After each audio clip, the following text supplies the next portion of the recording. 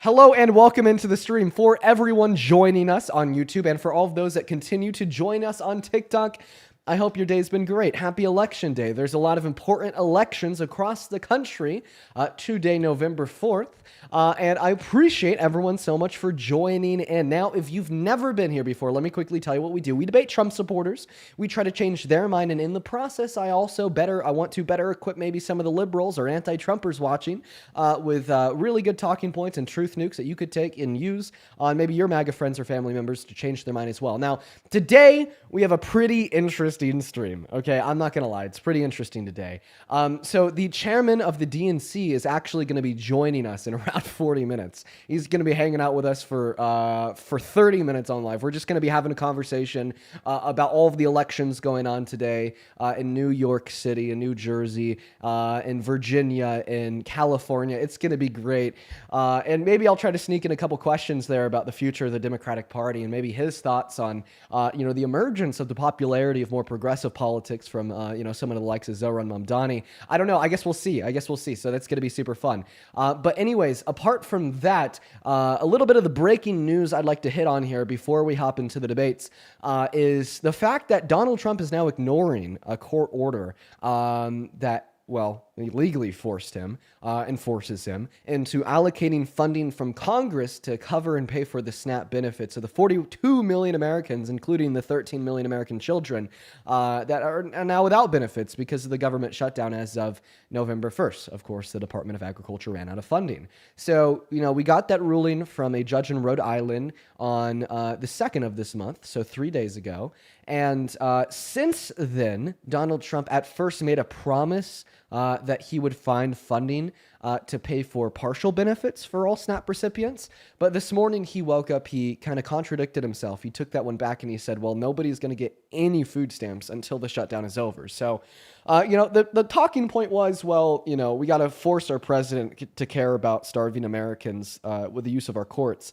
But now seemingly, even our courts can't do that, okay? It doesn't matter if the president is legally ordered to care about starving Americans. He still won't do it. And somehow there's still people that support this crazy guy. Like, how insane is that, okay? People got mad at Obama for wearing a tan suit. People got mad at Obama for ordering Dijon mustard on a hamburger. Now, it's just ordered another day, another normal day. It's just Trump being Trump when he fails to comply with a court order to feed starving Americans, okay? That's, if you want to know some crazy shit, that's some crazy shit. But we are going to go ahead and hop straight into the debates now. We're going to be debating MAGA for around 40 minutes. Then we're going to have the chairman of the DNC join us. We're going to talk to him for 30 minutes. And then we're going to hop back into debates with Trump supporters for the rest of the god darn day. Okay, folks, let's go to get that very first guest up right now. Go ahead and hop inside of the queue on TikTok. If you are an American adult that supports Trump as president, we have 3 rules. They're super easy, super simple. You just got to be an American, you got to be MAGA, and you got to be at least 18 years of age. So, let's go ahead and get that very first guest up of the day right now. Oh, I got to sneeze. I don't know. I don't know if the sneeze is coming or not. Ooh, I hate that feeling. I have that feeling right now. It's like where I got to sneeze, but I'm not sneezing. It kind of sucks. What's up, David? Do you support Trump?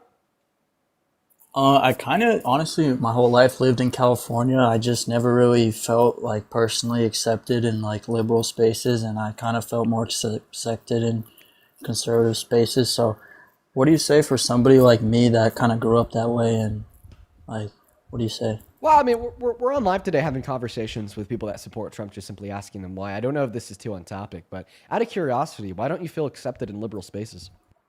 It's like kind of just like not really a specific reason. It's just like never in my life has it been like that. Well, I mean, if you're not feeling accepted, it's for a reason, right? Is it because of like something that you believe in? Do you like start hanging out with the liberals and then you start talking about how you think abortion's evil and being gay is wrong? Like, I never said I believe in that, but it's more so just like a question. Like, I'm just curious, right? Like, if you don't support Trump, I'm going to kick you. But before I do, I'm curious.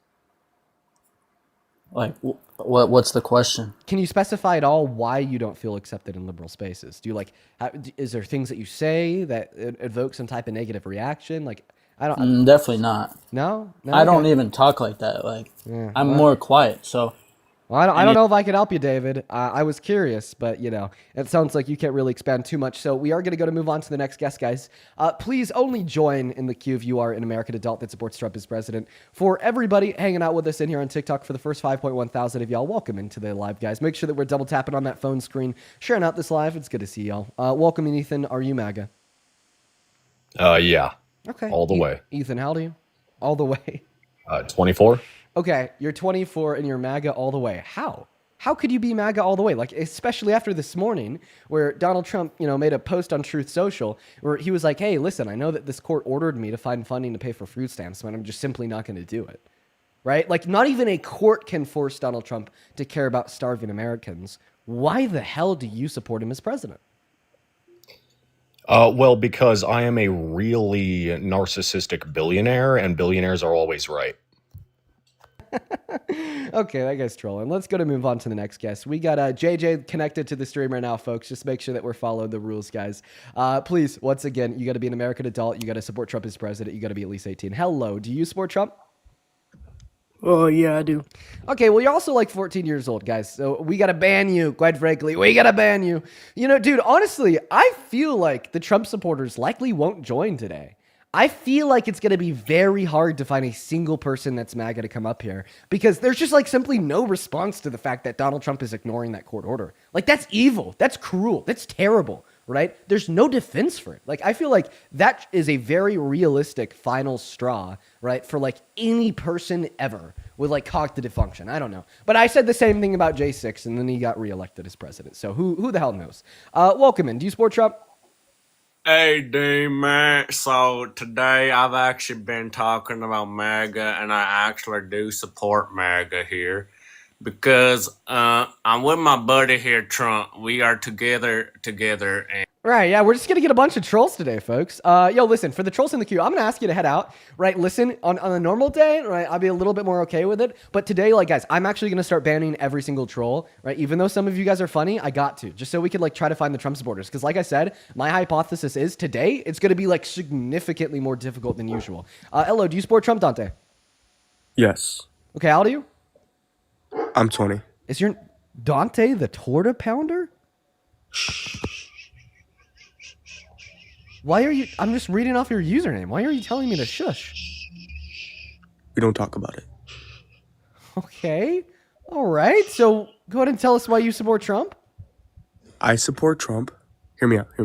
Because I have a 1 million IQ. And I know... It's another troll. Banned. Dude. Okay, no trolls today. Listen. Listen. Okay, we got 7,000 people in here. No fucking trolls, okay? I'm going to need y'all. I'm going to need y'all to work with me on this one today. Like, I'm telling you, today is just going to be a much more difficult than usual day to get the debates going. Please don't troll, okay? Please don't troll. In fact, let me know. Let me know if you happen to be one of the 7,000 people watching and you're in that comment section. Go ahead and put a me with your age if you want to come up and have a debate. All right. I just think that the Trump supporters are cooked. Okay. I don't think that we're going to be able to find a Trump supporter that's going to be able to defend him ignoring the court ruling to feed the starving Americans. Right. There's no response to that. I think that the Trump supporters are going to be pivoting. They're going to be dodging. They're going to be hiding because there's no response to that. What's up, Gretchen? Do you support Trump? I do. And how old are you? 20. Okay.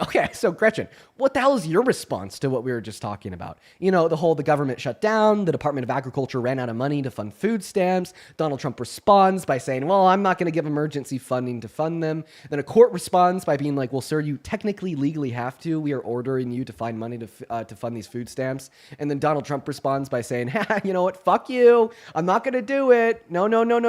They're not going to have food stamps until the government shutdown is over, right? Why do you support Trump as president? Right? If a court can't even force him to care about starving Americans. I don't agree with what he's doing right now. I think it's really hurting America. However, he does have like really good attributes to his campaign. Right. Well, so just, you said that you don't agree with that. Yeah, it's cataclysmically bad. Okay. We've never seen another president be like, fuck you. Are you starving? Fuck you! Are you poor and you can't afford food because the government's not giving you food stamps anymore? Fuck you! We've just never seen a president do that. 42 million Americans, including 13 million children, okay? Not to mention that he also sent an email out to grocery stores telling them that they cannot give discounts to SNAP recipients during this hard time. That is cataclysmically bad, Gretchen. But I think we'll still be able to recover. And there's also a lot of resources for other people as well. Oh, there's okay. What year were you born in? 2005, What month? July. Okay, 2005 July. So you're saying there's other resources. Yeah, the resources that the liberals are now trying to invest in, the resources that liberals are now trying to donate to, the resources that the liberals are trying to provide, right? Because your party failed. Yeah, it's kind of bad. Right, so why do you But support him as president?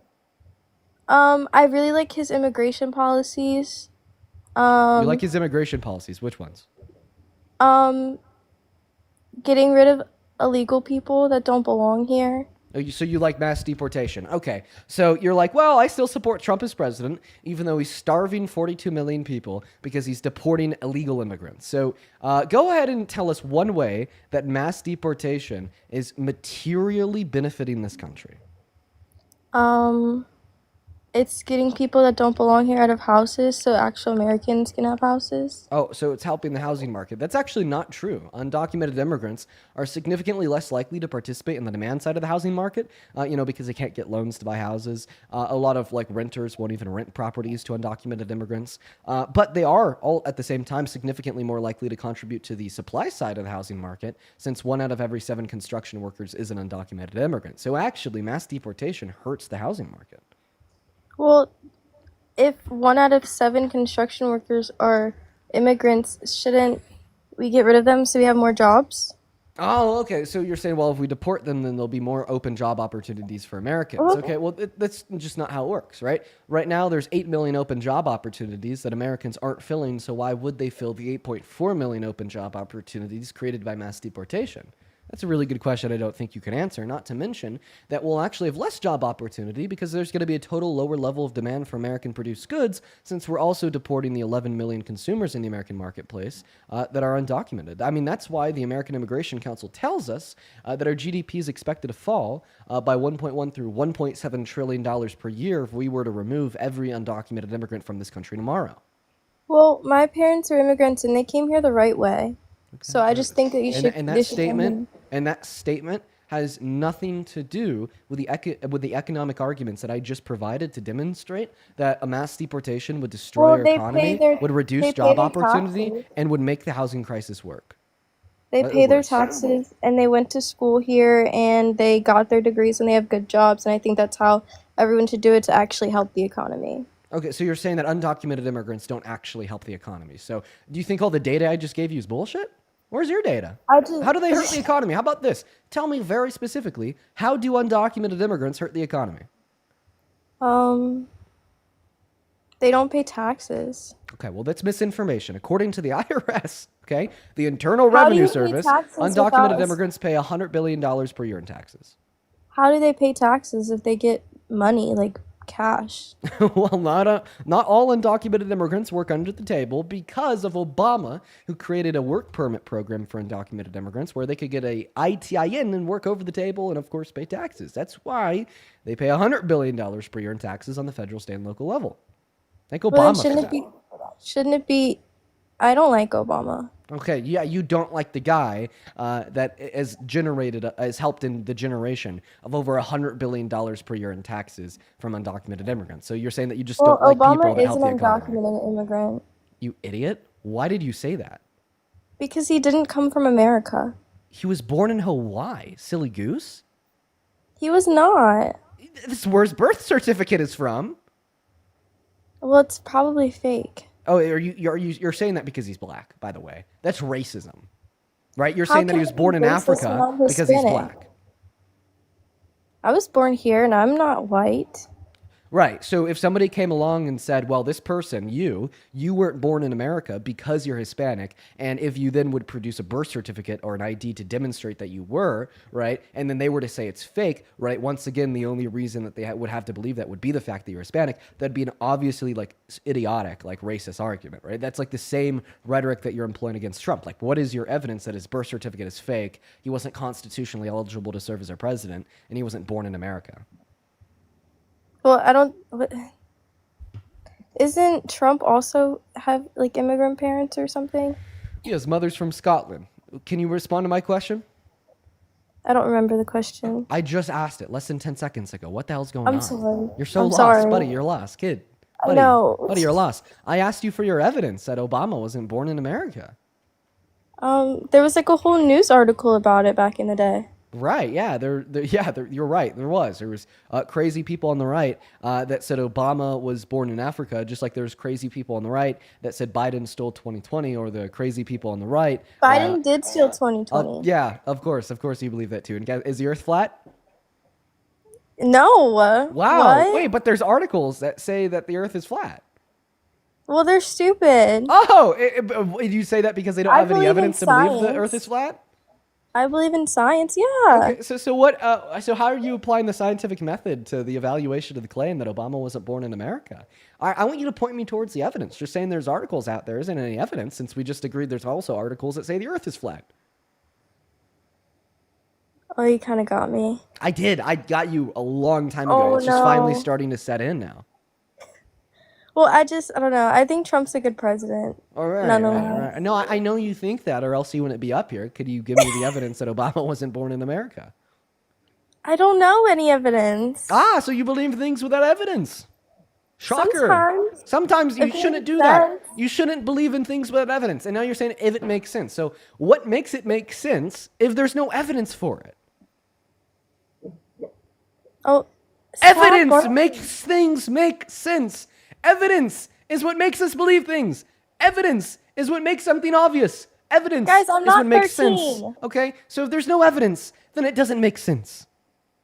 How can you say that it makes sense that he wasn't born in America, even though he served as our president for 8 years, right? And the Constitution strictly limits individuals that serve as our president to be born in this country, not to mention he literally produced his birth certificate from Hawaii, and there's absolutely no evidence to indicate the contrary, that he wasn't born in America, and an insurmountable amount of evidence to justify that he was, and you've actually even agreed that there's no evidence for your claim, yet you're saying it makes sense. So why are you saying it makes sense?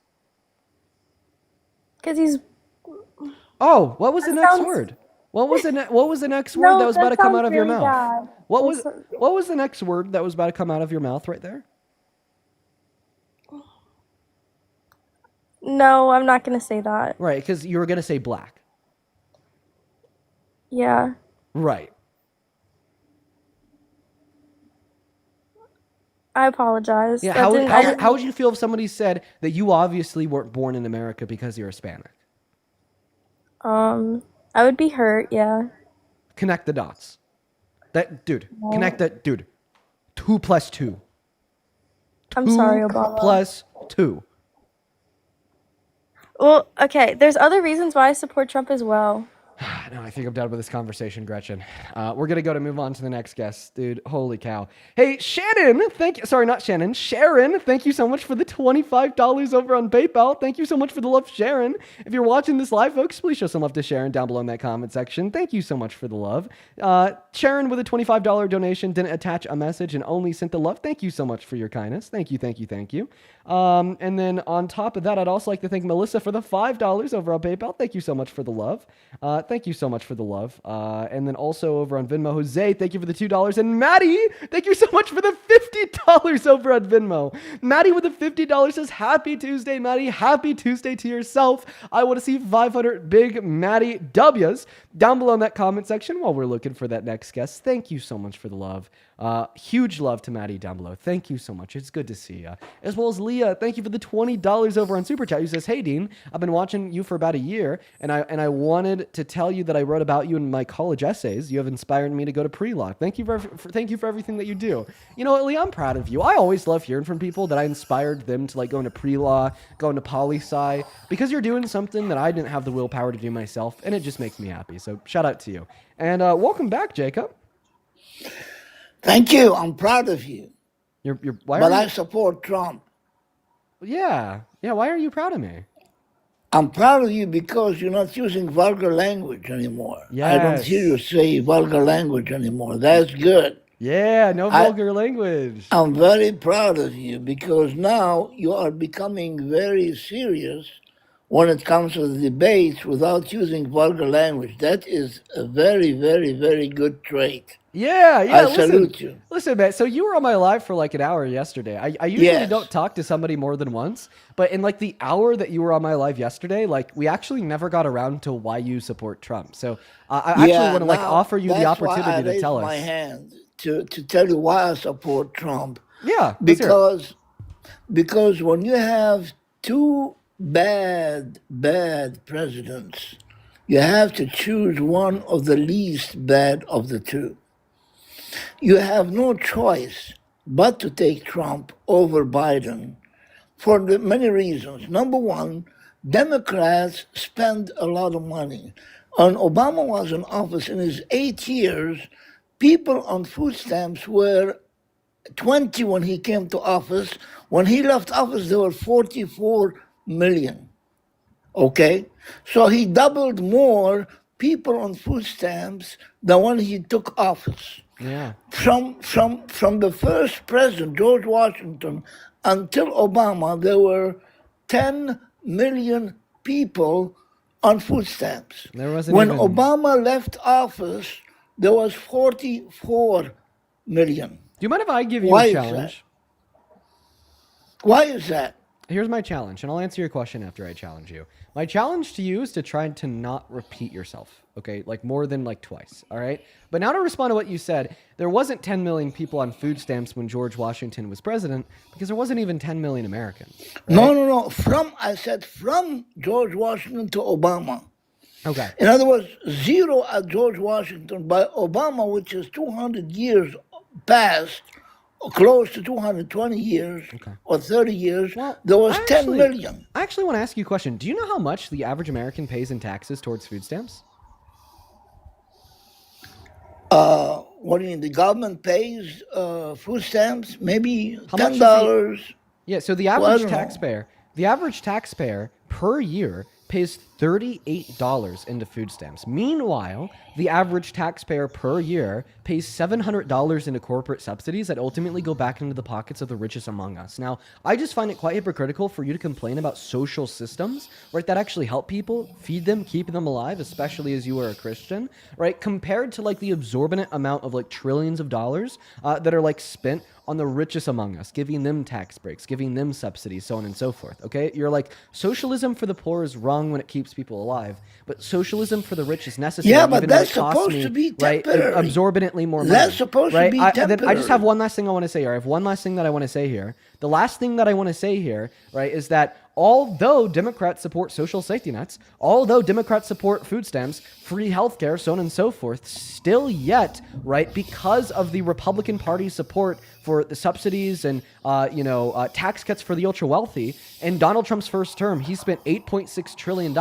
compared to the $4.6 trillion spent by Biden and Harris, compared to the $5 trillion that Donald Trump has already spent in the first 10 months of his second term. Okay, when Trump took office after Biden, how come food stamp recipients went down from 44 to 35 during Obama ruling? Why? When Trump took office after Biden, When not Biden, after Obama, when he took office after Obama, yeah, because he cut a couple food people off. stamp recipients dropped from 44 to 35 during Obama. Why? So you mean to say during Trump? And I think it's because Trump cut a lot of people off of food stamps in his first term. But why? Why? Is it because he hates them? Well, yeah, because he doesn't care about poor people. No, that's not true. Because Oh, that absolutely if is true.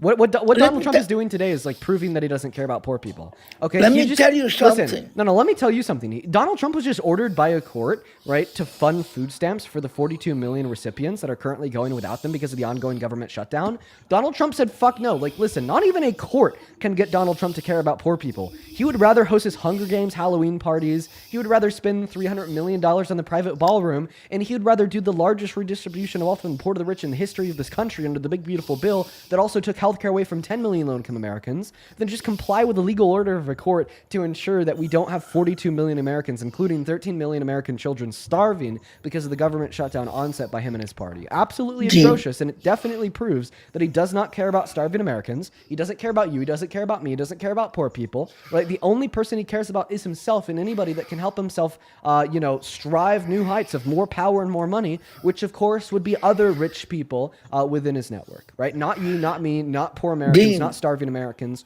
We don't matter to yeah. him because if it's not an election season, then we can't help him. Did you know, Dean, that people come to America because of the land of opportunity? It's the rich that generates jobs. It's the wealthy that make jobs. The poor do not generate jobs. I came as an immigrant to this country in 1979. And I started working and studying. I went to college. I graduated. I started flying airplanes. I started teaching computer science. I made myself in this country because it was the land of opportunity. The rich generate jobs, Dean. You need to understand that. Why are they And the rich? poor need the rich Wait. because they're the ones Wait. that Why own the are corporation. rich people rich? Because of the businesses they generate. They don't make money from the poor. Do you know that? Yeah, who goes to those businesses? Who works at those businesses? Who buys from those businesses?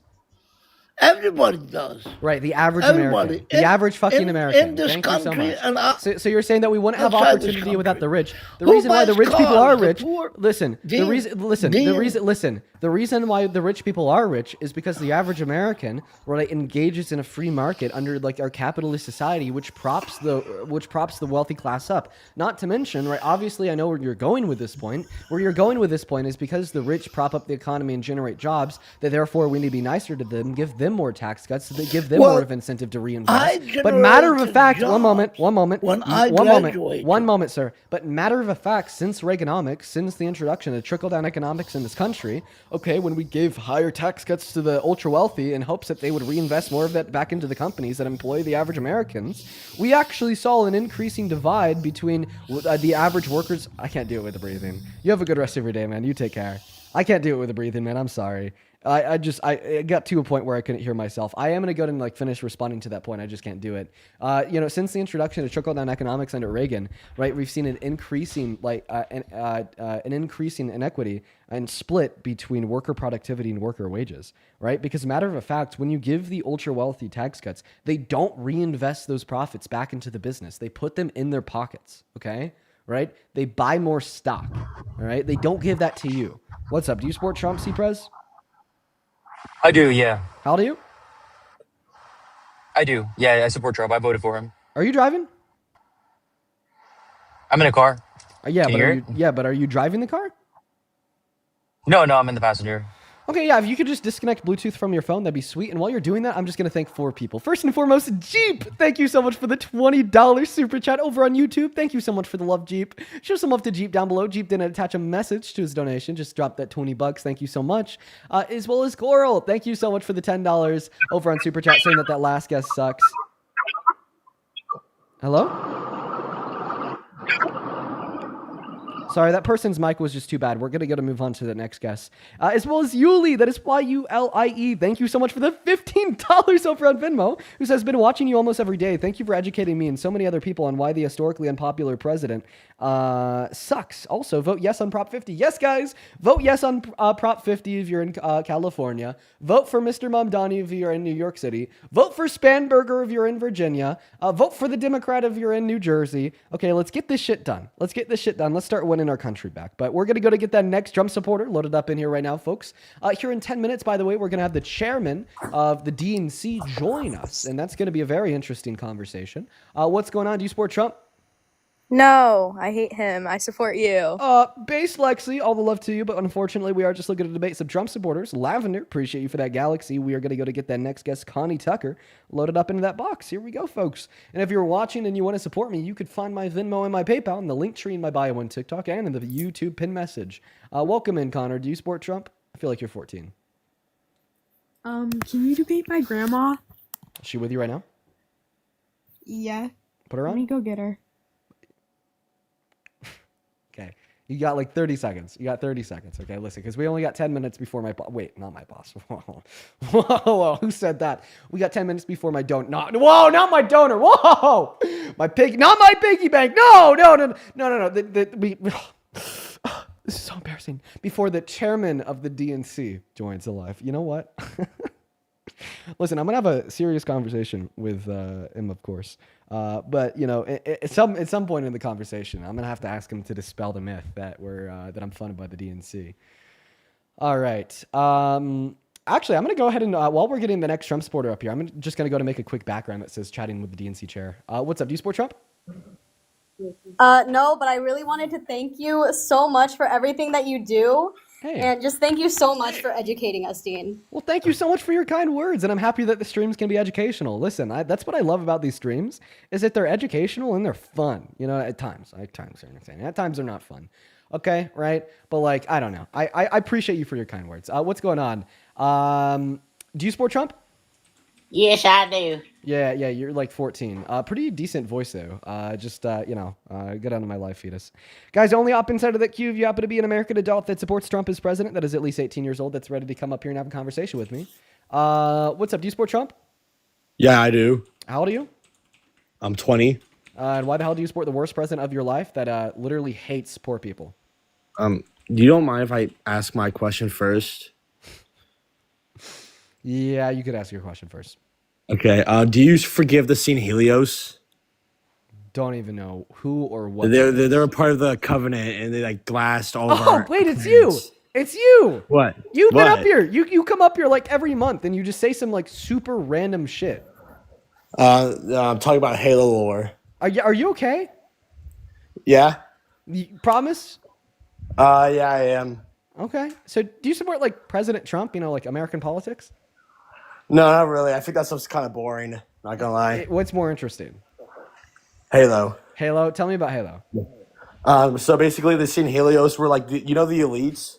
No, I didn't know. All right, so they were like they're like an enemy in the game. So basically, in the start of the war, the scene Helios were part of the Covenant Alliance until they found out about their religion was a lie, and yet this was like mid end of the war, and then they were just like, oh my god, we just killed off like half of the human race of a false religion.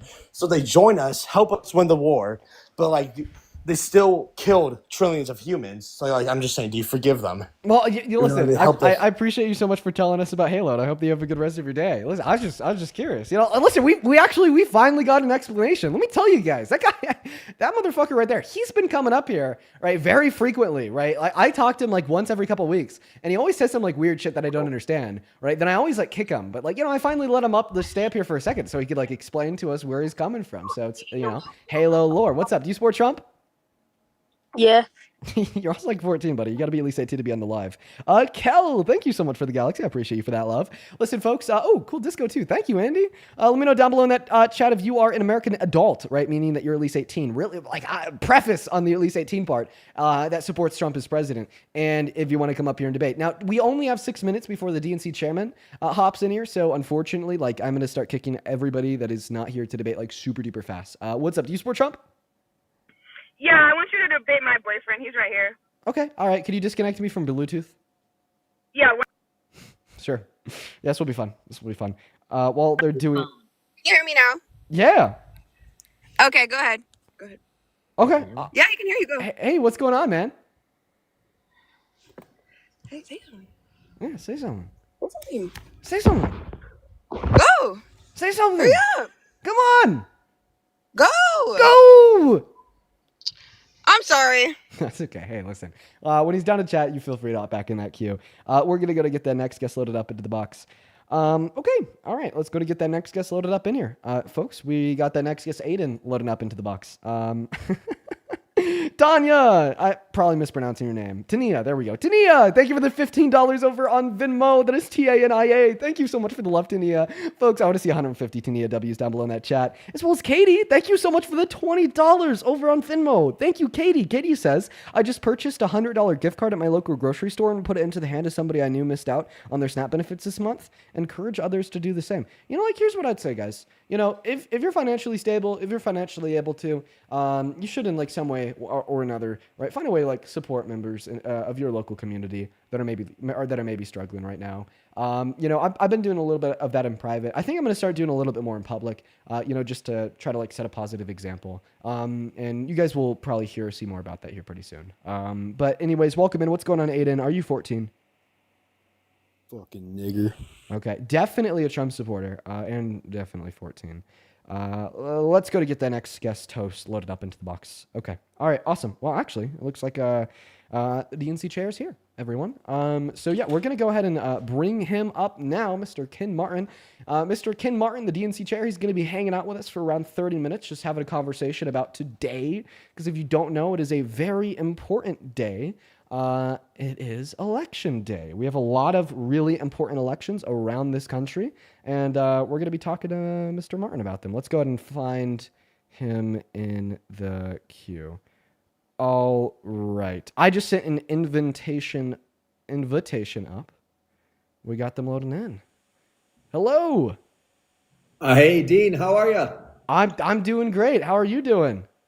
I'm doing great. Hold on for a second. I got to turn my camera on real quick. I could send you an invite. Yeah, do that. Yep, you should just be able to, it should like pop up on your phone screen, then you should be able to accept that and get that camera on. Let's see here. The TikTok interface is a little bit difficult to use. It could get a little bit complicated at times. You got me now? Yes, I do. Welcome in, man. Hey, how you doing? Great to see you. Yeah, I'm doing pretty good. It's a nice day out here in Colorado. It's nice to meet you. Where are you based out of? Well, I'm in DC now. As you know, I'm from Minnesota originally. Very nice. Unfortunately, I had to move out here when I was elected, and I'm not a huge fan of this town, if I'm honest with you. So. Yeah, well, you know, I'm out in DC every so often, and there's some aspects of the town that I'm a big fan of. Others not so much. Right now, there's this place off of Pennsylvania Avenue that's real pretty, but I don't like who's occupying the house right now. But you know, anyways, Ken, it's good. It's good to have you up. I know that you wanted to come up here and talk to us about the elections, about going on around the country today. So, I mean, if you want to take it away and, you know, tell us, you know, why today is important, not only, you know, for the various Democrats and the races across this country, you know, but also for what it kind of tells us about what to expect in 2016. And, you know, any other thoughts on your mind, man, take it away. Feel free to just kind of guide the conversation. Yeah, well, look, first, thanks for having me on, Dean. It's a real honor. And, you know, the elections, of course, are paramount today. You know, we have critical elections in New Jersey for governor, Virginia for, governor, constitutional offices, attorney general, lieutenant governor, as well as their House of Delegate races. And then in Pennsylvania, the Supreme Court races, those 3 Supreme Court races that we have to retain. And then, of course, Prop 50 in California. But what is not getting any attention, and I think it's really too bad, is there's over 100,000 local elections on the ballot right now, right? For school boards, city councils, county board races, big mayoralships around the country. And frankly, as you know, one of the reasons I decided to run for this job is to make sure that the folks here in Washington, and this is one of the reasons I hate this town, right? Because there's all these consultants and people who are, you know, consider themselves the smartest people in politics, who've only focused on building our party at the federal level, an obsession with Congress, an obsession with the presidency. And, you know, one of the things I've seen in 35 years I've been in politics is that, you know, the conservative movement has had a very, very long-term strategy to build power around their very far-right agenda, holistically up and down the ballot and throughout the country. And so I say this to you right now, Dean, I'm equally as excited in these smaller races, these down ballot races, to see the results tonight, because we've got a lot of great Democrats running for those local municipal offices, which I'm really excited about, including in New York City for the big mayor's race with Zoran Mamdani. I know you just had him on. That's really cool, Dean. I was proud to endorse him the night that he won his primary, and really excited for him to be the next mayor in the biggest city in our country. Yeah, man. So talking about Zoran, I mean, I think that's a great place to start.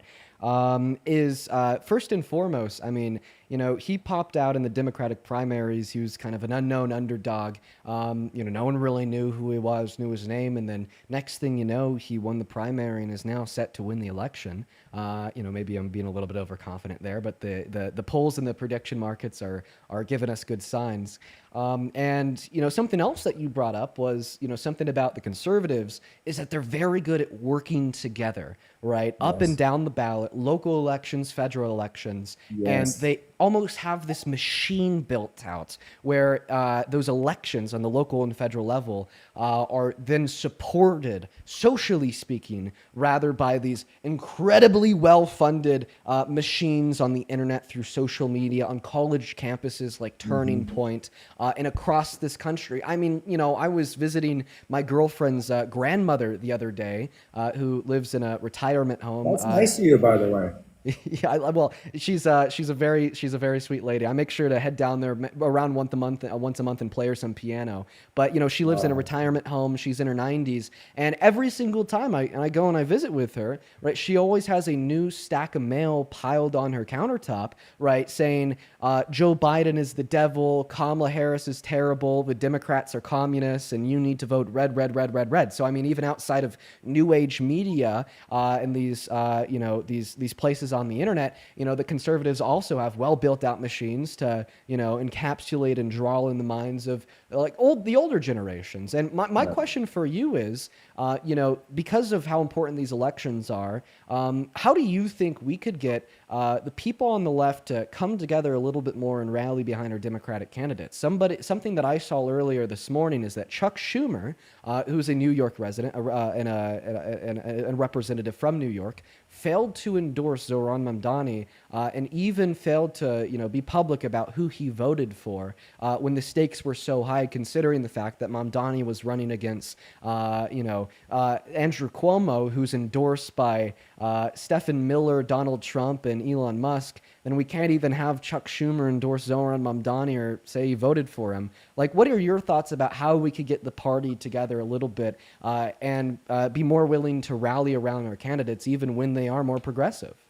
Well, what I would say is I can't speak for any of the elected officials and what they decide to do or don't, but I was the chair in Minnesota for 14 years, right? And I started 35 years ago with a bushy-haired college professor named Paul Wellstone, who was he was the OG progressive in the U.S. Senate, well before there was a Bernie Sanders, well before there was a Elizabeth Warren. And so I always say I represent the Democratic wing of the Democratic Party as a progressive.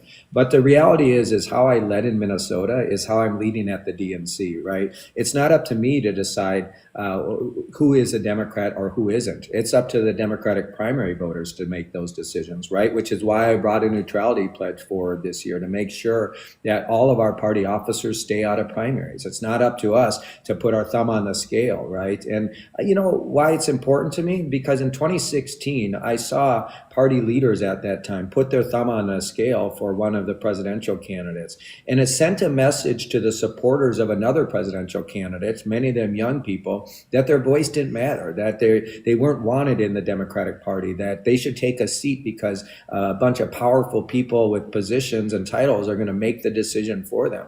Well, that's bullshit, right? And that's why so many people left our party. That's why so many people felt disillusioned, because they felt like their voice didn't matter, right? So I've always taken the position, and when I was chair in Minnesota, the Minnesota party is called the Democratic Farmer Labor Party. It's a coalition party, right? Born out of necessity. In the 1940s, you had the Democratic Party, the Republican Party, and the Farmer Labor Party. And the Democratic Party and the Farmer Labor Party couldn't win any statewide race because they kept splitting the vote left of center. So they came together and said, we have to work together despite our differences so we can win and build power.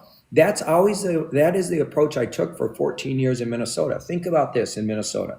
In the 5th congressional district is my friend Ilhan Omar. She's a leftist Democrat, right?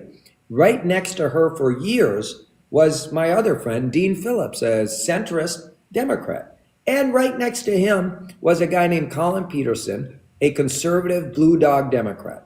And all three of them, right, were important for our party. Why? Because they were all votes for a Democratic Speaker of the House, and they were all important for us to win majorities.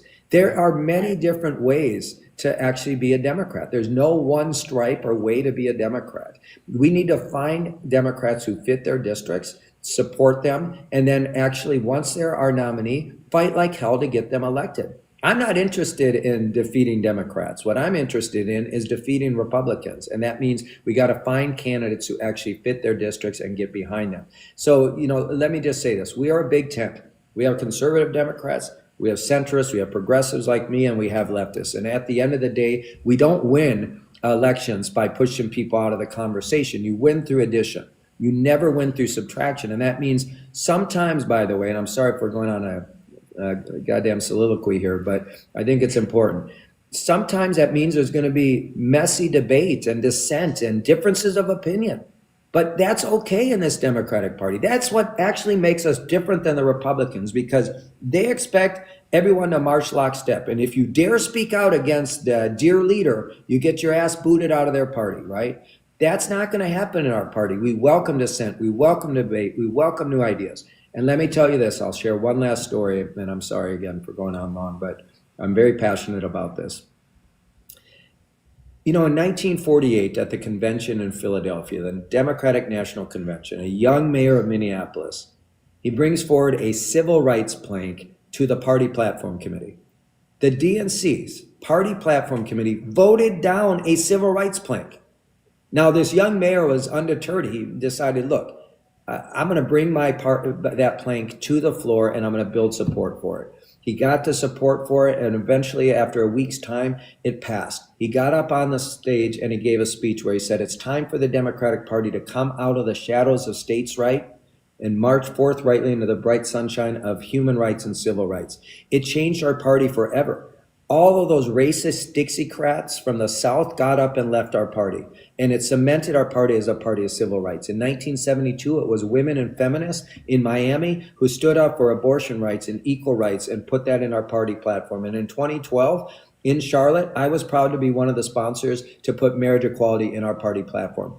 Look, mark my words, nothing good in our party ever happens without people from the outside pushing our party to be better, pushing our party to evolve on issues, pushing our party to stand up and fight for what we believe in. So how short-sighted would it be for me to say, hey, Zoran, you're not welcome into this party, or hey, Dean, you're not welcome in this party because you might have a different opinion than me. No, we want more people to bring different opinions into our party so we grow and we actually push our party to be better. And so I know that pisses some people off. I know that pisses a lot of the establishment off, and that's okay, right? Because I was elected to lead. I was not elected to follow. I'm here to actually make sure we do things different and we grow our movement.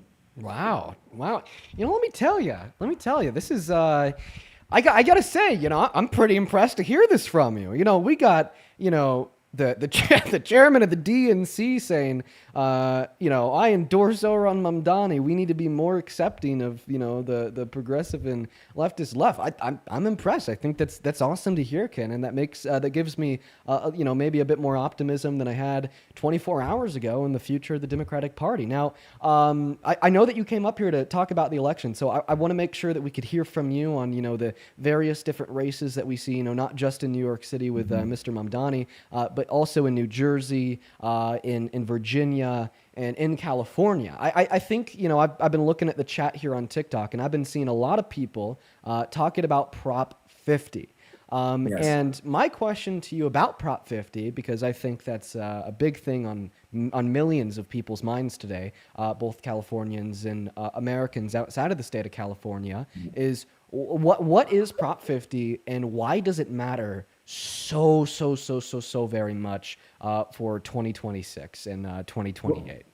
Yeah, and just to refresh all of your followers' memory here, a few months back, under orders from Donald Trump and the Republicans who knew, and they were seeing, by the way, the same polling and information that I was seeing, is that the Republicans are almost certainly going to lose control of the U.S. House next year. So what does Donald Trump do? He calls Greg Abbott in Texas, the governor of Texas, and he says, I need you to go and find 5 seats for me. So what they did is they basically, unconstitutionally, by the way, the Constitution does not provide for a mid-cycle redistricting. Our U.S. Constitution says you basically count the population of the country in a decennial, every 10-year census, and then after that census, you draw the lines. And every state can draw them however they want, but you draw the lines after you count every 10 years. It does not say you can then decide to redistrict mid-cycle. You got to wait 10 years and then count the population again. So it's an unconstitutional power grab, trying to rig the system, rig the maps midstream. It's like changing the rules right, in the middle of the game because they know they're going to lose. So what we did is, I was down there with the House Democrats. I was the first national party leader there, and we started leading the effort along with Attorney General Holder and the NDRC, along with Hakeem Jeffries and the DCCC, to make sure that we are fighting back, and we're fighting fire with fire, right? So what is Prop 50 about? Prop 50 is about leveling the playing field. It's the counterpunch to level the playing field. They stole 5 seats in Texas. Well, goddamn it, we're going to steal 5 seats in California. And I hope after we win tonight that it sends a chilling effect to Republicans, that they realize if you're going to do this in another state, we're going to match you state by state. We are here to fight fire with fire. We're not going to roll over on this, right? And we certainly can't be a party that's playing with one hand tied behind our back. We actually got to fight in this moment because it's not about party. It's about our Constitution. It is literally about the fact that they are trying to destroy our democracy. And if we let them get away with this without fighting back, then we're screwed. So for us, it's not just about winning the elections next year. It's about making sure that we create a level playing field for both parties to compete equally and to win elections how they're supposed to be won, on their merits, not by stealing, not by rigging the maps, not by restricting the right to vote, all the pieces that they're doing to actually try to hold on to power. So that's what this is about. Now, look, if I'm being really granular here, the most we think they can get out of this redistricting is 7 seats, a net of 7 seats. Now, they have a 3-seat majority in the House, so that means they'd have a 10-seat advantage going into 26, right? Now, think about this, Dean. The average swing in a congressional midterm election for the party out of power is 26 seats. And that spikes up to 38 seats when you have a sitting president that's under 50% approval. And Donald Trump just hit the lowest approval of his second term. He's at 37%. I mean, they are certainly going to lose. So the crazy thing about this redistricting that they're trying to do, there's nothing they can do right now that can ensure that they bake in a majority next year. They're going to have to go out there and beat us on the issues. And right now, most Americans don't support their agenda. So I say all this. I'm very bullish on our chances to win, of course, but we got to win tonight.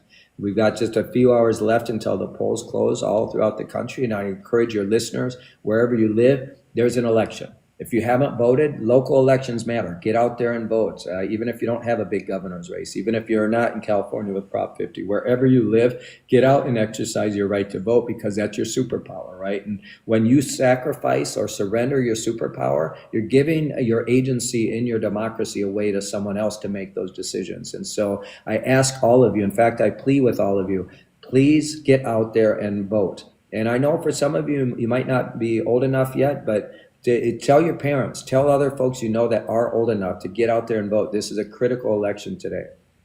Yeah, absolutely as well. I mean, thank you so much for your description of of Prop 50 there. And I think there's something else that you said there that I really think is going to be challenging, as you pointed out, to the conservatives in the midterm. It's just the fact that like you said, the average swing of seats in Congress, from the party that's not in power during a midterm, they on average gain 26 seats. It's very rare that we see the party in power control Congress during the last 4 years of their presidency.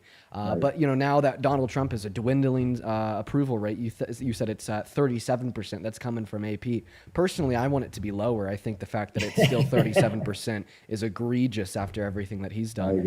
There's there's nearly no path to victory for them. So you're right. They're trying to find a path to victory not rooted within having good policy. They're not trying to find a path to victory rooted in running good candidates that care about the people, focusing on affordability, focusing on necessary social safety nets, or caring about vital and important causes like women's rights or marginalized communities in this country. Their path to victory is to rig the hell out of it. So I like that we're seeing the fight of fire with fire, and it's really cool, because 10 years ago, I feel like we just wouldn't see that from Democrats. I think it was only like last year or the year before that the DNC finally started letting, official affiliated channels, events, so on and so forth, even cuss on air. Right. Yeah. So it's really cool to see, this growing coalition on the left that isn't always about taking the high road, because I think, it's the virtue of always wanting to quote unquote take the high road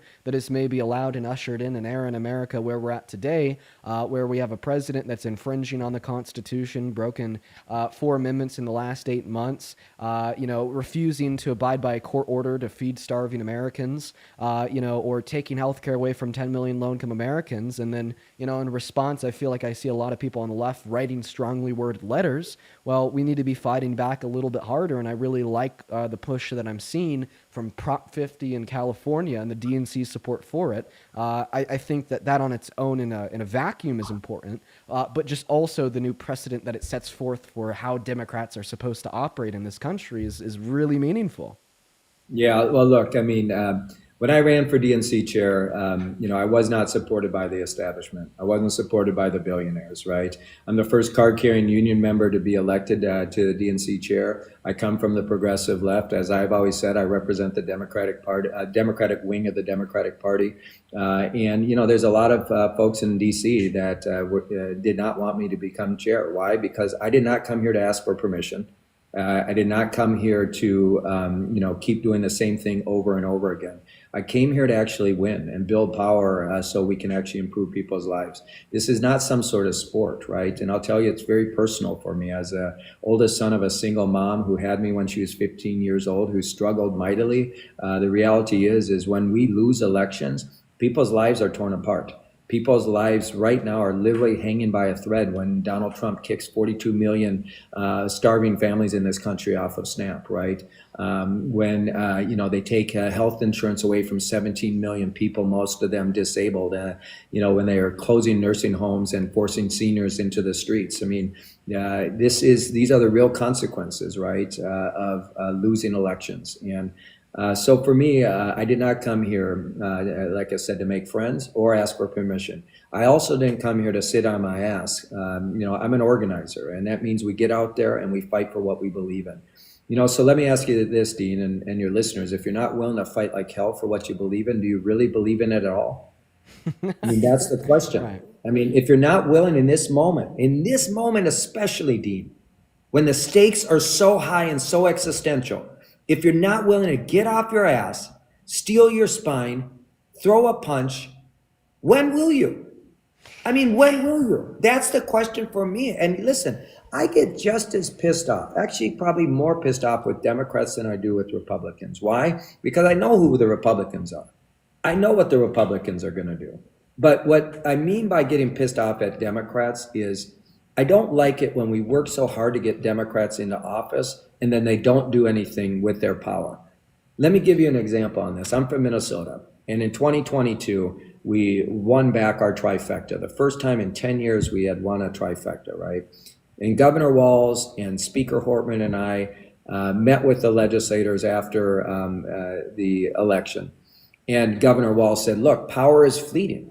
We have to do something. We have to get something done because we don't know when we'll be in power again.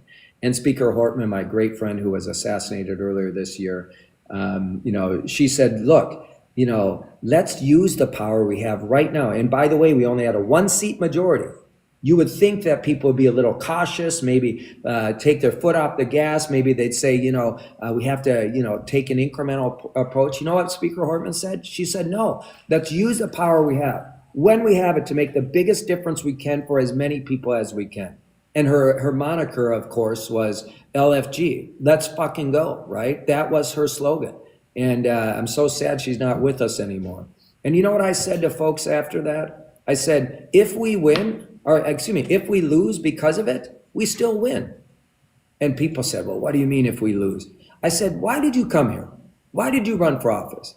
Did you come here to just make every decision through the lens of how do I get reelected? How do I hold on to power? Or did you come here to actually transform people's lives, to make a difference, to actually make generational change so people can actually improve their lives? And you know what? That's what this is about. And what pisses me off is when people don't use that power to actually make a difference. Because there are people like my mom. If there wasn't Medicaid when I was a kid, I went to had healthcare. If there wasn't SNAP, I went to had food. And if there wasn't a community who gave a shit about 4 kids and their mom who was struggling, I would not literally be standing here today. And I say that because this is what it's about. And when elected officials in both parties get into office and they play political games at the expense of people who are just hoping to actually make it, barely surviving, and just want another shot to actually build a life that they deserve, that's what we're fighting for. And so, you know what? I didn't come here to ask for permission from any damn elected official out there. I came here to lead this party and make sure we win so we can improve people's lives. Right. And I love to hear that.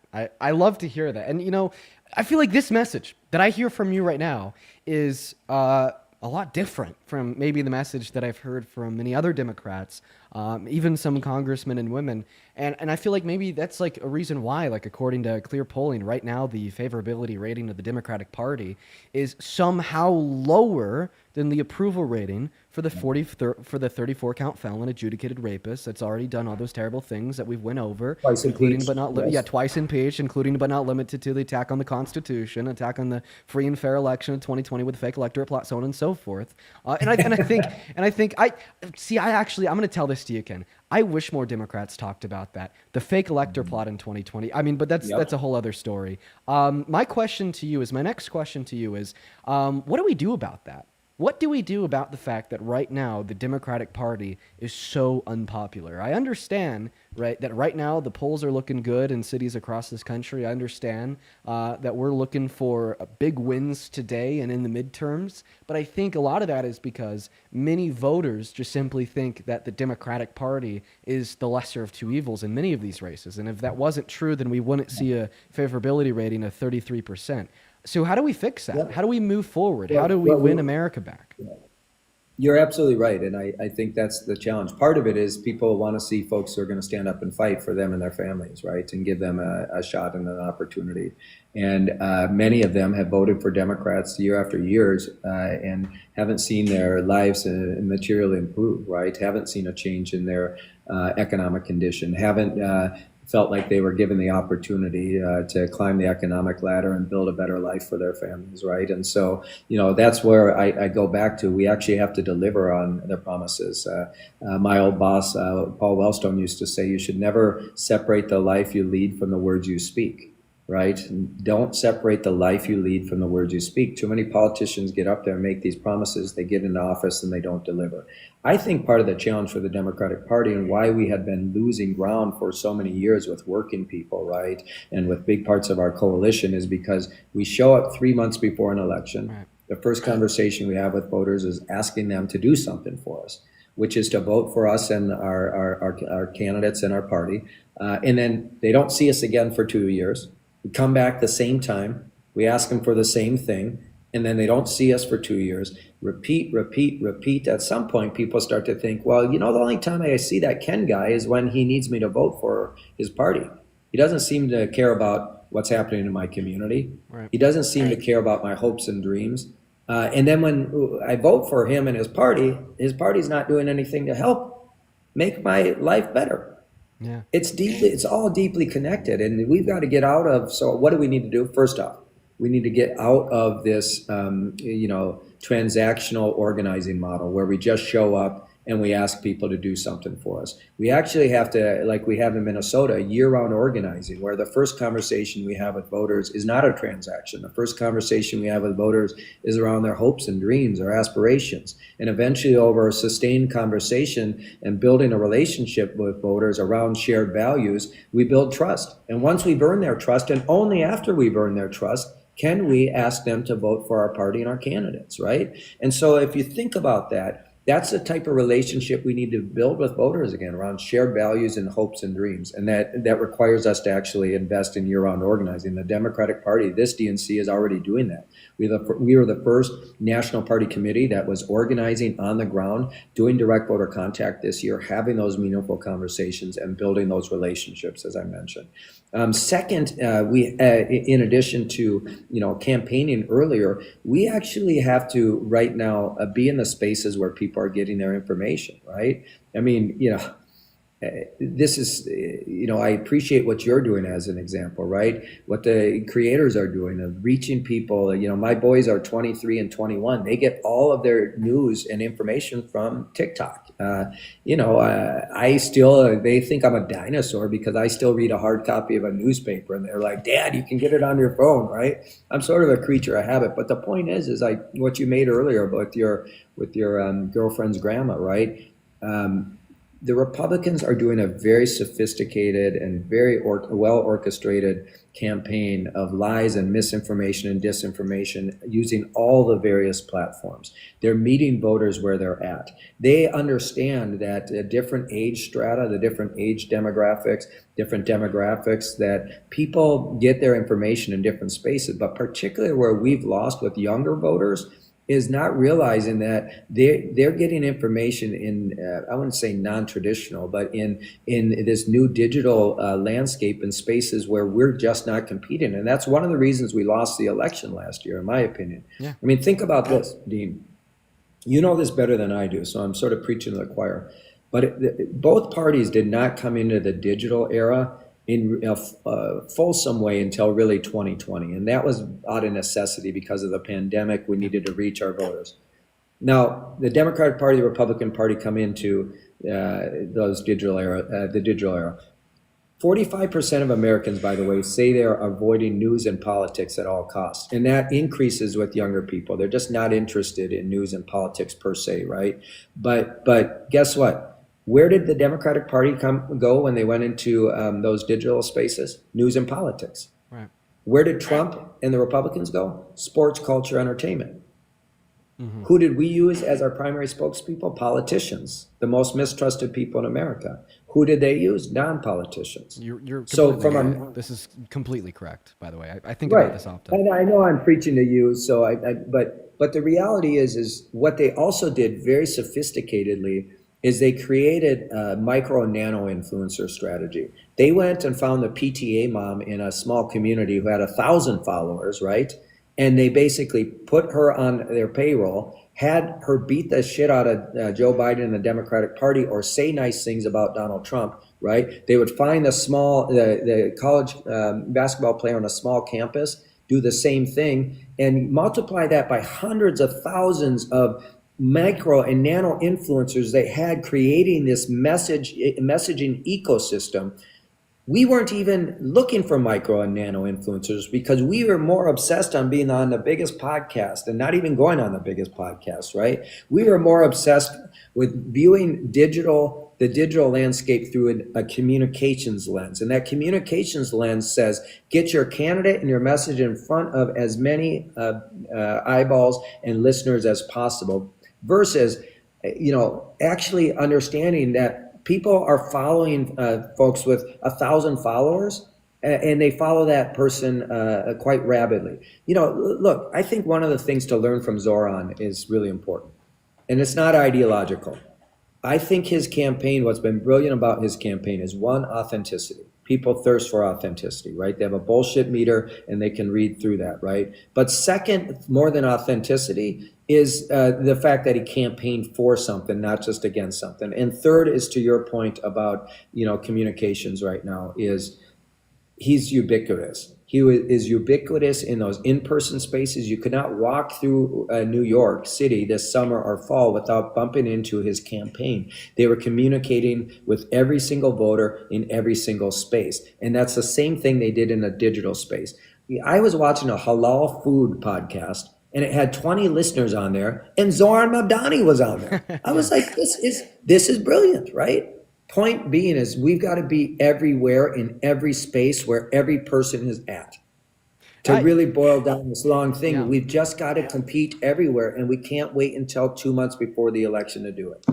Right. No, I mean, I think that you're completely right, man. If I had to launch, my biggest thoughts here, insofar as what we could do to win, what we could do to really set a good president and start building more and more support for the Democratic Party that's somehow less favorable than President Trump, which is something we've already gone over. It would include a lot of what you just said, being everywhere all at once, and also the sense of talking to the people and being more pro the people compared to corporate handouts. I mean, I think that money in politics is a bipartisan issue. Okay, I don't think that it's something that we just see on the right. I don't think that it's something we just see on the left. Now, of course, when we have a billionaire president with the world's richest man serving as his right-hand advisor, intaking $27 billion in 3 days because of his crypto coin, not to mention the private companies giving him $300 million to build the ballroom. Of course, it's more predominant on the right.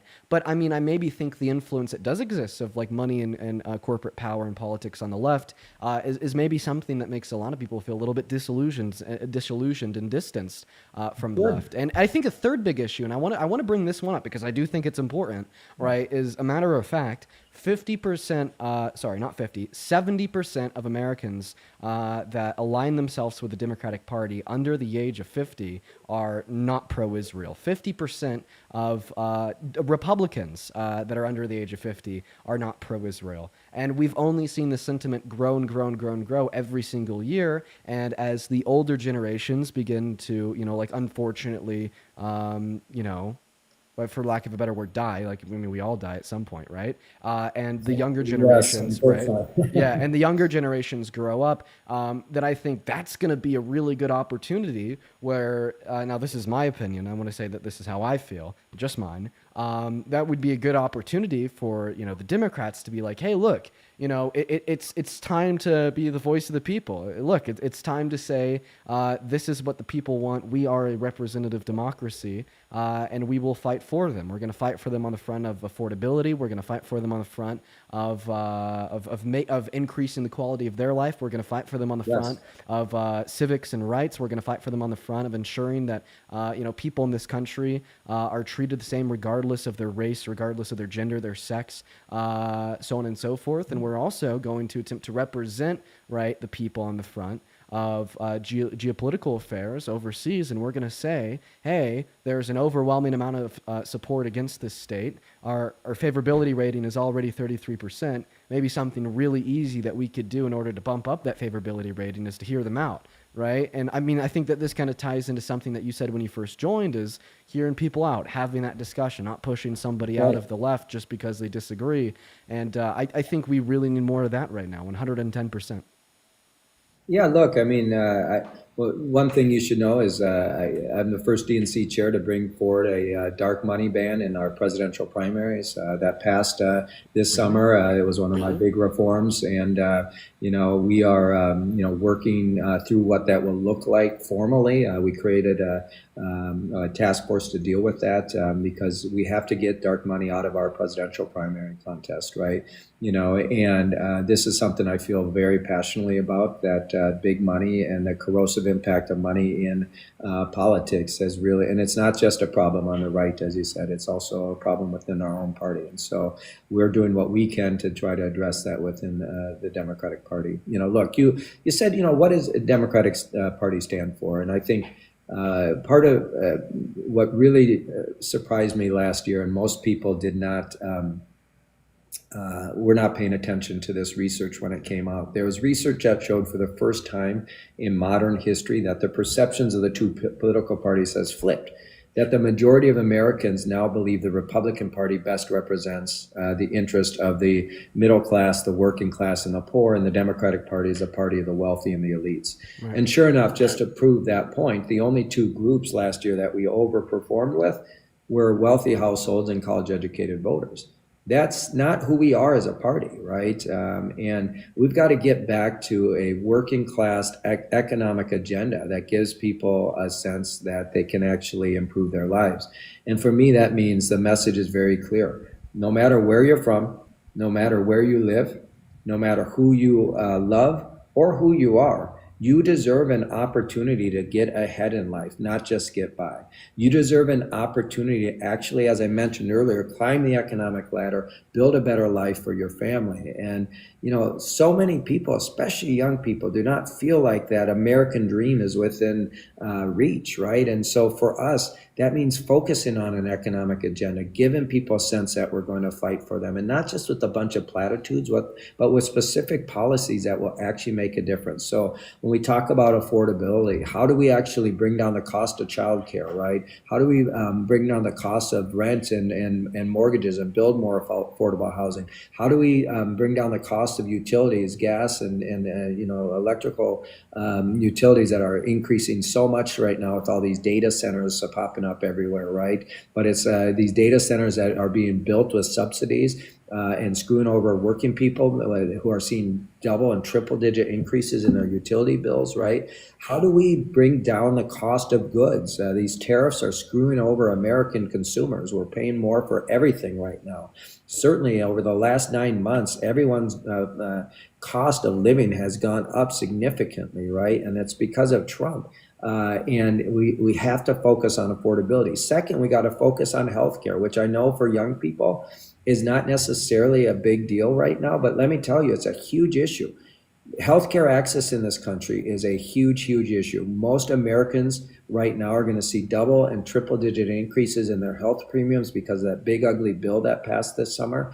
And also, most major health systems are laying off healthcare professionals right now because of the loss of Medicaid revenue, meaning that we're going to have fewer options. Options for people who are insured to find healthcare are going to be fewer and farther between, meaning we got to fight for healthcare for people in this country.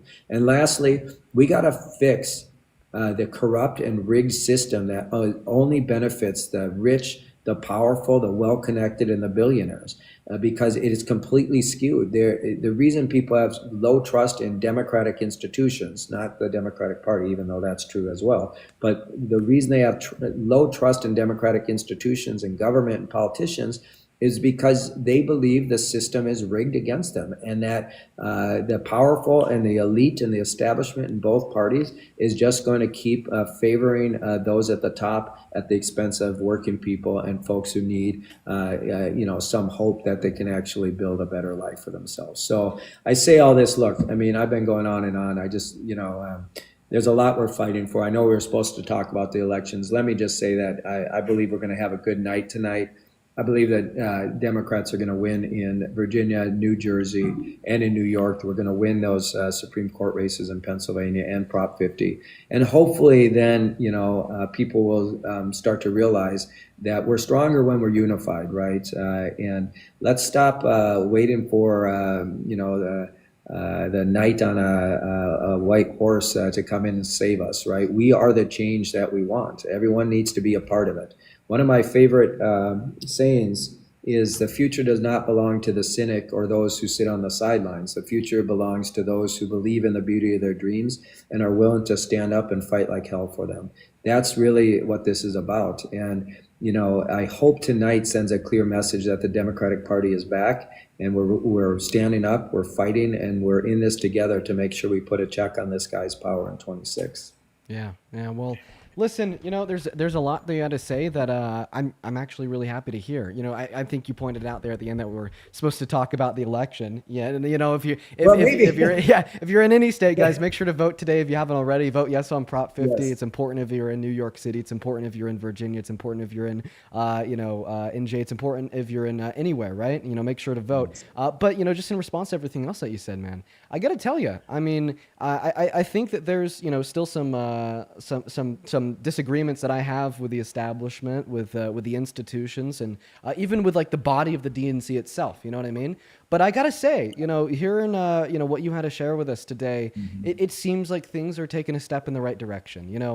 I'm really happy that you're able to come out of the gate swinging saying Mr. Mamdani is a Democrat. Vote for Mr. Mamdani. He is endorsed. That's good to hear. Hearing that you want to be more inviting on the left and you want to hear more from the people about where to go from here. I think that's really important. Is really connecting with the people, because I feel like I just hear something so totally different when I talk to the people compared to when I talk to a politician. It seems like there's a big disconnect there. So the fact that you're focused on the people is really important.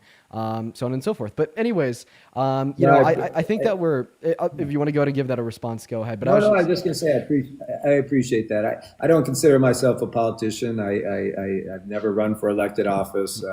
I consider myself an organizer at the end of the day. And one thing I wanted to share with you is in 1990, again, well before you were born, but there was when I started with Paul Wellstone, I was a young radical. We all wanted to burn the party down. We hated the institution, the establishment, because most of them weren't supporting Paul, of course. He had to run an insurgent campaign against the establishment.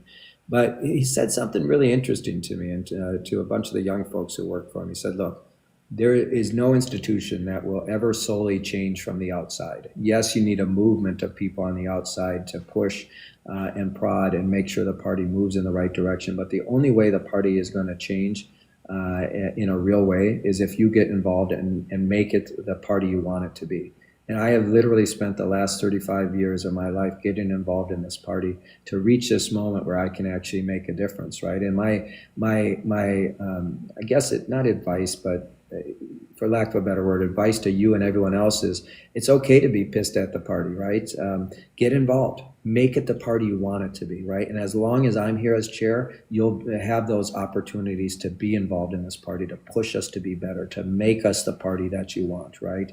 And I just say this truly, I will continue to fight alongside all of you. We got a lot of work to do together. So thank you for having me on, Dean. It was really great. Yeah, thank you so much for coming up, man. I know that we're out of time now. It was a pleasure to have you up. I've one last very short question. Is that okay? Because there's been rumors circulating right around the internet since before the election for the last year, for the last 2 years. I hear it every single day. I'll have somebody come up here and tell me that I'm paid by the DNC. I was wondering, can you lay, as the chairman of the DNC, lay that rumor to bed? Am I paid by you, paid by the institution, paid by the DNC? No, you are not. Not at all. But, look, I mean, I think at the end of the day for us, we've got to strengthen our partnerships with all of the creators and influencers. And there's a lot of really great people out there like you doing what you're doing that are reaching a lot of folks that would never be reached in politics if it wasn't for you, right? And, again, I have my own focus group at home with my boys, and, I see where they're on, different podcasts and different spaces like this, and, where they're really plugging in and getting their information. And so it's important that there are more of these platforms for sure. And I'm grateful that you had me on. I really appreciate it. I hope I can come back at some time, and I hope I can share a lot of good news with all of you in the coming days and weeks ahead. Absolutely. Well, I appreciate you so much for giving us some of your time and joining up on this fine evening. You have a good rest of your night. Thanks, Dean. Appreciate it. Take care. Yep. Take care. Bye-bye. I got you. All right, folks. Well, that was DNC Chairman Mr. Ken Martin joined us for around 45 minutes, everybody. That was awesome. Listen, guys. So I'm just going to go ahead and quickly offer maybe some of my takeaways, and then we could hop back into the debates with the Trump supporters. Oh, remember this guy? This guy Zach from yesterday, I accidentally just turned that photo on. Oh, he was so disgusting. Let's go and get that background back up, asking why you support Trump. If you are MAGA, if you are an American adult that is a Trump supporter, go ahead and hop inside of that queue for me. We'll happily get you up here. Listen, guys, some of my takeaways, honestly, man, I think that change is gradual. I think that change isn't immediate. And I got to say, listening to Ken, I thought that what he was saying is a lot better than what I've heard a lot of other Democrats saying. It's a lot better than what I've heard members of the institution saying, members of the establishment. You know, there was a couple things there that he said that really landed well with me. You know, he was saying we need to fight like hell. We need to get up and grow a spine and throw a punch. Like, I wouldn't even say that. I wouldn't even say that, you know, because of being kind of scared of being clipped, taken out of context, and turned around by the conservatives into seeming like I want to, you know, be violent. Okay, right? But like the fact that he did, I think really shows his spine. I think really shows passion. I think really shows, right, a definite desire, right, to fight against the terrible domestic atrocities that we see with the Trump administration. And I like that. And I like that. I like that a lot from him. And then also just more so like the willingness to listen, the willingness to have conversation, the willingness to be inviting to people they don't agree with everything on. You know, the willingness to endorse Zohran Mamdani, the willingness to say he is a Democrat and he is the Democratic nominee, you know, for the mayoral race in New York City. I think that's really meaningful, okay? And it's really meaningful because what it will eventually lead to is a positive outcome where the people's wishes are represented. It'll lead to diminishment between, you know, the politician and the people. It'll lead to a party that we want, right? Because when we start listening to the people, that's when we start rebuilding the party from the ground up. And, you know, I really hope that, you know, we see that in the future, especially with a couple of issues that I brought up there at the end, you know, like the fact that 71% of Democrats under the age of 50 do not stand with the state of Israel. You know, if we listen to the people and we live in a democracy, well, what does that mean? Right? What does that mean for the future of the party? I think that makes the future of the party clear. You know, same thing with, you know, the dismantlement of dark money in politics, corporate interests, and truly focusing on affordability of the people. I mean, yeah, I mean, I think that's a cool future vision that I think we could all see of, you know, what Ken was sharing with us is truly the direction of the Democratic Party. But, you know, anyways, just on the broader scale about the elections, because that's what he came up to talk about. That's what we were going to have that conversation on. Then we ended up kind of wrapping in another topic too. You know, please, if you haven't already, go vote. I know that the day is kind of coming to an end. The polls are closing, but if you're in California, vote yes on Prop 50.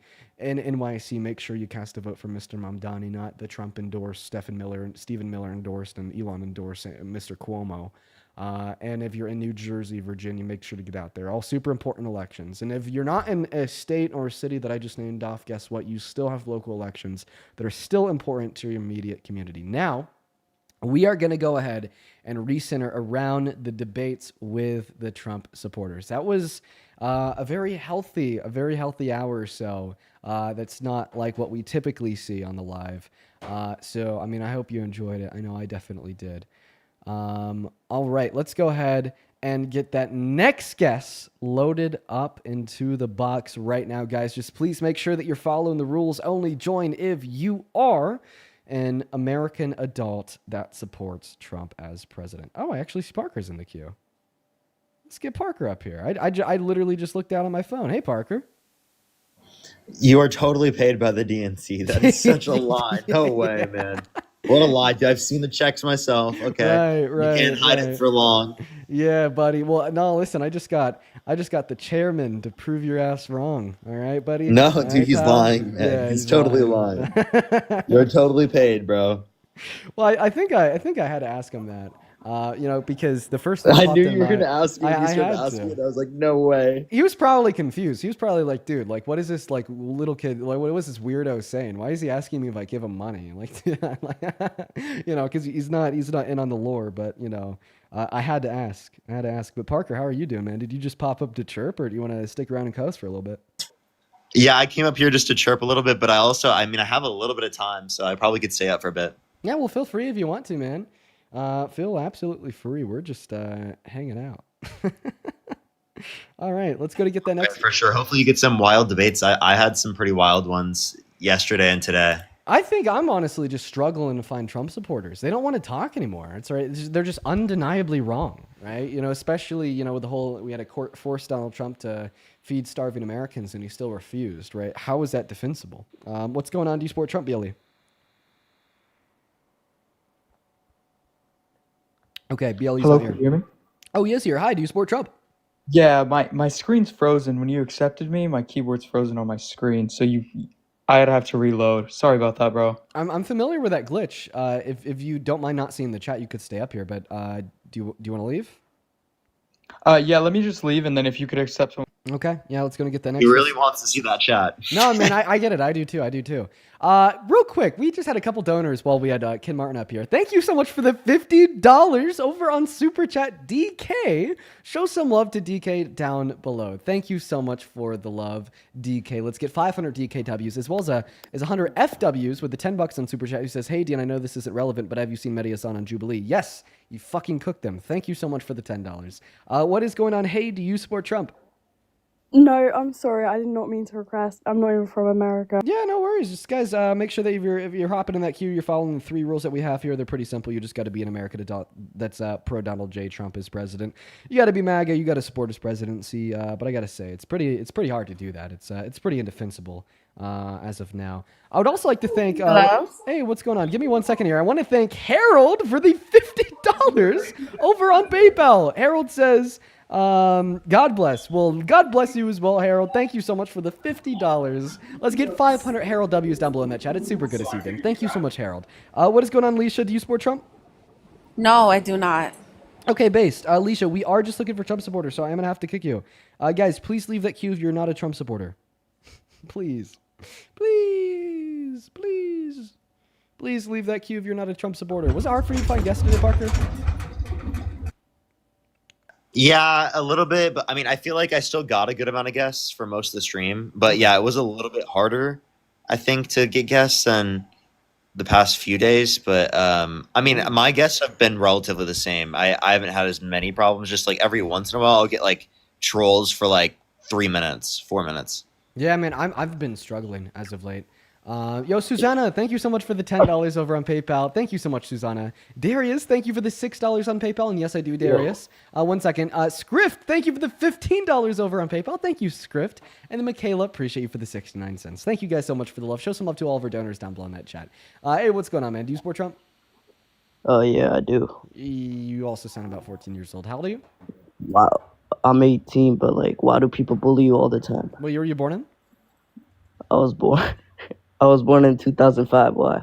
Okay, you can't be 18 born in 05, buddy. Bad math. Nah, it's not bad math. I'll Yeah, beat it the is. fuck out of you. Yeah, okay. And? Like, dude, you're fucking like 14. Get out of here. Like, let's go to move on to the next guest. Hop inside of the queue if you happen to be an American adult that supports Trump as president. Jesus Christ. Pipe down. Pipe down, pipe down, little one. Okay, go to your math homework. What's up? Do you support Trump? Yeah, I do. Do you hear me fine? Yeah. So why do you support Trump? I would say immigration is the main reason. And I heard you were talking about Zoran earlier. I just don't think you have any idea what you're talking about. Obviously, his policies are bad. You don't even live in New York City, so I don't even know why you're supporting him. Yes, you're a New Yorker that is very angry at the fact that you're about to have a Muslim socialist as mayor. Yeah, I don't think socialism works. And I don't think that free buses are going to work. Yeah, you're laughing, but freezing the rent has never worked in general. So you can look at Berlin. We're Berlin here tried to in talk about Trump. 2022. We're here to talk about Trump. So you said that you support Trump because of his immigration policy. Yeah, well, Which obviously ones? you can't. Mass deportation, all the money going to ICE in the big beautiful bill. So let me just get this clear, right? So you support Trump giving the big fuck you to low-income Americans, refusing to abide by a court order to allow emergency funding to go to SNAP benefits. You support Trump giving a big fuck you to the 10 to 17 million low-income Americans that he cut off of healthcare through the big beautiful bill, by the way. And then you just support Donald Trump giving a big fuck you to the country as a whole by supporting a mass deportation, which, according to the American Immigration Council, could reduce our GDP by 1.1 through $1 trillion per year and reduce our government revenue by upwards of $100 billion per year. I mean, that's terrible. Yeah, these people are fiscal burdens. They're not going to be they're going to be receiving more services than they're going to be paying in federal revenue. And overall, the Have you been up here before? Not that I know of. I think that you've been I up here don't like think 10 so. times before. Bro, I don't know you, little bro. No, I Like mean, I I don't mean, know I you. don't know you either, little bro, but I think I know your voice. I assume that people have made this argument before because it's quite obvious that these illegal immigrants don't actually benefit us whatsoever, Well, I and mean, you know the that. only time you make undocumented immigrants a fiscal burden is when you deport them. No, these people don't have Do you think legal immigration is beneficial?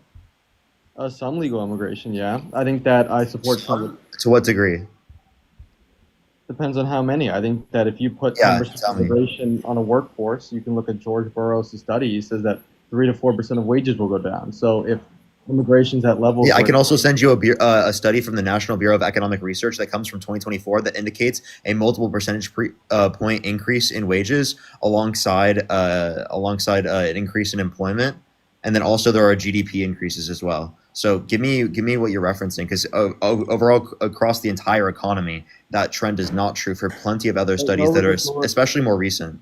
go look at George Boros' book in 2016, We Wanted Workers. He's a Harvard, one of the lead elite prestigious immigrations professor, and he shows that if you add 10% of immigration in the workforce, wages go down 3 to 4%. It's undeniable.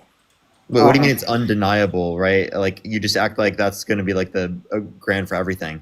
One, we'd have to look at the contents of the study. I'd love to look at it. And secondly, like again, in terms of more recent analysis, this is analysis that comes up until 2022 at least. Based upon those indications, right? A broader analysis, right, that obviously indicates an increase in wages on average by multiple percentage points. I don't know what level of data. What data are they looking at between Not the for years? low-skill workers or retail workers. Maybe for corporate executives, yeah. No. For the average American. No, that's not true. Yes, for the average American, if you look out on average, it's wage increases. And if you're saying specifically you want policies that are going to be beneficial for the average American and lower income individuals, why would you advocate for regressive tariff policy that negatively impacts low and middle income individuals to a greater extent because they spend a greater proportion of their income on consumer goods? Because local economies rely on manufacturing. That's why all the big cities have to pay the burden when it comes to real manufacturing investments declined since Trump got in office. Not only that, but also like you cause manufacturing in this country to be more expensive when you increase the cost of domestic manufacturing by causing the aspects of the domestic manufacturing process to be more expensive. short-term gain for long-term benefit. What Even long-term benefit Biden's do you see? Is there any like historical examples of long-term benefits from tariffs to this extent that you've seen to be like beneficial? Yeah, the federal government got almost all of its revenue in the 1920s based on tariffs. And obviously things have changed with income Did we tax. have Medicare? Did we have Social Security? Did we have many of the modern programs that we have today? That is nowhere near the level of like revenue that we would need for today. We would still get billions upon billions of dollars in tariff revenue. You could see this in June. Billions is not enough to fund trillions of dollars of expenditure on a yearly basis, especially when Donald Trump has been adding $2 trillion of deficit spending every single year in the 5 years that he's been president of the United States. Well, billions would help. I think tariffs can bring up to $200 billion in revenue. That would help. And also, I'm getting a tax cut. If you can replenish the federal revenue with tariffs compared Tariffs are a tax increase, bro. What are you talking about? And also, it's replacing a progressive tax structure with a regressive tax structure, taxing you more because you probably don't make more than $400,000 a year. So you just advocated for your taxes to be increased, bro.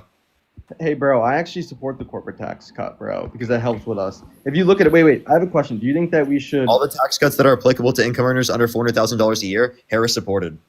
I have a question. Do you think that we should have a corporate tax rate like the EU, like the European Union? If you're arguing like a lower tax rate, like the corporate tax structure they have, then sure. But you understand we would have to rely on different structures here in the United States to some degree.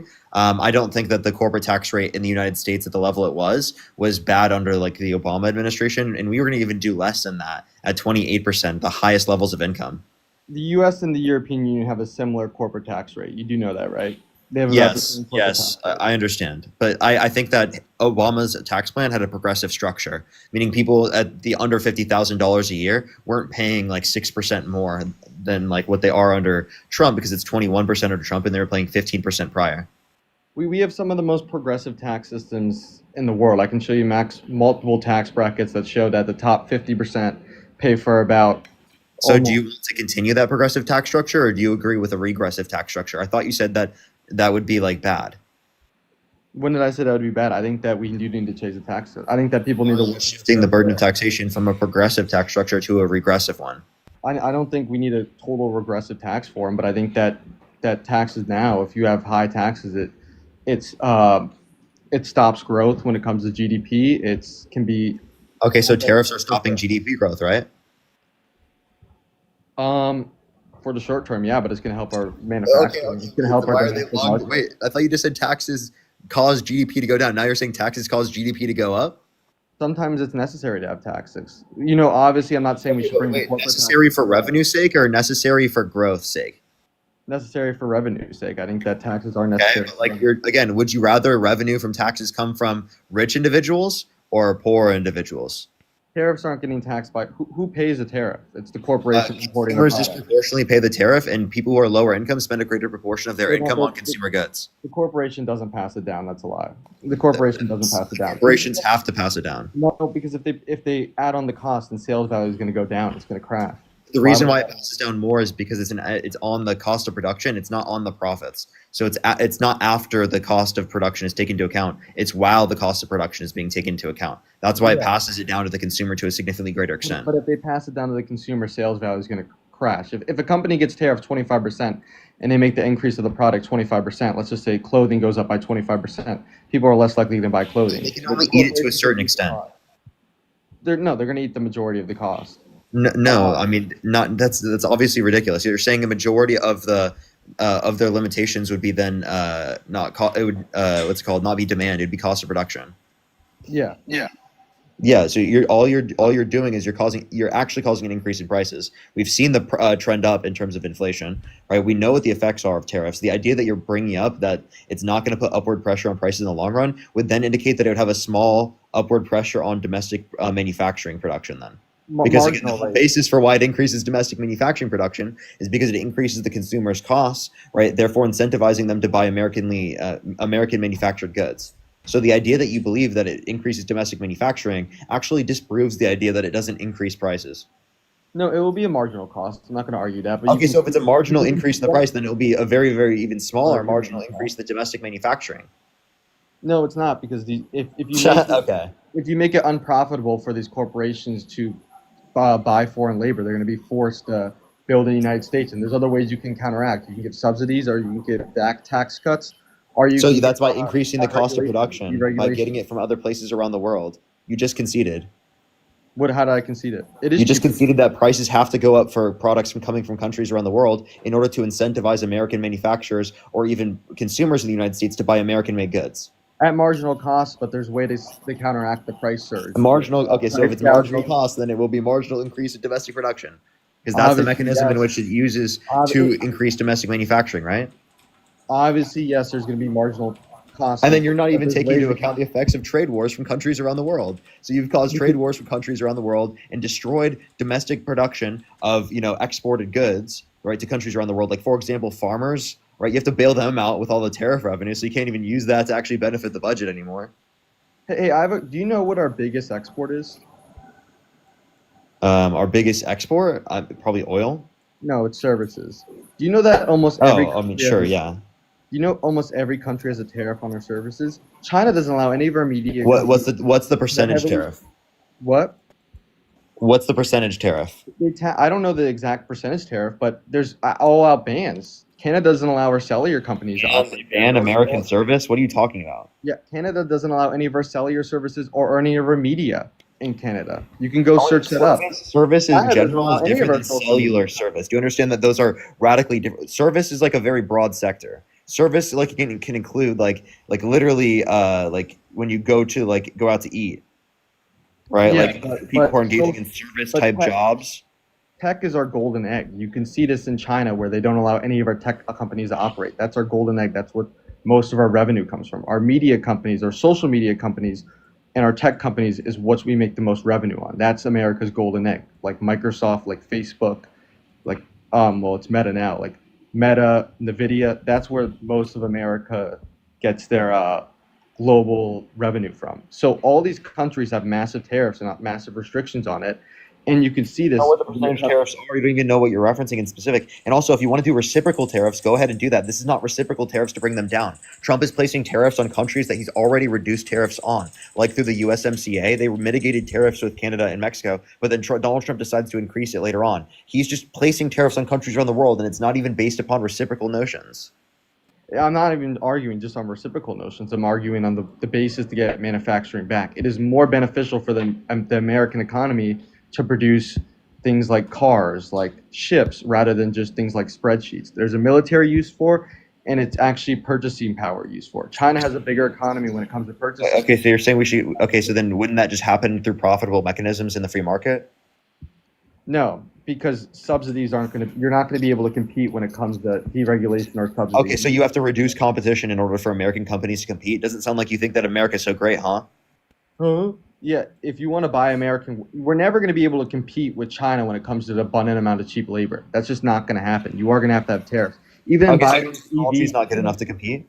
Even in Biden's, and well, we're not talking about technology. We're talking about. But you just said tech was such a reason why we like are so wanted around the entire world. Can't we just make better products under your view? We're so great, right? No, the problem is that we're all banned. We're banned from China. We're banned. So you're saying in order for us to be able to compete on the global market, you have to like literally, or actually not on a global market, in the U.S. markets, that we have to literally stifle like competition, which isn't that just going to lead to more monopolization and like worse off pricing mechanisms? The problem is it's not foreign companies operating in America. It's American companies operating in foreign labor. That's not investment from foreign countries into our country, right?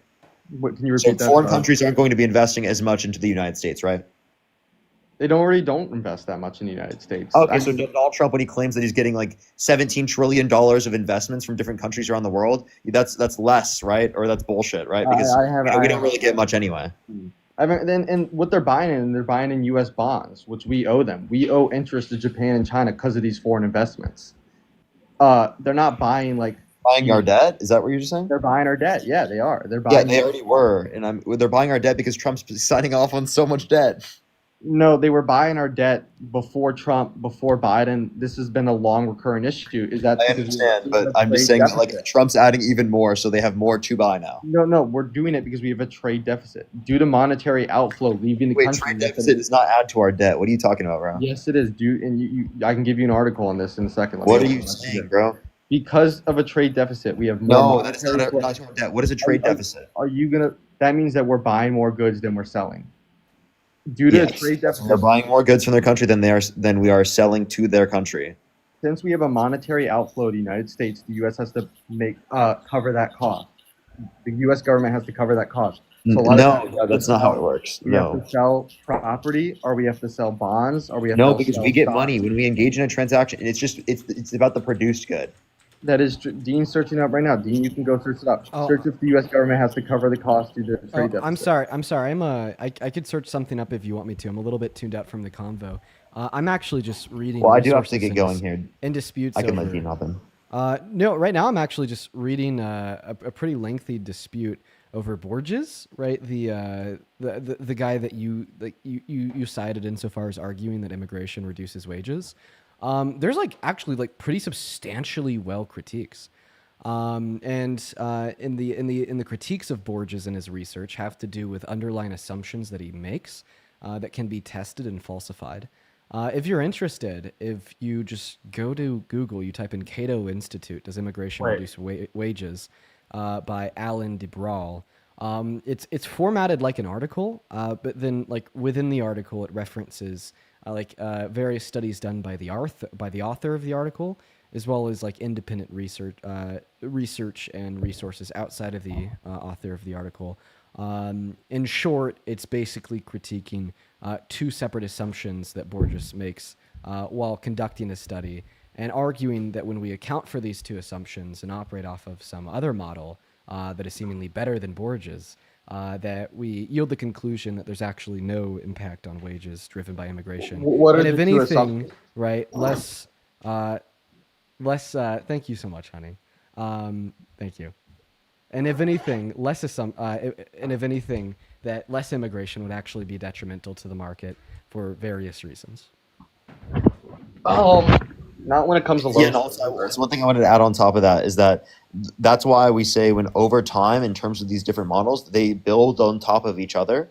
So more recent data alongside different models that they apply, right, will give us better results in terms of what the effect is truly of immigration. That's why I say, especially later on, data is significantly better.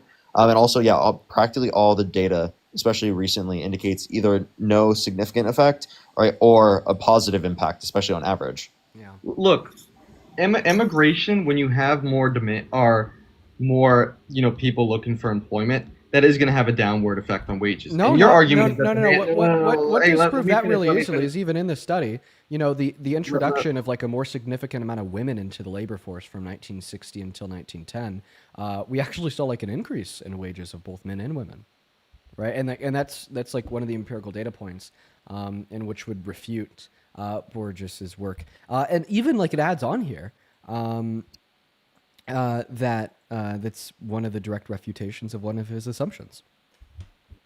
You can look at it, and I don't know about men or women, but that's completely different than immigration. Those are different sectors. What men and women are on average work in different. Bro, it's an increase in the supply of labor, bro. It's an increase in the supply of labor, but that's from the. Are we talking about the 80s, the 60s, or are we talking about today? The thing is, it's like, look, the reason why real wages went up is Borges's because. work, for the most part, like looks at the 80s to conduct his research. Hey, can you just let me finish for 1 second? No, for sure. You're just the reason why wages still went up is because demand went up. That the women working in these fields continued to have purchasing power, and they purchased in the United States. The problem is with immigration is you can look at it. So the same thing happens with immigration. The problem with immigration is a lot of these people do not spend their purchasing power in the United States. A lot So of times, immigrants don't spend money in the United States. That's your argument, bud? yeah, they don't. 5% of Mexico's GDP is remnants. No, it's 2.8.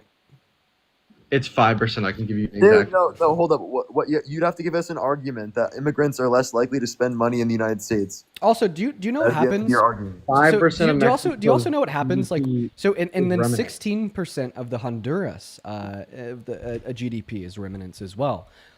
First and foremost, not all that remnants comes from America. Second of all, the remnants that are sent to countries like Mexico, Honduras, so on and so forth, actually help prop up their economies, thereby increasing U.S. exports to their countries. And that's like another critique that this paper would like lay against your claim, is that because of like the positive economic effects of remnants on other countries, it in turn by byproduct helps our country by increasing our exports. Absolutely not. Less monetary flow. Even if it comes to a benefit where, let's just say someone, gives money to a family member in Honduras and then they buy an Amazon package, that's still not going to be the same if that monetary flow still is in the United States. There's going to be multiple cases. Maybe there can be one beneficial case, like you saying that people that get money from the United States back to Honduras and that person in Honduras buys an American company or, purchases an American product. That's still not going to be the same as someone just buying in America. That's just one example, but it doesn't always correlate like that. It's still going to be more beneficial to have Americans working American jobs that don't remunate than people who work an American job and choose to remunate. And you can look at this when it comes to manufacturing. What do you mean by remunate? Remunance, it means that someone that gives money back home. So let's just say immigrant from Mexico, do you have a study on this, or are you just assuming?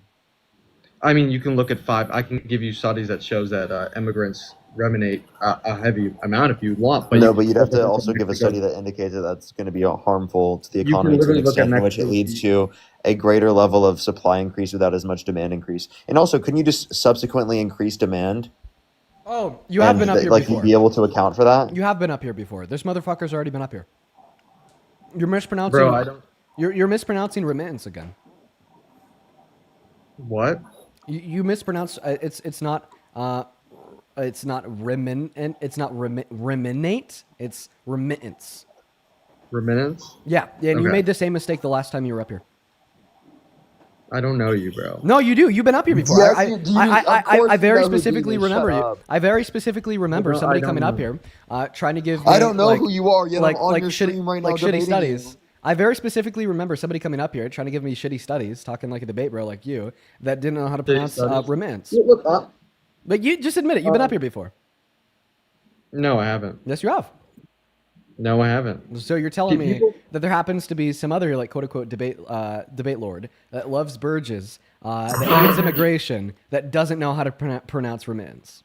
Borges is a Harvard immigration professor. So Yeah, and he's there's underlying Yeah, why are we assumptions within disputed? there's underlying assumptions within his models that are heavily disputed, and I gave you a yeah. resource for that. Is the guy from Cato Institute a Harvard professor? I don't fucking think so. So is this So an there's appeal to levels. authority? Borges kisses you on your Wait, are forehead you with a doing bullet. an appeal to authority right now? Um, You're saying I- regardless of like their critiques He of like the actually is. methodology, right, installed in like Borges's study, right, and like regardless of how factual those critiques levied can be, you're still at the end of the day going to basically assume No, that they're because there's false, arguments on all. predicated on like Burgess's authority as a Harvard professor. More demand in the labor market puts a shrink on wages. That's unarguable. I trust Borges' study more than and the Cato Institute. What's arguable is like some assumptions that his models make. So like I'm reading through this Cato this Cato piece. There's greater supply and demand, And it's bro. it's actually pretty interesting. There's a lot in it that's like kind of even like going over my head because of like how like nuanced it is on economics. But so there's different models that people use when they try to determine what the impact is of immigrants on like the labor force and on wages. And like typically, right, when you use like this one type of model, you yield the conclusion that they have a negative impact on wages. When you use this other type of model, you yield the conclusion that they don't have an impact on wages. And then when you use this third type of model, you yield the conclusion that they have a positive impact on wages. And this article, alongside the various sources that it would that it reference, are just merely disputing the model that would yield negative impacts on wages due to core assumptions that they make and which are incorrect. So where do they prove that the core assumptions are wrong? What are the core assumptions? Or is So- the core assumption? Literally gave you the argument already, bro. Yeah, so the assumption that they're disputing here, right, is quote unquote Borges's assumption of perfect worker subsuitability within cells cannot be correct, as the wages of men and women both increased as women entered the workforce from 1960 to 1910. Empirical methods that relax the two assumptions described above likely lead to estimates that more accurately describe the impacts of immigration on native wages that are either zero or positive. And of course, that's just like a that's just a 3-sentence conclusion that I'm reading. If you want to read the nuances, which by the way, it's going to be significantly more beneficial to you to read the paper I'm referencing compared to No, and what I just I'll read read the for paper you. after this. But To like just look up what I told you. Quote unquote. Cato Journal, does immigration reduce wages? Alan de Brouw. What's being disputed is the model that Borges operated on and estimating that immigrants have downward pressure on wages. But look, one relies woman on entering the. assumptions. Oh my God, am I gonna get to talk? Hold, Woman I entering- was gonna say I was gonna go. Sorry, bro. No, you're good, little bro. I kiss you on your forehead. What the fuck? What? That's weird. Um, Oh, you know what? Actually, what I was gonna say. Parker, would you mind hanging out for another 45 seconds while I go use the restroom real quick? Nah, he don't fuck with you, little Oh, he's bro. gone. Yeah, he don't fuck with me. Okay, go look that up, little bro. You've already been up here before, so I'm gonna kick you too. All right, let's go to get that next guest loaded up into the box here, folks. I heard you say that as soon as I left. Is that okay with you? It'll only take like no, 45 I'll take seconds. 45 seconds. All right, I know this person is a Trump supporter too. I'll be right back. I'll be right back. All right, for sure. Yo, I have a question. Bite. I have a question. Oh, yeah. Would you vote for someone held civilly liable of sexual abuse? I'm sorry? Would you vote for someone held civilly liable of sexual abuse? Well, I did, apparently. So you would? I said I did, apparently. Okay, so would you vote for someone held civilly liable of sexually abusing a child? No, I wouldn't. What's the relevant difference between between the victim being an adult and the victim being a child? That means in one scenario, it meets the standard of being so bad that you won't support someone, but not in the other scenario. Well, I think that the United States needed somebody else in the office. That's what the real problem is. Why did? Well, I mean, it's someone else not in like what way? we, Like, it's not what do you like mean we just, get a just needed variety. someone else? Also, by was the there way, wouldn't was that there be another true? Republican that I could have chosen from? Wouldn't that be true if the victim were also like an adult? By the way, Parker, if I you would gotta- if you appreciate gotta- we if you can't gotta- use like this if you just gotta the go, whole you're good. victim thing, because there's I mean, there were only two people that you can really choose from Yeah, as yeah, for no, no, I voting, as understand. for who you want to choose to run the planet. I mean, Yeah. run the earth. No, I understand. I understand Good that that's God. true under Ugh. both scenarios. If the victim's a child and the victim's an adult, it's the same under both scenarios. That there's two different people you vote for, right? So then, like I'm saying, in one scenario, you said you wouldn't vote for Donald Trump if you were held civilly liable of sexually abusing a child, but you said you would vote for him given that he was held civilly liable of sexually abusing a woman. And I'm just saying, in both of these scenarios, you should say that you shouldn't support him, right? Well, technically, yeah, I would have to say that I would not support Donald Trump Wait, did she just if concede? I had agreed or if I had knew those instances before that. But what I chose Donald Trump for was You because don't I feel support him. like America needs him. No, do you agree at least right now that you don't support him, right? Right now, I do support him. He is our president.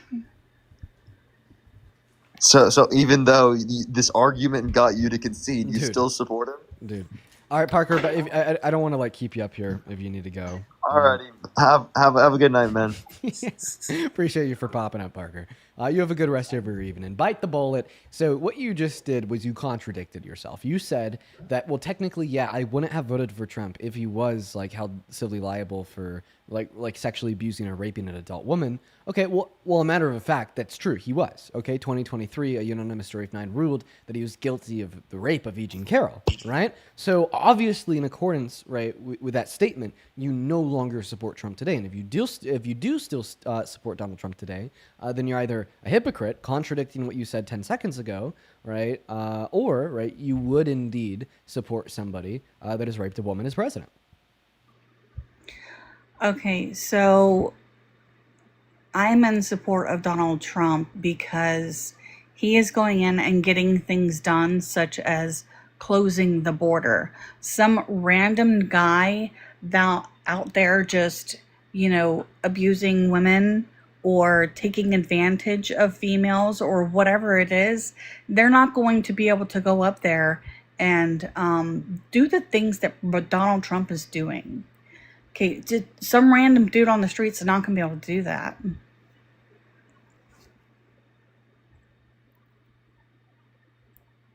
Okay, so I mean, I was following the first part when you said that you support Trump because you think he's closing the border. The second part of the statement, were you trying to dispute that Donald Trump has abused women or girls? No, I am not. I'm not some trying. No. Okay, so you accept that Donald Trump has abused women and girls? Yes, I would say so. So I haven't heard or seen evidence, but you say so. So I'm supposed to believe that, but I'd rather find that in my own evidence. Okay, so if you had evidence, like for instance, so far from now, then if you you're had telling evidence, me this. if you had evidence, for instance, that Donald Trump had sexually exploited naked little girls and/or naked women, would you still support him? If I had evidence, show me evidence. Oh, I'm asking sure if you had have something evidence, in- would you still support him? If I had evidence, Yeah, certain evidence that you couldn't deny. certain evidence that cannot be denied. Yes. Certain evidence that couldn't be twisted even by the democratic ways. Right. Huh? Right. Then would you still support Okay. him? Well, show me what you got. Well, you're not answering my question. If you had certain evidence that couldn't be denied that Donald Trump had, like, for instance, sexually exploited naked girls and/or naked women by perving on them when they were naked in a private woman's only space, would you still support him as president?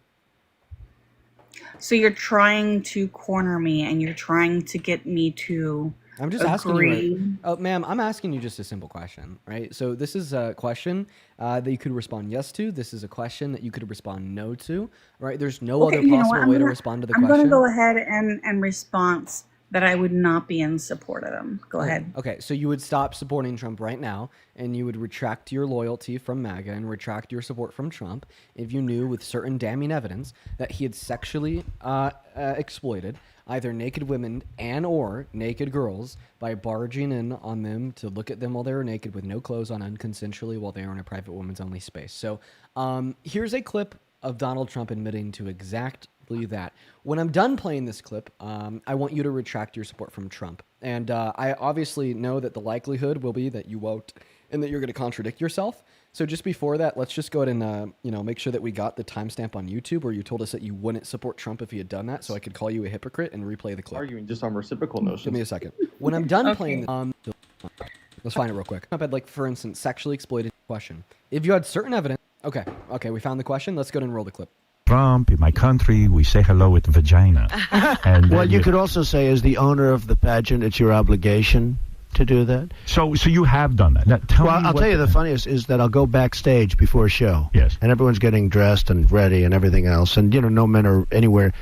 And I'm allowed to go in because I'm the owner of the pageant, and therefore I'm inspecting it. I'm inspecting. I want to make sure that You're like everything a doctor. is good. You're there. Yeah, the dress. Is everyone okay? They're standing there with no clothes. Is everybody okay? And you see these incredible-looking women. And so I sort of get away with things like that. Yeah, bite the bullet. So in that clip, Donald Trump admitted to the sexual exploitation of naked women and or naked girls by looking at them when they were naked without consent while they were in a private women's only space. You told me if you had certain evidence that Donald Trump had done that, you would stop supporting Donald Trump right now. Obviously, him admitting to it is certain evidence. So go ahead, take the red hat off. Tell us you're no longer MAGA. So, as long as he identifies as a woman before he walks through that door, according to your democratic values, then he's fine, right? I don't even need to dispute that because he didn't. I mean, feel free to try to pull some like shit here. But like, matter of fact, right? Like, even if that gibberish nonsense bullshit that you just said was true, right? I'm glad you agree that it's gibberish nonsense bullshit, because any man being able to walk to any room. So what's gibberish nonsense or bullshit, right? Is thinking that somebody could just like choose, right, their gender identity, or like change their gender identity, or say that it's one thing to take advantage of people. That's right-wing propaganda that's inherently anti-trans. But I don't know if you know what a pivot is. But it's when you change the topic of a conversation because you are a low-tier, unintelligent loser, right, that can't stick to your words. So I'm going to go ahead and just get us back on track here. You told us that if you had certain evidence Donald Trump had sexually exploited naked women and or naked teens, right, naked girls, by looking at them when they had no clothes on them consensually, that you told us that you'd stop supporting him if he had done those things. Now, you just heard a clip of him admitting to doing those things. So once again, the question remains, are you finally going to take that red hat off, or are you now going to retract your support from Trump and retract your loyalty from the MAGA movement? I really want to know why you do this to people. Why do you make them want to verbally say this and try to support someone that they are not in support of? So you're asking me like why I asked you that question? Well, it's because I want you to stop. No. So then I'm you literally want to hear me say that I do not support Trump. Right. I do want to hear you say that. Yes, I want to see you on the right side of history. I want to know right, the but psychology of this. I just want to make clear. I just want to make sure like you don't support Trump anymore, right? Well, I will always support Trump. Wait, but you told us that you'd stop supporting him if he sexually exploited naked women and or naked girls. Like, listen to the clip. No. Listen to the clip, Vince. Listen to the clip. Trump did not say that Donald Trump had, like, for instance, sexually exploited naked girls and or naked women by perving on them when they were naked in a private woman's only space. Would you still support him as president? So you're trying to corner me, and you're trying to get me to I'm just asking you. Right? Oh, ma'am, I'm asking you just a simple question, right? So this is a question that you could respond yes to. This is a question that you could respond no to, right? There's no other possible way to respond to the question. I'm going to go ahead and response that I would not be in support of them. Go ahead. Okay, so you would... Oh, wait, what happened to that? You said if Donald Trump had done this to women and or girls, you would not be in support of him. You would retract your support. Now, after I prove that he's done that to women and or girls via his own admission, I wanted you to now you're saying that you'll always be in support of him. So, in other words, you are a spineless coward. In other words, you're a member of a cult. In other words, you don't care about harm towards women, girls, victims. In other words, you don't care about truth. And in other words, when you told us you would stop supporting Trump if he had done those things, you were just trying to LARP as like a reasonable person, when in all reality, We forced you to take the mask off by proving you had done that, then forcing you to answer the question, do you still support him? And when you do take the mask off, what comes out is this monster that doesn't base their beliefs off of reality. You attempt to build reality off of your beliefs, okay? You attempt to change the facts based upon your emotions, and for whatever goddamn reason, you will support the 34-count felon, adjudicated rapist, sexual exploiter of little girls and women that took healthcare away from 10 million people and is now refusing to abide by a court order that mandated he care about starving Americans. For why? For why? Like, why do Because you I take just your wanted human you to dignity play and the set it damn aside? video. Why do you take your brain out of your head and put it in the blender just to support this tyrant? I feel like he is making decisions for the country that a lot of other presidents should have already made. Like which ones? Like going after Venezuela. Oh, okay. So trying to like bomb other countries and start wars. I thought that he was the pro peace president. Do you have any idea how many drugs comes from that country? And do you know how many people pass away from overdoses? Did you know that 80% of the DRUGS that are brought into this country are brought in by citizens? According to Homeland Security. I don't find that to be true. That's Kristi Noem, though. That's Trump. That's Homeland Security. That's who's saying that. So how would you personally, do you have a plan on trying to get illegal substances from getting into our country? Would you have a better plan? Yeah. The significantly better plan would be to be significantly more critical of the citizens coming into this country. We have an epidemic of our own citizens bringing these substances into America because they undergo less scrutiny at the southern border. So instead of demonizing the immigrants, demonizing the undocumented immigrants, saying they're the ones bringing all this heinous shit into America, they're the ones committing the violent crimes, they're the ones that have escaped mental asylums and prisons. Right? The actual plan would be to focus on the real issue, which is the citizens coming across the border with the DRUGS. That's what we need to do, and that's something Donald Trump has never done. You can't. So are you saying that things are grown here in the United States? You do know that those things are grown in Colombia and Venezuela. I said that 80% of the things that are brought into this country, right, are brought in by citizens. Once again, according to the Department of Homeland Security. Okay, so if that's the citizens bringing this over to the country, wouldn't you want to pretty much get it from the roots? Kill it from the roots. Unalive it from the roots. I'm sorry, I didn't mean to use a... I don't even know what you're saying. Okay. If you have acres and acres and acres of illegal substances growing, and that's your goal, is to stop having that come into the country, you would obviously go over and destroy the stuff that they have growing, planning to be chopped up and brought into the States. I'm not sure if that's within our jurisdiction. It would be. It would be. So do you know that right now maybe with a declaration of war? Right. Do you think that we should declare war in Venezuela? I think that was recently. There may be a really good chance that's going to happen. Do you know that they are under? So I just want to clarify that you support. They're blackout. So now. You support the felon and commander, right? Even though he sexually exploited kids, because you think he's going to declare war in Venezuela. Why do you keep going back to the whole sexually exploited kids? Because you said that you'd stop supporting Trump if that's something he's done. And I don't know if that is something he has done. But you listen to him. If that is, but you know what? That's what you say. No, that's what Trump said in the clip that I played. Come on.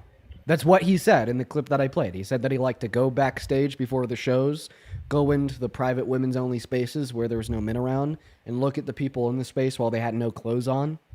When they were naked, okay. That's sexual exploitation. That's what you listen to him admit.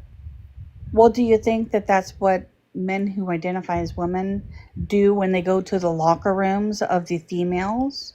Okay. Do you think that's fair? Because that was made under the Democratic law. Men that identify as women, you're talking about trans people. Okay, I don't think trans women are men. No, that's actually not what they do. But I mean, just the baseless pivot to trans people when you're faced with a fact, right, that you support Donald J. Trump as president, even though he's done these things, is pathetic. This goes right? hand in Like hand. think about it this way: how much of your life, or how much of your mental energy, resources, so on and so forth, have been dedicated towards attacking trans people?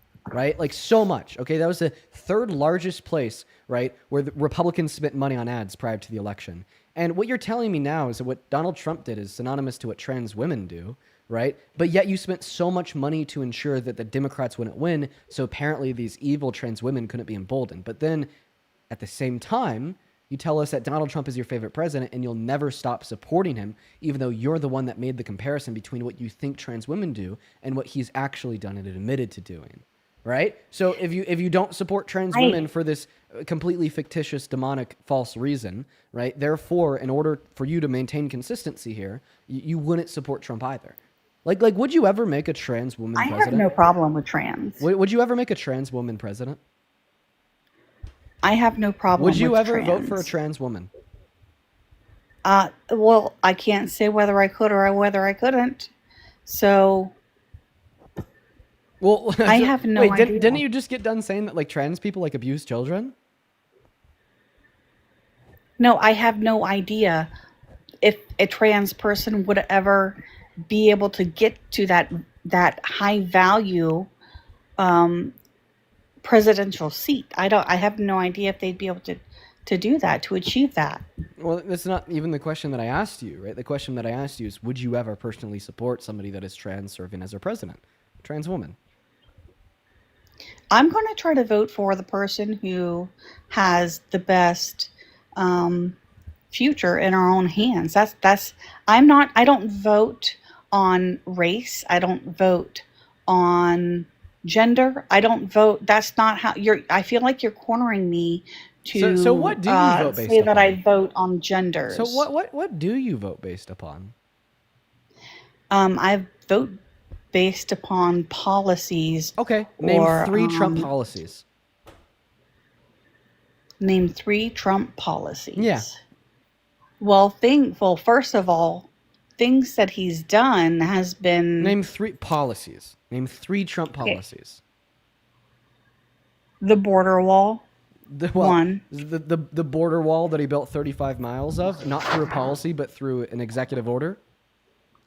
That wasn't one of his policies. That was an EO. I'm asking you for policies. That was one of his promises. I asked you for policy because you said that you vote based on policy. A policy would be like a bill through Congress. Oh, well. So it doesn't seem like you vote on policy. No, I do vote on policy, but I also vote upon action. So if you vote on policy, name 3 Trump policy.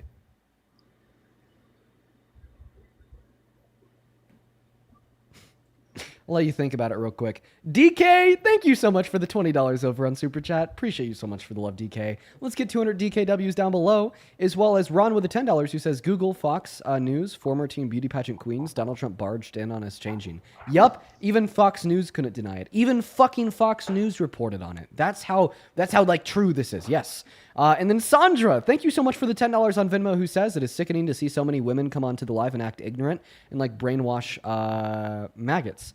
Thank you, Dean, for calling out these people. Love you over here. Love you too, Sandra. Thank you for the $10. Let's get 100 Sandra W's. Let's also get 200 Ruby W's. And Ruby, you got it. I will not read your message out loud. But thank you so much for sharing that with me. Thank you for the $20. And then Soul, thank you for the $10 over on Venmo as well. And dude, Nate, this came in 45 minutes ago. I'd assume that this is when we had the DNC chairman up. But Nate with $100 donation over on Venmo.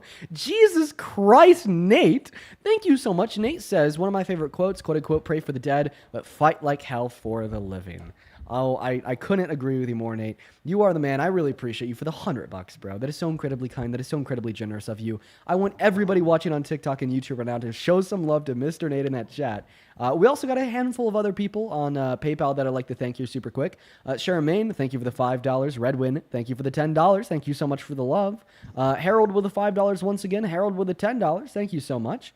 Then Natalie, thank you for the $5. And Harold with another $20. Thank you so much. As well as Harold, I just read your message. Dude, make sure to congratulate your nephew for me. That's awesome to hear that. Congratulations to your nephew. Thank you so much for the $20, Harold. And then also Aaron, thank you for the $50 over on PayPal. That is ERIN. Show some fucking love to Aaron down below in that chat, you guys. Thank you so much for the love, Aaron. Aaron with a $50 says, keep fighting the good fight. You give me hope. Aaron, listen, I appreciate you for being here. I appreciate you so much for supporting me. Thank you so much for the love. Thank you, Aaron. Show some love to Aaron down below, y'all. And yeah, we are all caught up. Thank you guys. If you're watching and you want to support me, you can find my Venmo, my PayPal, and the link tree in my bio on TikTok and in the pinned message of that YouTube stream. Go ahead.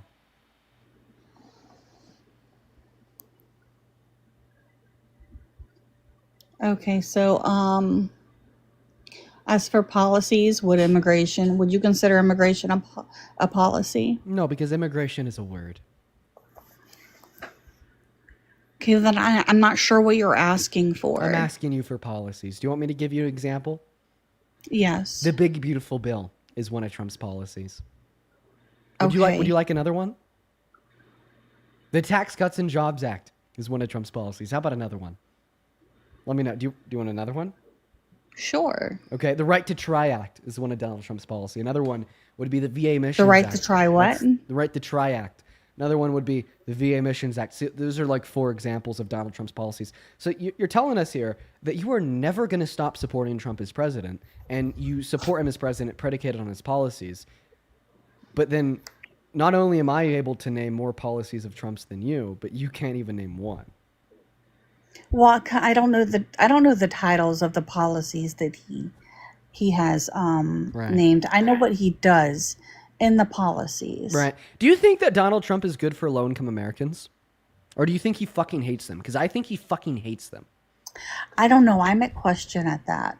What's leaving you questioning, considering the fact that he was forced by a court to fund SNAP benefits to keep 42 million Americans from starving, including 13 million children, Rachel? Thank you for the meteor shower. And in response to that, he said, no, fuck you. I'm not going to honor this court ruling. I'm going to break the law just so people could starve. So I don't think that that's, just the Republican side of the office that's trying to do that. When have you seen a Democrat break the law just so people starve?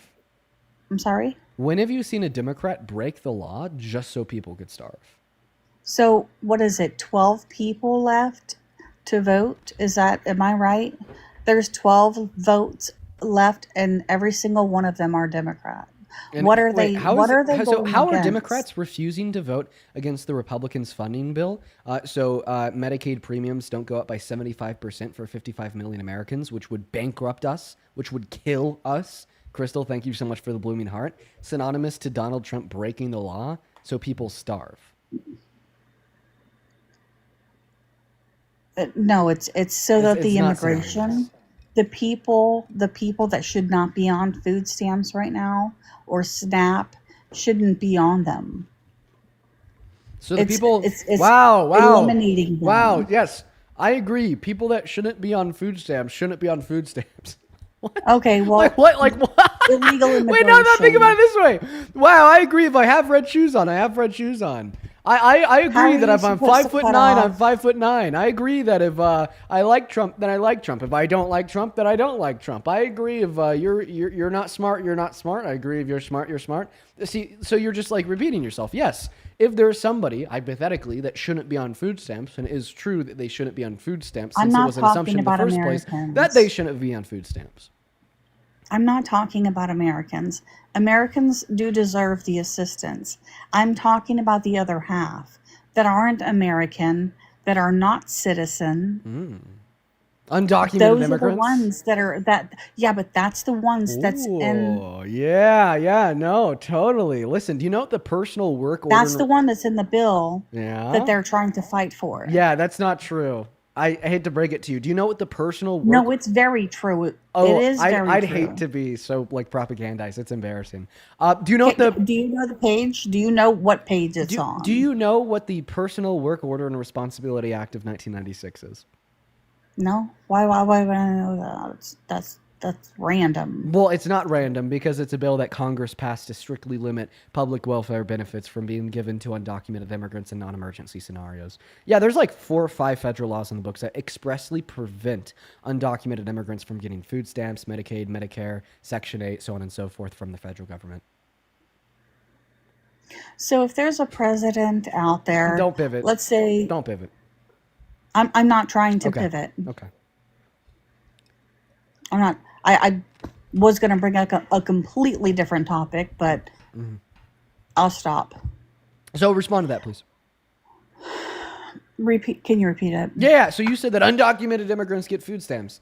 Then I was like, no, only legal residents and citizens qualify for federal food stamps because there's like 5 federal laws already on the books that prevent and criminalize, make it illegal for undocumented immigrants to be able to receive those benefits. I even gave you one of them, the Personal Work Order and Responsibility Act in 1996. So it's not the food stamps. It's not the snaps. Oh, well, you said it was. So now you're changing your claim, but that's okay. Change it. What are undocumented immigrants getting? No, that is Democrats want to inside. fight for them to continue to get. That is something that is inside what they are. Other things that they're trying to fight for What are that they will fighting not for? allow. Okay, so they have been in the government shutdown for what, 31 days now? 34. 34 days. Yeah. So So now what benefits are undocumented immigrants getting from our federal government that the Democrats are fighting for them to get that caused the shutdown? healthcare. Healthcare. Like what healthcare? Be more specific. Medicaid, Medicare? Any healthcare. Any healthcare? Well, they don't qualify for Medicaid or Medicare. I hate to break Well, it to you. See, that's the Personal Work Order and under Responsibility the Act of Trump. 96 also applies to Medicaid and Medicare. Now, the only way an undocumented immigrant can get health care is if they live in like a couple blue states, like California, where they can get the state benefit called Medi-Cal. All right? States are allowed to give welfare benefits to undocumented And immigrants that using state funding. They can't use federal funding for those benefits, A. And the federal government can't give any benefits like that to undocumented immigrants, B. And of course, when we're talking about the government shutdown, we're talking about the federal government shutting down because Congress can't agree on where to spend federal money. But because of the Personal Work Order and Responsibility Act, we already know that the federal government can't spend any federal money on Medicaid or Medicare for undocumented immigrants, so you're wrong. You're very, very intelligent in all of this. I'm wondering, what did you study? What did I study in school? Philosophy. That's a good one. So do you want to respond to that? Yeah, it's the Democrats that's holding up the votes. No, it's in the order to it's open the government. Republicans that are arguing that Why we do should. we see it like this? It's the Republicans that are arguing that we should defund particular Affordable Care Act subsidies that will increase Medicaid premiums for 55 million Americans by 75%. You know, so for like Medicaid recipients in Maine, a study was done on what would happen to them and their premiums if the Republicans got their way. Their premiums are expected to go up on average by $16,000 per year. Okay? Do you think people on Medicaid have $16,000 to spare? No, they don't. So, in other words, the Democrats are preventing the Republicans from bankrupting this country. On another note, how do you feel about it not being about Democratic and Republican? So we are so hard and we go heavy on trying to throw dirt at one another. I feel like it wastes time more than anything. Yes, exactly. It does waste time when Donald Trump blames the shutdown on the Democrats and says it's because they're fighting for health care for illegal aliens. It does waste time when Donald Trump says that he hates all Democrats. It does waste time when he says he wishes terrible conditions on his enemies. It does waste time when he prosecutes the Democrats like Obama, Biden, Kamala Harris, Letitia James, or James Comey. Yeah, yes, exactly. Yes, Donald Trump is a time waster. Instead of focusing on this country or making it better, instead he focuses on his own vengeance and retribution for the Democrats that lost him the 2020 election because he was such a terrible president his first time around. So I can actually bring the information up of what is in the proposal, and it's on 51. If you give me a few minutes, I can bring that up.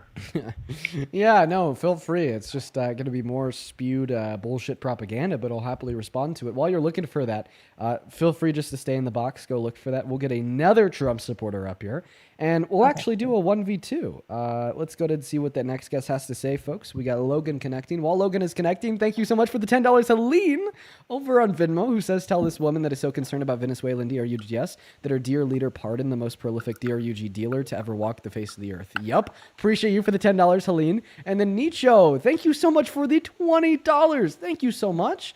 Thank you. Thank you so much for the love, Nicho. Show some love to Nicho down below for the $20. And then Sandra, thank you so much for the $10 as well. I appreciate you guys for the love on Venmo. And then for a couple people over on PayPal, thank you so much for the $25 Sharon.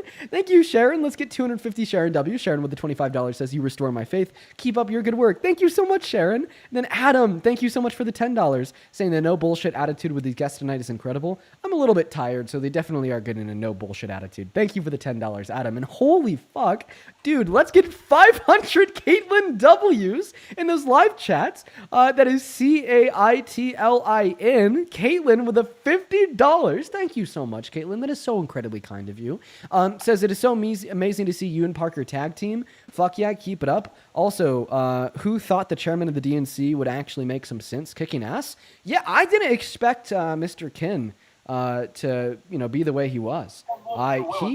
He beat my expectations for him for sure. What's up, Logan? Do you support Trump?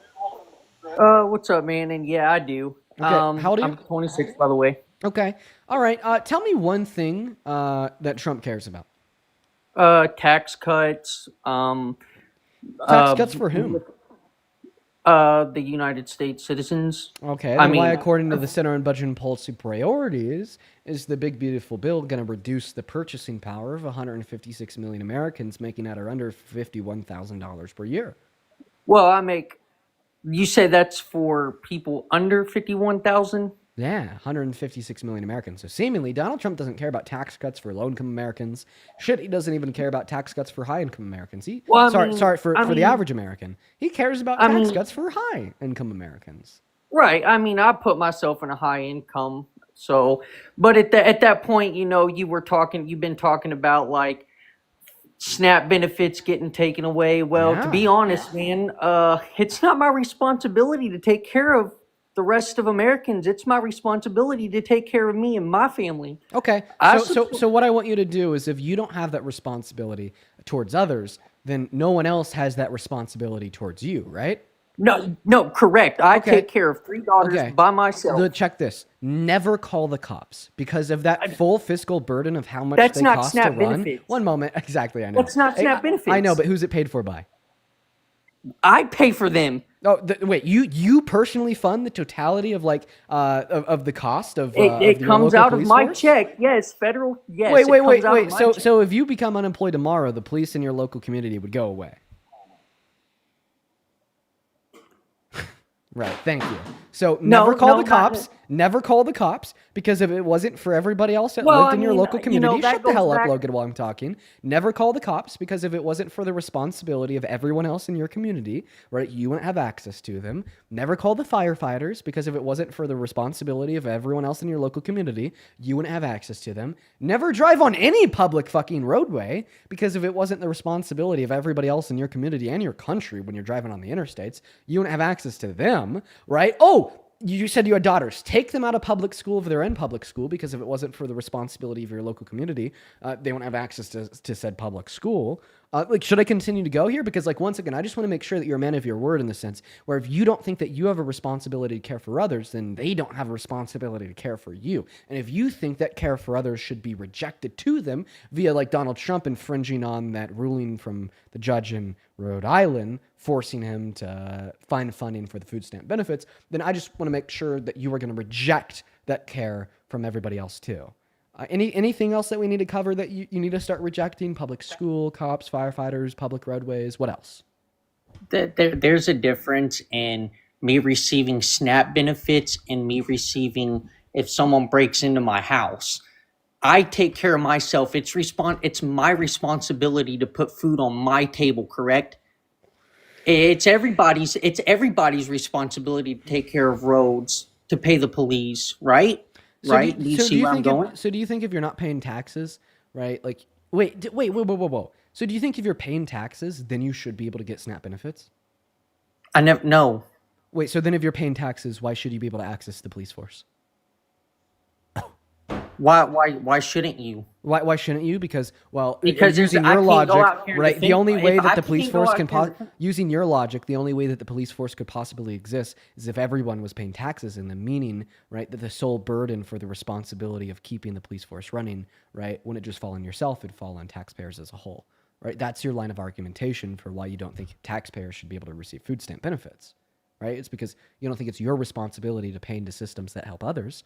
Okay, so therefore it's no one else's responsibility to pay into systems that help you, like public roadways, police forces, or firefighters. Well, there's a difference in if I can because of my right, I have a right to bear arms. I can defend myself, but if I defend myself, how long is that going to take in court? Probably years before I get out, right? So I can personally defend myself. I can personally put food on my table. Well, shouldn't you personally defend yourself? Why are you accepting help from others funding the police force? Why don't you just personally defend yourself? Because I fund the police force for me. Well, I mean, you said that people that pay taxes into SNAP still shouldn't be able to receive SNAP. So just because you pay taxes into the police force, why does that mean that you should be able to receive them? So okay, so Logan. I make too much money. Nope. Answer that question. Don't run away. Answer that question.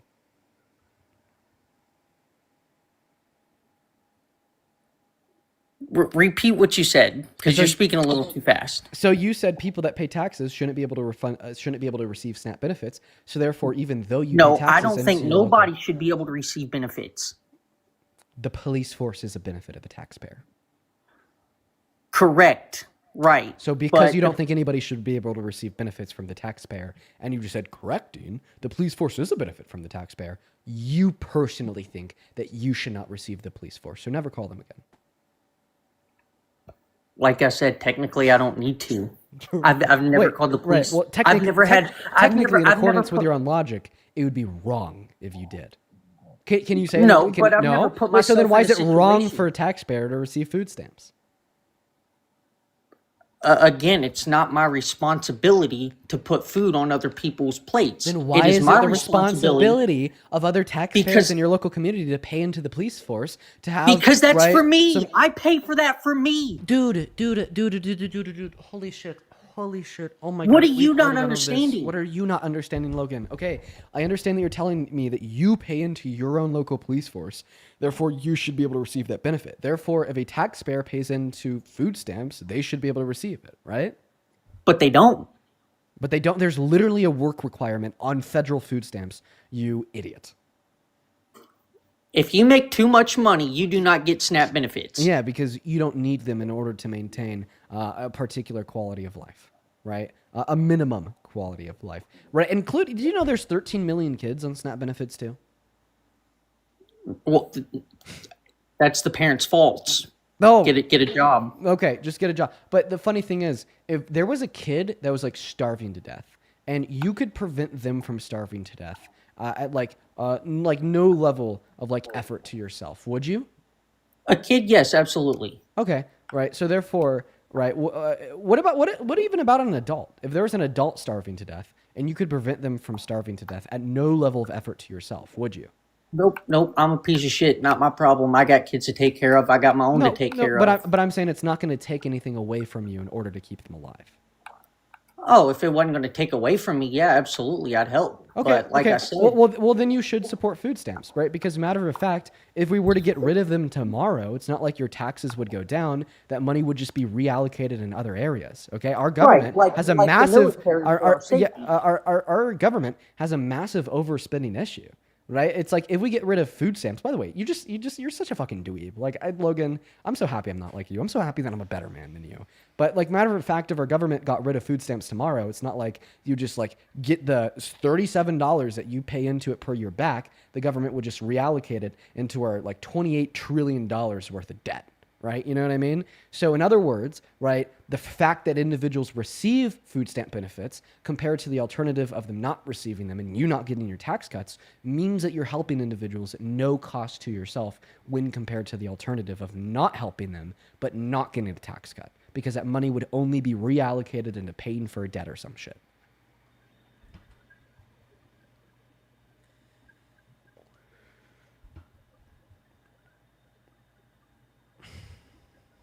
Yeah, first time ever having a conscious thought, but so.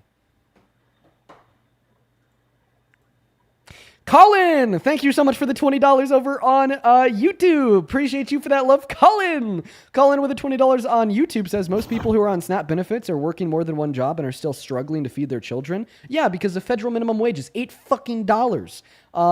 Kids in school shouldn't be going hungry. Please, please, please donate to your local food banks if you're able to. Absolutely.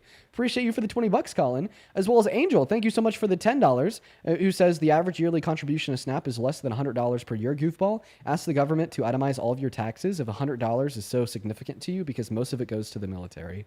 Yeah, and to paying off the debt. Absolutely. Appreciate you guys so much for the love, as well as another Colin. Thank you for the $10 over on Venmo. Thank you for the love, Colin. Kate, thank you for the 20. Kate says, I wish more people would remember that we're all closer to being homeless than we are to being billionaires. Thank you for everything that you do. You're absolutely spot on, Kate. Thank you for the $20. And then Colin once again with another 8. Thank you so much for the love. I really appreciate everyone so much for your kindness.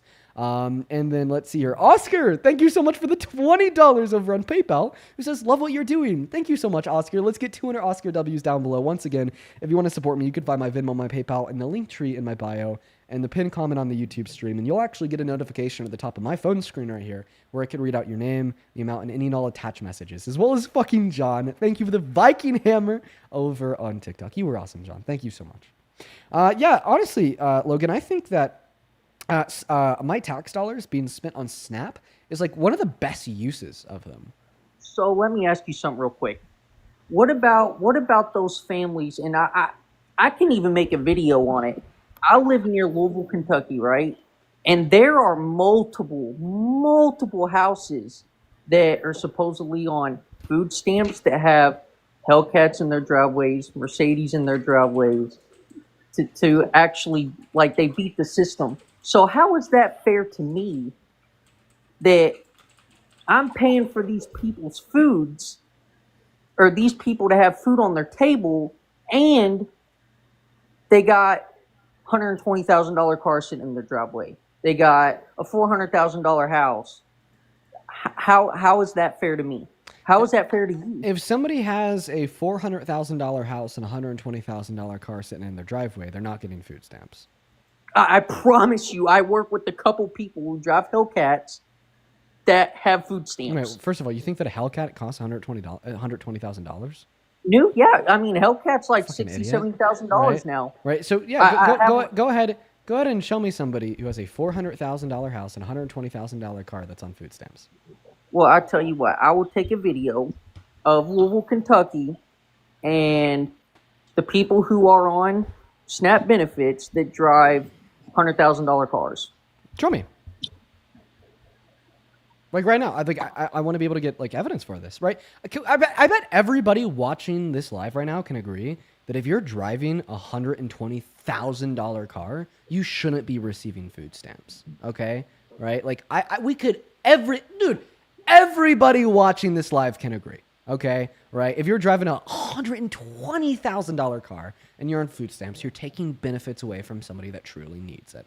Okay, but for those circumstances, the 0.000001%, right? The obvious response is to turn around and say, well, let's ensure that like we're kicking people off of food stamps that are driving $120,000 cars, but let's also ensure that we're not kicking people off of food stamps, right? That are like single mothers of 4 making $30,000 a year. Like, you know what I mean, Logan? Right? Like, isn't it like so easy, right, to just add like a third grade level of nuance here? right? Instead of responding to like the one person ever that's been on food stamps with a $500,000 house and $120,000 car by kicking 42 million Americans off of food stamps as a whole. Instead, the way that you should respond is to say, well, that one specific person should probably lose their benefits.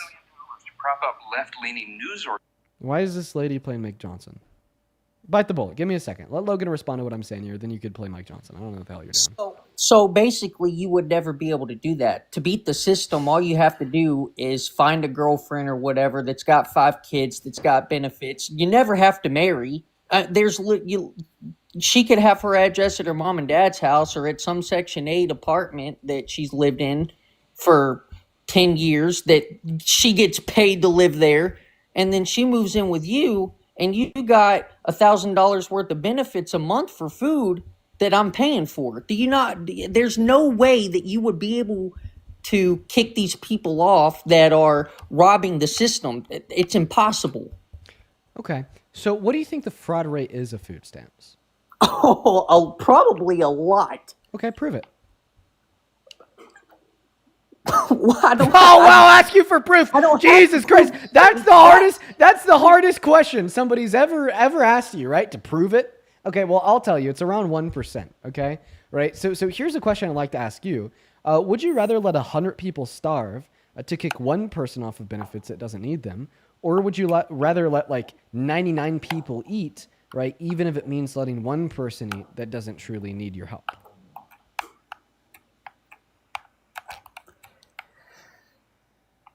I think your statistics are right. wrong. You're not going to answer the honestly. question because of the fraud rate of food stamps. Right, is 1%, and the average There's American no way to taxpayer actually calculate and the average American taxpayer pays less than $100 per year into food stamps. This means that the average American taxpayer pays less or around $1, right, into funding food stamps for somebody that doesn't truly need them.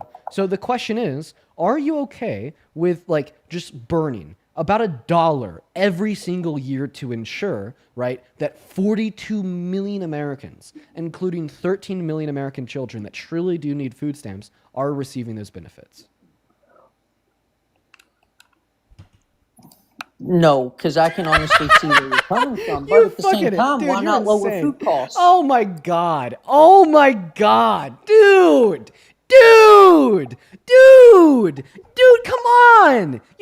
That's just not right. That's just insane. Did you hear yourself? You wouldn't be okay with like burning a singular dollar, throwing $1 away, right, to continue to run a system that keeps 42 million Americans, including 13 million American children, fed that truly do need those benefits. That's insane, right? You don't care about them, right? I'm going to be honest. $1 is synonymous to like nothing, right? If you're like only losing that dollar over the course of a year, okay, right? That's like, come on. $1 over a year, right? Like realistically in America, that's nothing to like 99% of people, okay? Right? And you're telling me that you would prefer yourself to have that extra dollar compared to keeping those benefits running for 42 million people. No, I said no. Like I was agreeing with you. Okay, you were agreeing with me. Okay, so then you think that we should continue to fund food stamp benefits, right? Even if there's around a 1% fraud rate. Right. If the statistics were 1%, but I know for a fact that a lot of people are cheating the system. But at the point, why not lower food costs? Okay, well, why not lower food costs? Well, then you should have voted for Kamala Harris because she wanted to impose legislation to stop price gouging at grocery stores. Wow, yeah, it's pretty crazy, right? Kamala Harris has changed her what she says she wants to change multiple times. Like she's been for one way this second, and then she'll change her point of view the next. Can you give me an example? No. I'd have to watch videos, but I could. You want to be able to give me an example? Not off the top of my head, no. Can you name one thing that Donald Trump has ever done to help you? Videos. What's that? Can you name one thing that Donald Trump has ever done that has personally helped you?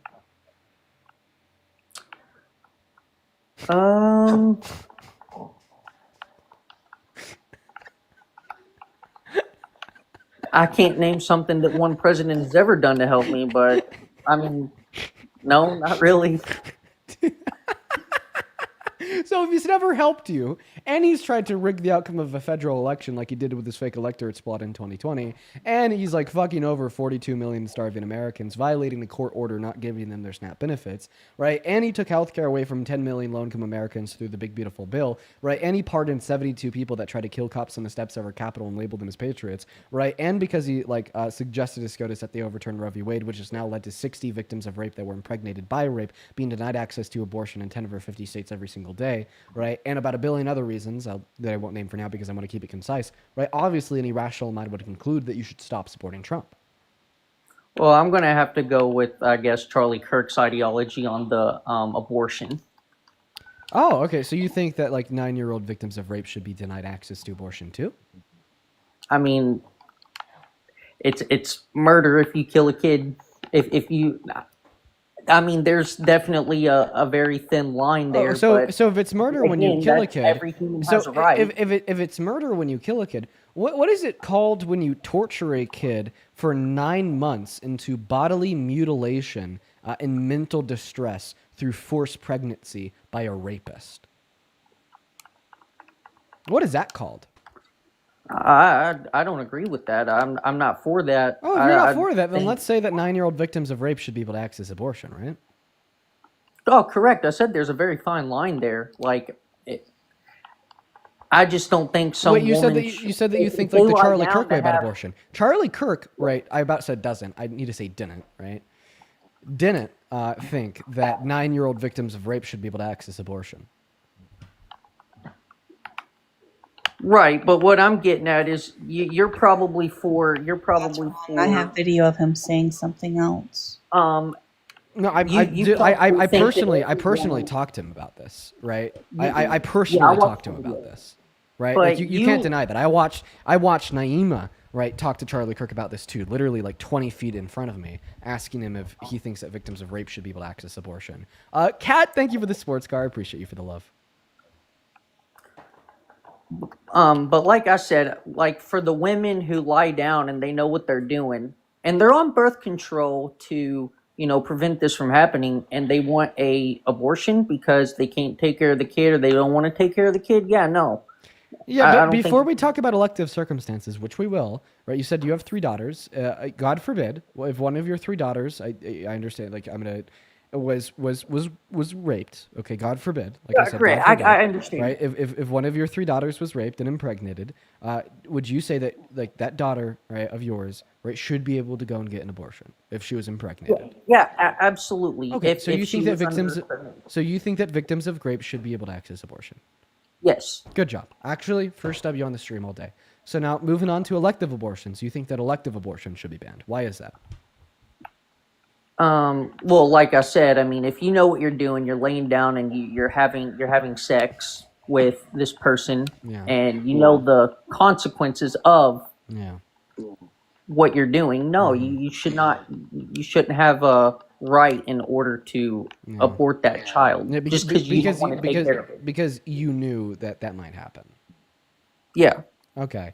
So if I smoke a cigarette and I know that I might develop lung cancer and I do, should I just have to deal with the consequences of my action and suck it up, or should I be able to go consult a medical health professional and seek chemotherapy to kill the life of that lung cancer? Oh well, that's totally different than a baby inside of you. Well, it's not different in the context of the argument that you provided. Now, if you want to say the difference is, well, one is a unique human life and the other isn't, well, then I'll just ask you, well, why do you think the life of the fetus is morally valuable? Because every human has rights. Every human has the right to life? No one believes that. Yes. No one believes that. Do dead humans have the right to life? What is that? Do what? Do dead humans have the right to life? They did have a right to life, yes. They Do lived. now? No, but they lived their Okay, life. Perfect. Do brain dead patients who are biologically still yet human and alive have the right to life? Is it murder to pull the plug on them? A fetus who doesn't have a brain, yes. They don't have a chance to have a life yet. They don't have a chance at free. Well, I guess they technically do have free will in a sense, but like they don't have I said a brain dead patient that's on life support. They're biologically human. They're biologically alive. Doctors pull the plug on them though and kill them. Is that murder? Depends on who you are, I guess. No, not really. Okay, so therefore, not all humans have the right to life. So then, why does a fetus? Do fetuses have rights? Do you have that opinion, Dean? No, I don't have the opinion that a fetus has the right to life. Now, Logan, why do you think a fetus does have the right to life? Because the last time I asked you this question, it's because you said all humans have the right to life, but we just disputed that, right? You don't actually believe that. So then why does a fetus have the right to life?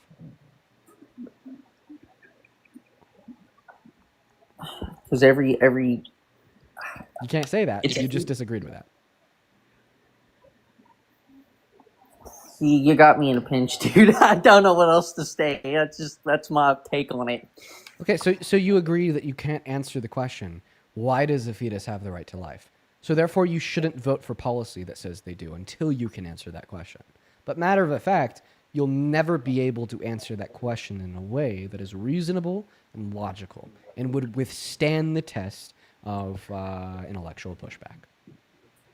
But the moment you are able to answer that question in a way that is reasonable and logical and could withstand, right, the test of logical pushback, feel free to vote for pro-life legislation. But the day will never come. That's fair. If a fetus has rights, then why, when there is a miscarriage, why is there not an autopsy? You're asking if the fetus does have rights? Well, I mean, yeah, no, some people feel that way. Are you pro-choice? Bite the bullet? I am pro-choice. Okay, that's good. I mean, I think that we certainly use different math to yield that conclusion. Like, I'm not personally pro-choice because fetuses don't get autopsies, but hey, right, still happy that you are, regardless of your reasons why. Well, I mean, some people actually intentionally kick themselves in the stomachs. Some people do harm the fetus. And if an autopsy was done, then I actually surprisingly see your point. Wow. Yeah. Wow. I actually surprisingly see your point. That's a pretty interesting perspective, saying that, well, because it's possible for like pregnant women to like engage in like misconduct and like try to like kill the fetus by, punching themselves in the stomach. Maybe, I don't even know if that's possible.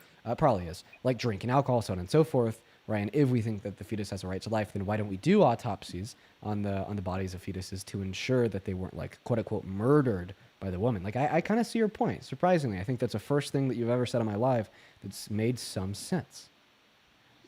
So with that being said, the women who shove clothes hangers and kill the fetus or whatever, why do they get charged with murder if that child didn't have a right to life?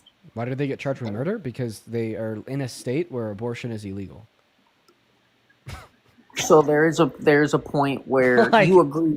Because well, I don't think that they do. I've never personally seen a circumstance of that happening. I could like imagine one though, right? And like the reason why that could happen is because a state has defined that as murder, legally speaking, because they're pro-life and they're like not smart.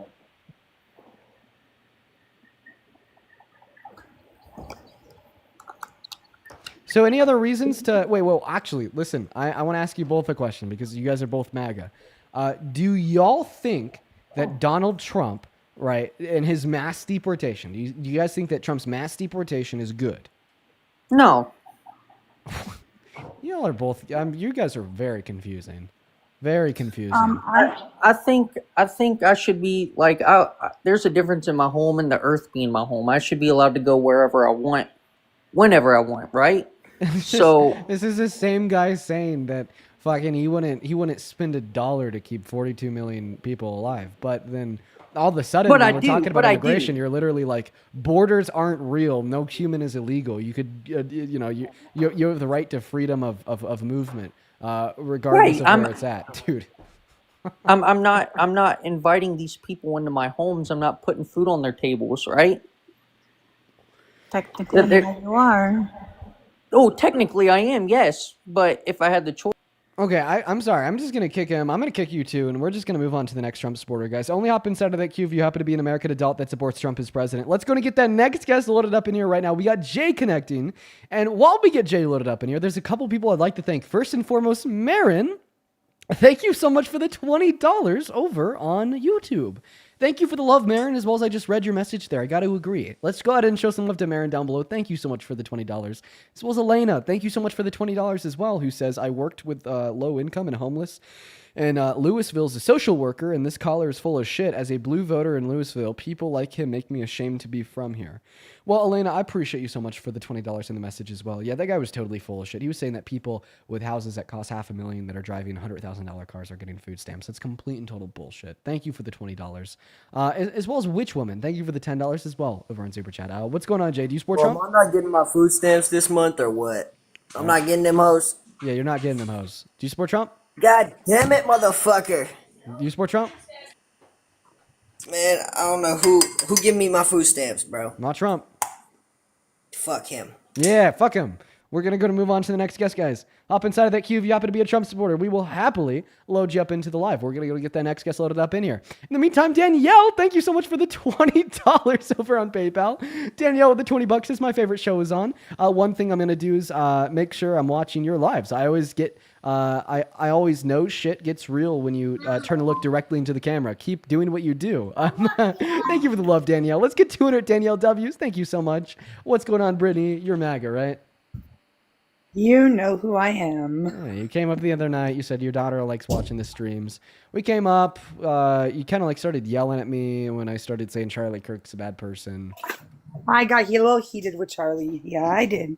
Yeah, You're right. Yeah. Well, I mean, he was. I'm actually here for education. I'm not here to argue. I need education. Okay. All right. So what do you want to get educated on? Let me know.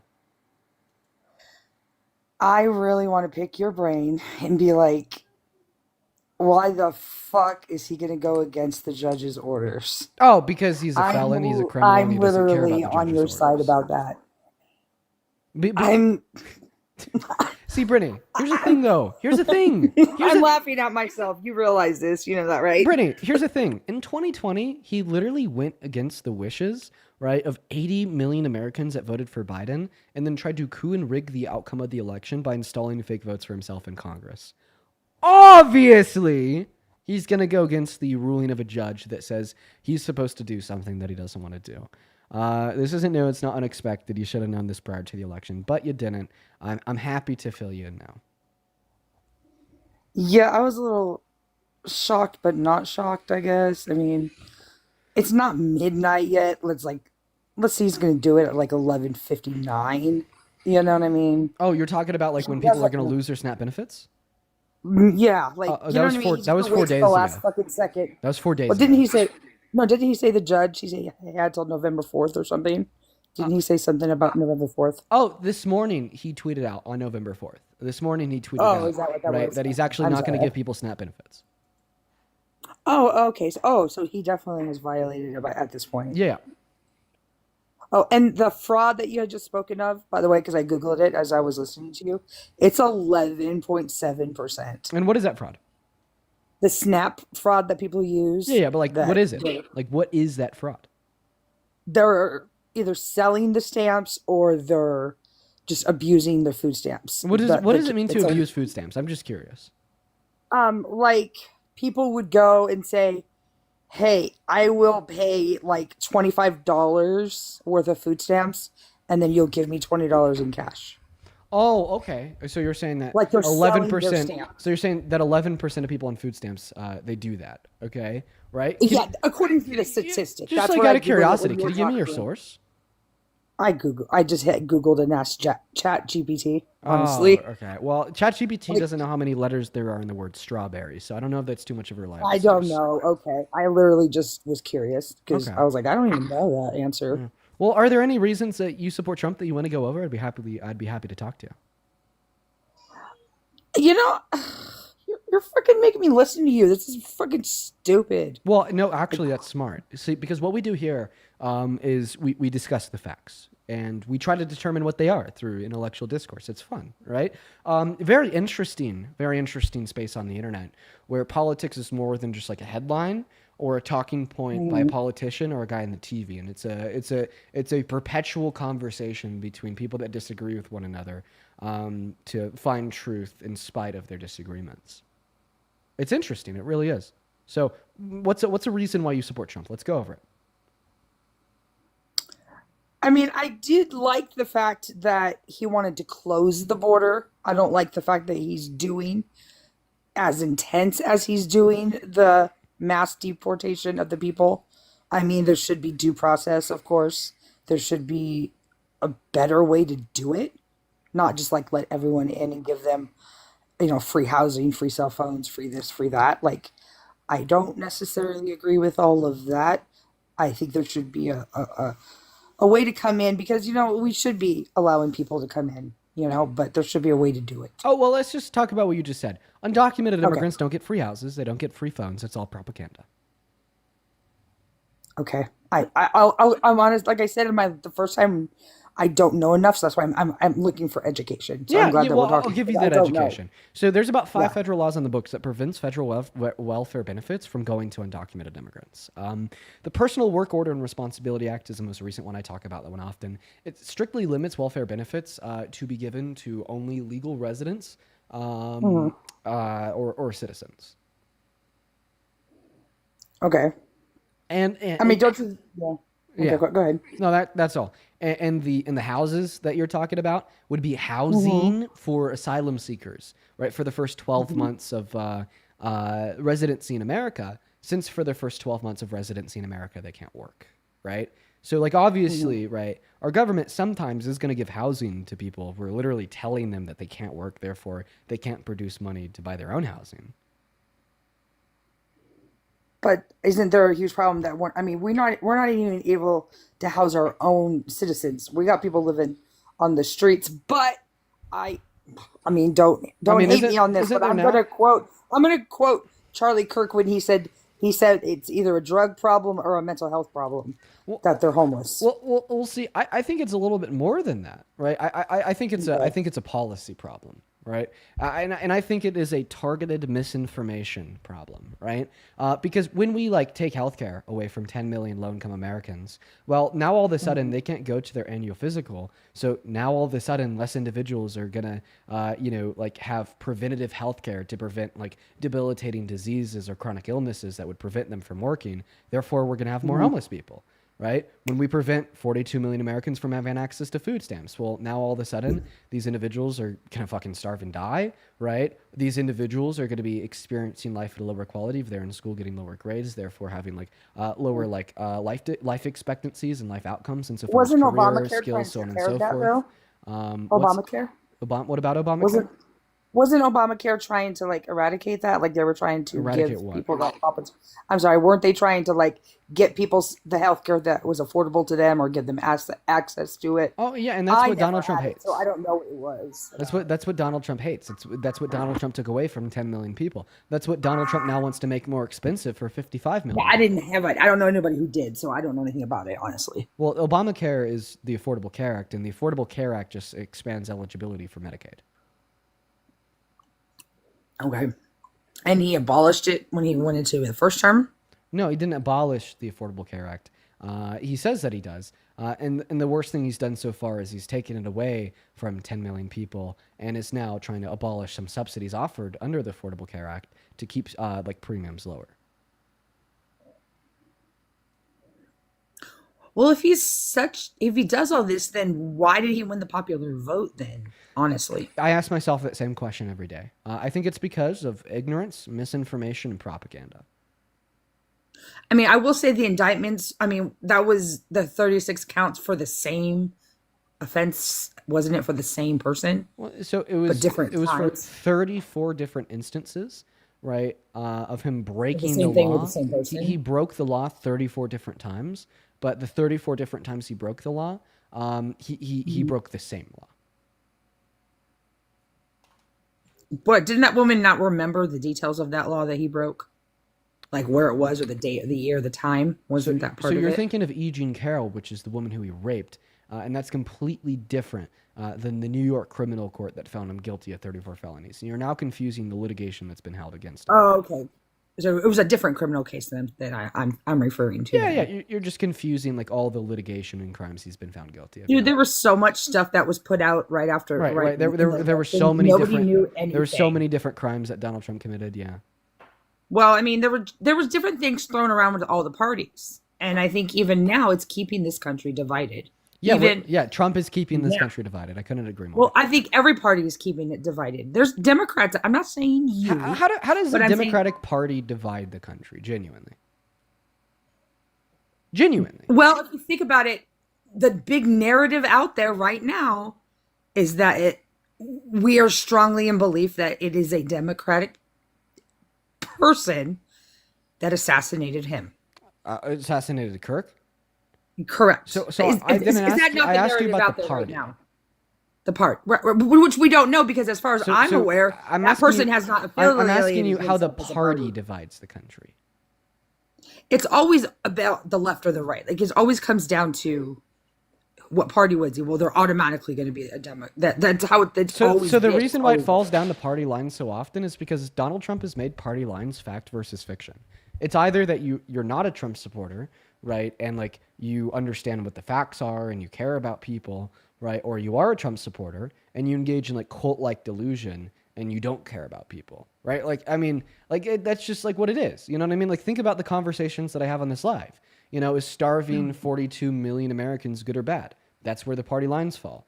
Is sexually exploiting little girls, right, a red line that you'd hold against the president? That's where the party lines fall, right? Is raping somebody a red line that you'd hold against somebody as a president? That's where party lines fall. You know, is taking healthcare away from 10 million people, right, something that you support? That's where the party lines fall. Right. So of course it's going to come down to the party lines when it's right, just like good versus evil, right versus wrong, truth versus fiction. Yeah, but what I'm thinking here more along the lines of we keep it divided. Like right now, when you're in your live and you're talking, you're complaining or whatever about Trump, but there's nothing currently we're going to be able to do because he can't run again. Correct. So what we could all do is like stop supporting him. Right? Are we trying to impeach him? Is that what your goal is? Well, at midterms, yeah, absolutely. I mean, Clinton didn't get impeached. Well, I mean, he did, but he never left office. He was impeached by the House, right, for cheating on his wife. What should happen to Donald Trump for boasting about sexually exploiting naked girls? You mean on the island?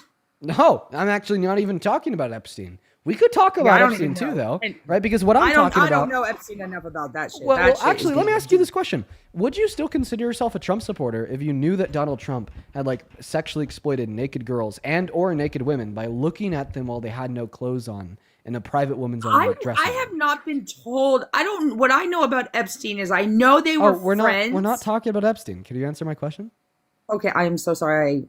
My brain did not compute. I am sorry. Go ahead. Very good. So the question is, would you still support Trump as president? Would you still consider yourself MAGA if you knew for certain that Donald Trump had sexually exploited naked girls and naked women, right, by walking into their dressing rooms unconsensually and looking at them while they had no clothes on?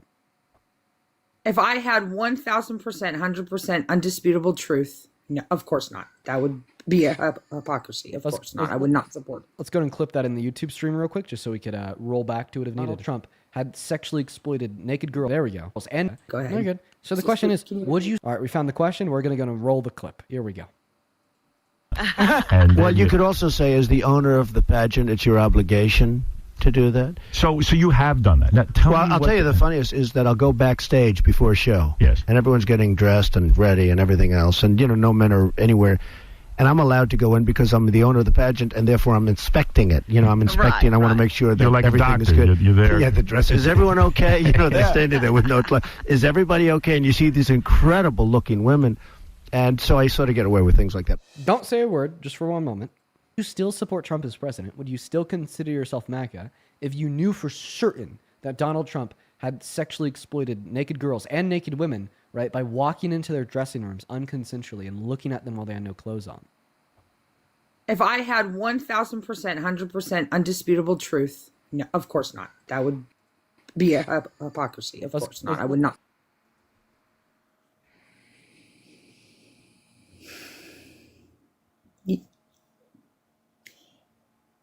You win. You were right. I apologize. Yeah. Okay. So you no longer support Trump? I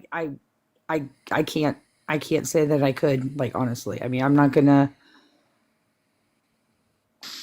say Kirk, though. I can't. I'm sorry. But I see Kirk more than just red. I see him as I'm a Christian. You Okay, have a very weird I know. obsession with Charlie Kirk, but that I know it conversation is is. Trust me, separate it is. from do you support That's Trump? no, no. Very nice. I can't. Very nice. Very nice. Yeah, Congratulations. I really. Brittany. Okay, thank you. You have a good. Can I hang up now? Can I go away now? Yeah, you could go away. Okay, I can go away now. Thank you. Yeah, thanks. Yeah, you take care. You have a good night. Bye. Go Yeah. have your Dominoes. Thank you, Brittany. All right. Listen, folks. I gotta say, I think that Brittany is a good example of like nearly just how deep you could get into the MAGA cult while still having like some level of semblance of what could be like a reasonable person. You know what I mean? Right? I'd say she's at that threshold. Okay. If she was any like more far gone, I don't think we would have heard that response elicited, but we did. And that's awesome. Thank you, Brittany. Thank you so much. And honestly, that should be the response of everyone. That's why I play that clip so often. If you are curious why you hear me playing that clip a bajillion times a day, right? Because that clip single-handedly, right, should be able to deprogram anyone. That clip single-handedly should be able to pull anybody out of the cult if they have any semblance to a reasonable person whatsoever because of its purely indefensible nature, right? We're going to go to get that next Trump supporter loaded up into the box right now, guys. Only hop inside of that queue if you happen to be an American adult that supports Trump. We're going to go to get that next guest. Jay, you up here? We have a lot of people to thank over on Venmo and PayPal. First and foremost, Kelly, thank you so much for the $10 over on Venmo, saying these people need to know that less than $36 from their taxes goes to funding SNAP when over $100K goes to the military. Yup, Kelly. And then Dan, thank you so much for the $10 as well. Show some love to Kelly and Dan down below in that comment section while we're welcoming Jay in. What's up? Do you support Trump? Hey, it's me again, the guy I was playing the video games the other day. Oh, okay. And my daughter's interrupted we already our little talked, so chat. you take care. Hello, Trevor. Do you support Trump? Whoa. I do not know, but Base, we were just looking for MAGA guys. If you're part of the 13.6 thousand people hanging out with us on TikTok for the day, guys, go ahead and hop inside of that queue if you support Trump as president. We'll get you up here. We'll have a debate. We're just looking for some Trump supporters to have some chats with. If you're watching and you want to support me, you can find my Venmo and my PayPal in the link tree in my bio. What's up, Aaron? Do you support Trump? I did vote for Trump in 2020. Do you support him today? Less so than when I voted for him, but I don't regret my decision because the alternative was Kamala Harris. Right. No, so much worse, bro. So much worse, dude. Right? Well, yeah, yeah. Like tax cuts for 120 million Americans in the low and middle class are objectively worse than breaking the law. The continued with a court order to like prevent 42 million Americans from starving. Like, oh my God, right? Terrible. No, it was more the authoritarianism and the lies that were told by the Democratic Party for 4 years during COVID. Authoritarian. Donald Trump fulfills all 14 tenets of fascism. Oh yeah, you want to list them, bud? Are you testing me? Yeah, I'm testing you. Are you calling my shit? Yeah, let's go one for one. Give the tenants. We'll see who follows them more.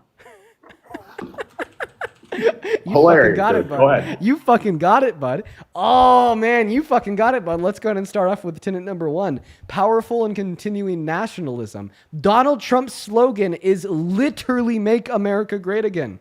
Your turn. So one, see, you have to put all these together. So nationalism does not correlate directly to fascism. Yeah, because there's 13 other tenets. Nelson Mandela was a nationalist. Because there's 13 other tenets. Gandhi because there's 13 other tenets.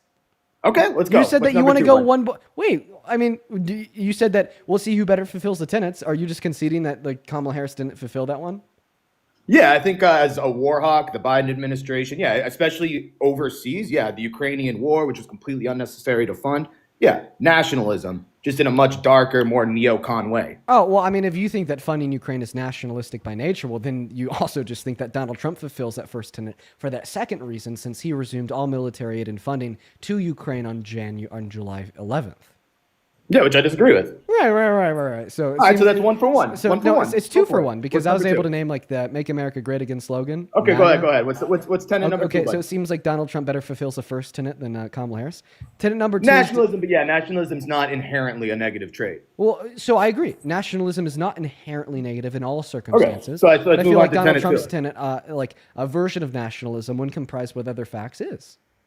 Yeah, okay, let's go to number 2. Oh, okay. All right. So the number 2 is disdain for human rights. So, I mean, I feel like this one is really obvious for Trump. One way he fulfills the tenet is because he raped E. Jean Carroll. Another way he fulfills the tenet is because he sexually exploited little girls and or naked women on Miss Teen USA and Miss USA. Another way he fulfills the tenet is because, he played judge, jury, and executioner with the life of Rodrigo Garcia, Sam DeSicott, where he was beaten, tortured, and starved for 3 months. Another way So he fulfills the very tenet hold on. is We by can- saying that let's- ICE let's isn't slow down. going Let's go far point enough. let's go point for point, Dean. E. Jean Carroll, he was not found criminally liable. He was found civilly liable, which means the preponderance of evidence according to a jury in New York City has to be 51% or more. The facts of the case, she's clearly lying. She's clearly a demented person. And she couldn't remember the year. She was wearing supposedly a dress that had not even come out in the year that she was raped in Saks Fifth Ave, one of the most busy restaurants or busy stores in New York City. It's an impossibility. The woman who says that rape is sexy, by the way. Second of all, Wait, can we stop you there real are quick? too young. Yeah, go ahead. How much money do you want to put on your claim that you said that she thinks rape is sexy? It's on Anderson Cooper. They literally had to so cut then this this should be commercial. pretty easy. He said easy. people think rape Thank you. Thank All you right, so yeah, much. you- See, bro, you good fucking one? knew that she didn't say that, right? All I had to do is ask you to put your money where your mouth is, and then you backed off the claim. Yes, she said that people think rape is sexy, which is true. CNC is a thing. There's books romanticizing rape, right? And she went on to say that it's not sexy, it's violent. Okay, right? So thank you so much. And then to point number 2, saying that, well, the dress that she reported she was wearing didn't even come out in that year. Prove it. Got it on mute. And after you unmute, prove it. Prove it, Aaron. Fucking prove it. Prove what? Prove That it was on Howard that Stern? No. Prove that the dress she said that she was wearing didn't even come out in that year. Prove it. I don't have my fucking phone up, bud. Oh, you don't have any evidence for your claim, bud? Not on me. That's But embarrassing, you bud. can look it up. Anybody can look it up. Yeah, I've looked this one up about 1 billion times. That comes from like a random fucking Telegram Facebook post. There's no evidence for it.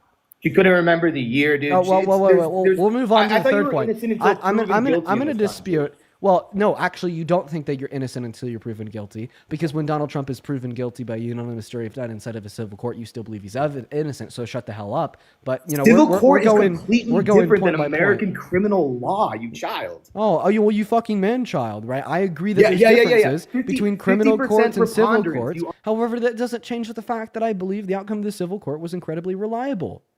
The only child here is you, or at least you're thinking like one, all right? But point by point, all right? You said that she didn't know the year, right? She said rape was sexy, right? And the dress that she was wearing wasn't out at the time. All right, we've already gotten you to concede that she didn't say rape was sexy. That one was fucking easy. You were just espousing blatant misinformation, right? And now we're just trying to get you to provide any evidence that the dress she said that she was wearing wasn't out in that year, okay? Right? And I asked you for evidence. You said I didn't have any. Makes sense. A lot of Trump supporters believe in things without evidence. You child, right?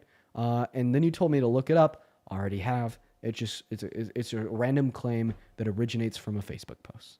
There's no legitimate evidence to demonstrate the validity of your stated words. But you're reading it right now. What am I reading? The dress that she said that there's no evidence there. Can you read Can you read what it says right there, bud? I'm confused what you're saying. What does she say about the dress? What does the article say? Oh, I don't have the random Facebook post up in front of me. I did this. Oh, you're not months prepared? ago. You're not prepared? Why would I have a random Oh, yeah. article up in front of me? You just said you were looking at it 2 seconds ago. No, I said that I've looked it up before. I'm not looking it up right now because I've already Okay, but looked it up before. I'm supposed to. Yes, because you're the one that made the claim. Actually, yes, you are supposed to. So Yes. again, innocent until proven guilty. Give me evidence that the dress that she was wearing didn't come out in that year. Okay, forget it. Let's move on. No, I don't want to move on. We can move on if you concede. We can move Do you on. want me to wait and go on Google? We can move on if you say, Dean, I said that shit with no evidence whatsoever, and I'm an embarrassment to my whole fucking family bloodline. All right, let's move on, guy. Okay, then concede. Concede what? I don't have the evidence in front of me. Concede that you made that claim with no fucking evidence, and that you're an embarrassment to your I've bloodline. read it. I don't have it in front of me. I do not have the Okay, evidence.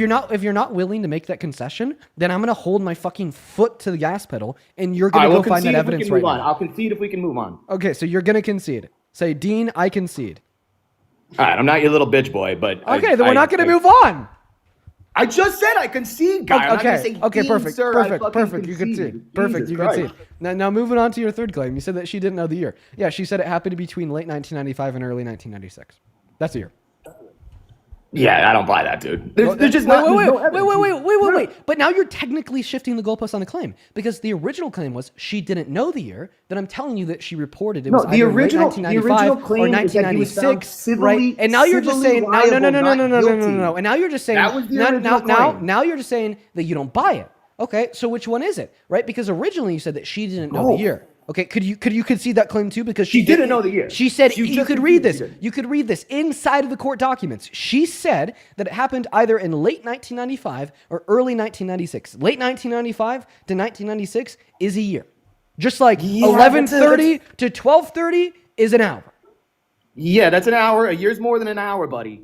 It's an analogy. You fucking freak. No, but what the hell? you're avoiding the original claim too, which he's No, never found. I am analytically debunking and disputing every point that you are making, and you can't handle it. You said that you do not believe the outcome of that court, right? Because she didn't know the year, the dress she was wearing wasn't out at that time, right? And she said rape was sexy, okay? You conceded. You said that she didn't say rape was sexy. Good boy. Okay, you conceded. You said you didn't have any evidence that the dress that she claimed that she was wearing wasn't on that year. Good boy, right? And now, for whatever reason, on this last claim, you're having a problem conceding. Listen, be a good boy and concede just like the last two times, okay? Right? Because you said, and I quote, she didn't know the year. Read the court documents. She said late 1995 to early 1996. That is a year. Where's the concession, good boy? You've already done it twice. What's a third time? Can I turn my mic on now? All right. First of all, you're so disrespectful, kid. But second of all, no, it's just, dude, like, this is why people don't like you. I give the energy I get. Dude, look at the difference between how I talk to Brittany and how I'm talking to you. I was super kind to Brittany, okay? Right? I'm not being rude to you. I'm not being rude to you. I'm not calling you boy, dude. I'm a black man. You're calling me boy. You literally called me kid. So, kid, that's a colloquialism. That's not calling you boy. What are the relevant distinctions between like you calling me kid and you calling me boy? Regional dialect? Kid is like saying buddy your guy. Saying boy is, it's heated and disrespectful. But the original contention was, and you should concede this, guy. Why are you pivoting? Boy, whatever you want. No, the original concession was Donald Trump found criminally guilty of rape or sexual assault. Yeah, yes or no? I'll happily answer your question. Yes or no? I have about 1 billion times on the stream. After you're able to concede to the third and final claim that you made, which is when you stated that E. Jean Carroll didn't know the year. Yeah, she knew the 2 kind of year range, I guess. A little bit. Concede. No, you said 95 to 96. That's 2 years, my count. Late 90s. That's 2 years, my count. Late 1995, right, to early 1996 would be identical to saying like 11:30 to 12:30. Yeah. That's a long stretch of time, guy. No, it's not like saying 11:30 to 12:30. That's a half an hour, not a 6-month possible span. Is That's 11:30 to 12:30 an hour? It's an hour. So is therefore, that 6 months? So is therefore, that 6 months? So therefore, late 1995 to early 1996 is a year. No. Wait, if late 1995 to early 1996 isn't a year, then 11:30 to 12:30 is not an hour. It's 2 years. Late 1995 to early 1996 is not 2 years. Maybe 6 months. It's a large span, dude. 6 months is less than a year, so it's definitely not. Yeah, 6 months is a long time not to remember that you got sexually assaulted in a building full of people. Wait. 6 months is less than a year. Therefore, it's definitely not 2 years. Sure, dude. And 30 years was past the statute of limitations, but they changed the law anyway. Yes or no? We'll talk about the statute of limitations after you could concede this claim. Which Stop trying to pivot. Oh my God, dude. Yeah, man. I'll have you concede when you say all right. You know what? Yeah, that's 6 months. That's less than a year. Now, do you concede that Donald Thank you so much. Donald Trump was never convicted of rape. What? Criminal rape or sexual assault. Wait, you don't even know what a concession is. I just said fine. No, That's not a concession. You You're asked like me, a fucking shitty you asked girlfriend. me. You asked me. Do I concede, right, that he wasn't found guilty of this in a criminal court? I never claimed that he was. But you're calling him a rapist. Yes. Because he was convicted in a civil court. Yeah, because he was in found which guilty of raping Eugene the Carroll in a evidence civil has court. to be Yes. 51% or more, meaning he was not proven beyond a reasonable doubt. Oh wow! Wait, I didn't know, right, that preponderance of a reasonable doubt, right, was What? not beyond 51% or more. Are you saying that, like, because you said or more, right, if the likelihood that Donald Trump raped Eugene Carroll was 99%, since that is or more above 51%, that wouldn't be beyond a reasonable shadow of a doubt? Is that not? Is that not how it works in a criminal court? And you didn't answer my Guilty question. on a reasonable doubt. Is somebody being like held civilly liable for somebody with like a ruling from a jury on a preponderance of evidence, yet like that ruling of a jury would be adjudicated on the basis of it being likely to the 99%, right? Would that be like proven beyond a reasonable shadow of a doubt? Excuse me, say that again? Is it possible for things to be proven beyond a reasonable shadow of a doubt in a civil court? No. Okay, so therefore, if I sue somebody, right, for like spray painting my car, and my evidence is a video of them doing it, I didn't prove it beyond a reasonable shadow of a doubt? It depends on what you're suing. Are you suing them in criminal court or civil court, or are they getting Civil court. In civil court? Yes, no, that's not beyond the preponderance of a reasonable doubt. Wait. By definition, so no. a video of them doing it, is it It's proving it 51%. beyond? Wait. So I just want to clarify that if I show a civil court a video of somebody spray painting my car, right, and then they turn around, look at the camera, and say, "Hey, here's my name. I just spray painted his car," right? It is only like true to 51% that occurred. Not necessarily, but that's all you need in civil court. Exactly, not necessarily. Therefore, But that's- something being but that- proven. that you don't- Therefore, something being proven, right, to the evidentiary standard of being true beyond a reasonable shadow of a doubt is possible within inside of a civil court, right? But it is not necessary. Exactly. That's the point I'm making. I agree. It's not necessary. This is only step one of the argument. And there's absolutely. Do you have video of him doing it? There's absolutely no evidence. I agree that it's not necessary. This is only step one of an argument. Like, can So you what's your agree point? that things can be incredibly reasonably proven inside a civil court? It is possible for something to be reasonably proven inside of a civil court.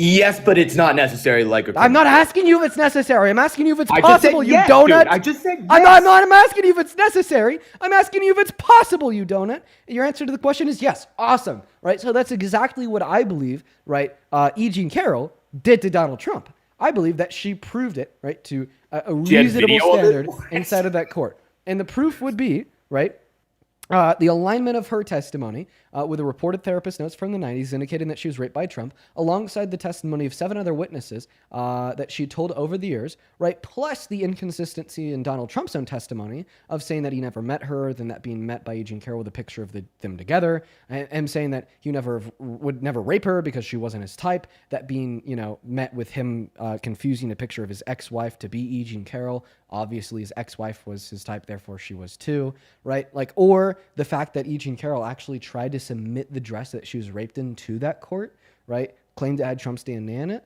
The court then took that dress, tested it for DNA, found male DNA in it. Then the court requested Trump to submit his DNA to the court. If he was innocent, obviously that wouldn't be his DNA on the dress, right? Therefore, he would have been proven innocent, but he didn't submit his DNA to the court, right? Not to mention, right, like Donald Trump's character, other statements, other actions, so on and so forth. Right? Like, we all know that Donald Trump has sexually exploited naked girls and sexually exploited naked women because he admitted to it and boasted about it to Howard Stern. Okay? If a man will boast about sexually exploiting women or girls, what makes it unbelievable that when a woman sues him and he's found guilty of raping her inside of a civil court, that's likely true without any other evidence? Okay? But when we consider all the other facts that I just listed off, consider the inconsistencies within his own testimony, and consider other things that he's done, like saying you could just grab him by the P word, you don't even need to ask first, being best buddies with Epstein, sending him pictures and letters depicting the outline of a naked girl with the statement, "May every new day be another wonderful secret." I think it becomes like incredibly clear that, yeah, it was like reasonably proven that he raped Eugene Carroll. Right? And I think maybe the part of the argument there that I'd like you to hone in on, right, is like, how unrealistic is it to assume that a man that has boasted, about sexually exploiting women would rape a woman? Just a little behind the scenes. I was muted that entire time so that you could kind of deflect. But That wasn't a deflection. I was giving you hold evidence on, for it to be the can I case. can I speak for 1 sec, Dean? Yeah. Seriously.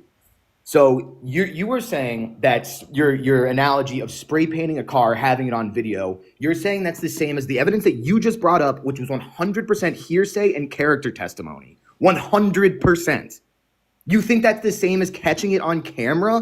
You don't think that. You're lying to your audience, dude. No, I just gave 2 examples of things that I would find to be reasonably true, predicated on the evidence.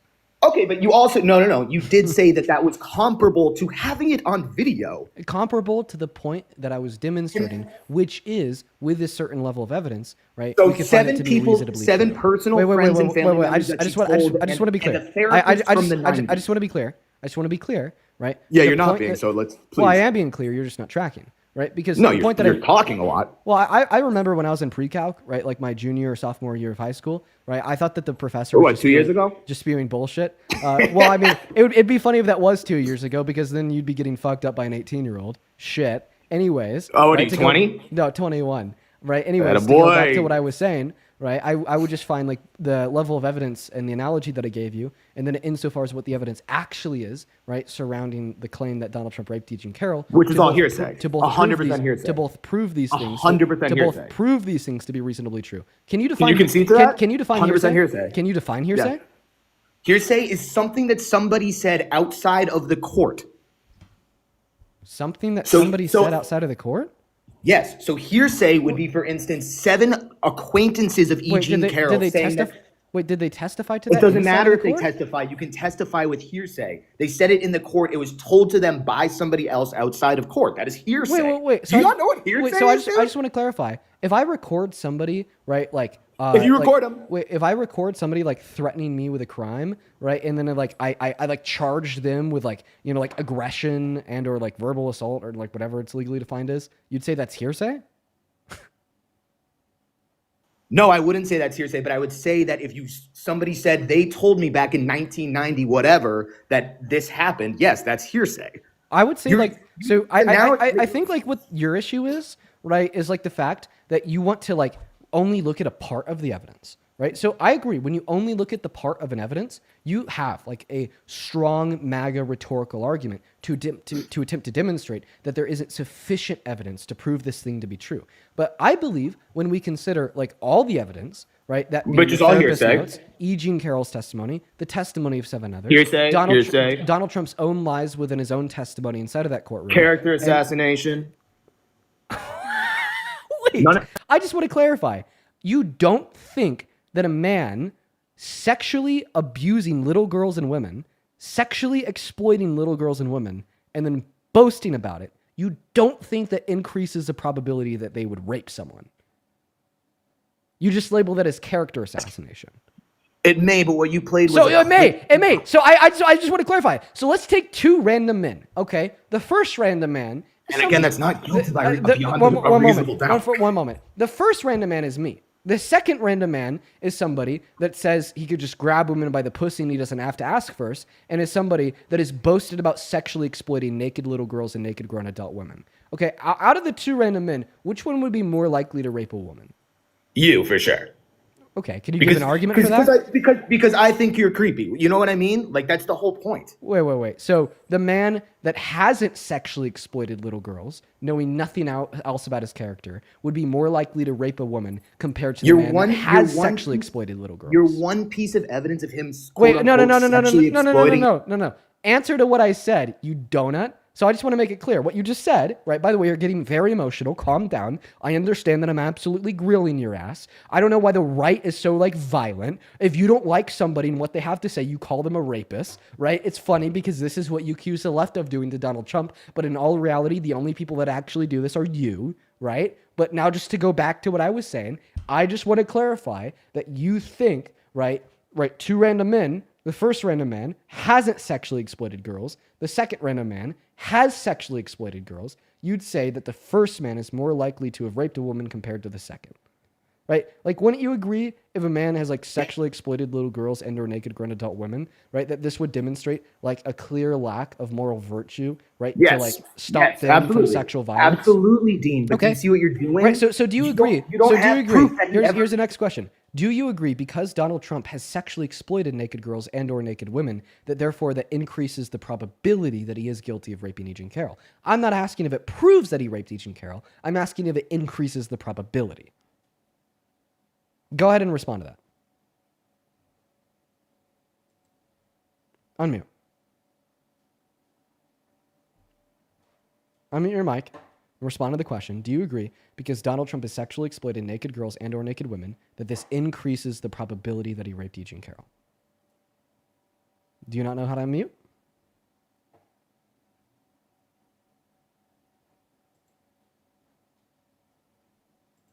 He doesn't know how to unmute. There you go. So please answer the question. Oh, so you didn't unmute me, jerk, or is that my fault? I invited you to unmute yourself 5 times. Sorry, dude. I didn't know how to do it. So I'll re-ask the question. Yeah. Go ahead. Do you think the fact that Donald Trump has sexually exploited naked girls and or naked women that this increases the probability that he raped E. Jean Carroll? If that were so, it would, but I don't concede to that. Wait, so you don't agree that he sexually exploited naked girls and or naked women?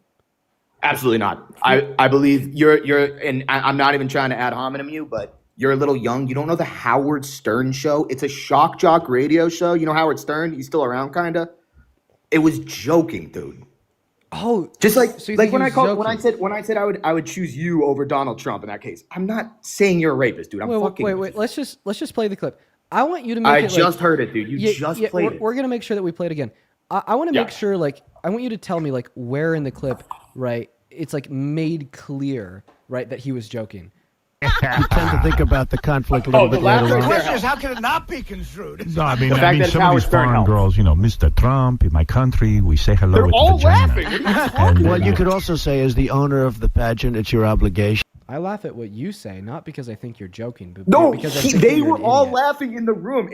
I'll repeat it. I laugh at what you say, not because I think that you're joking, but because I think that you're an idiot.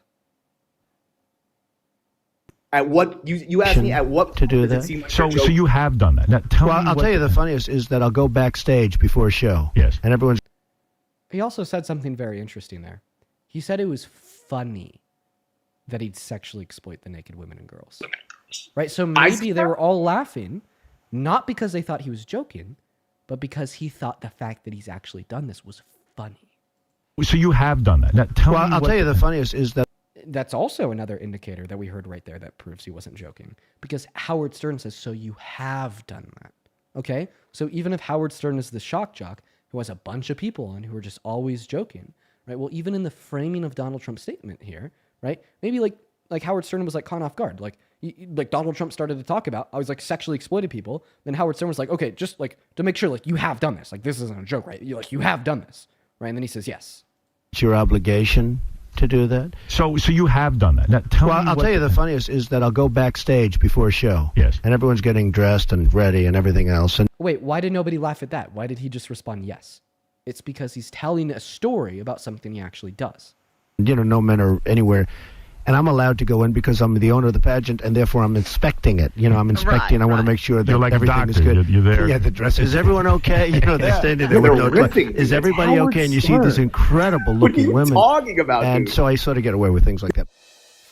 Yeah. So what were like the particular like rhetorical or like tonal indicators there that everything you said was just a complete total utter joke? You got to stop muting me, bud.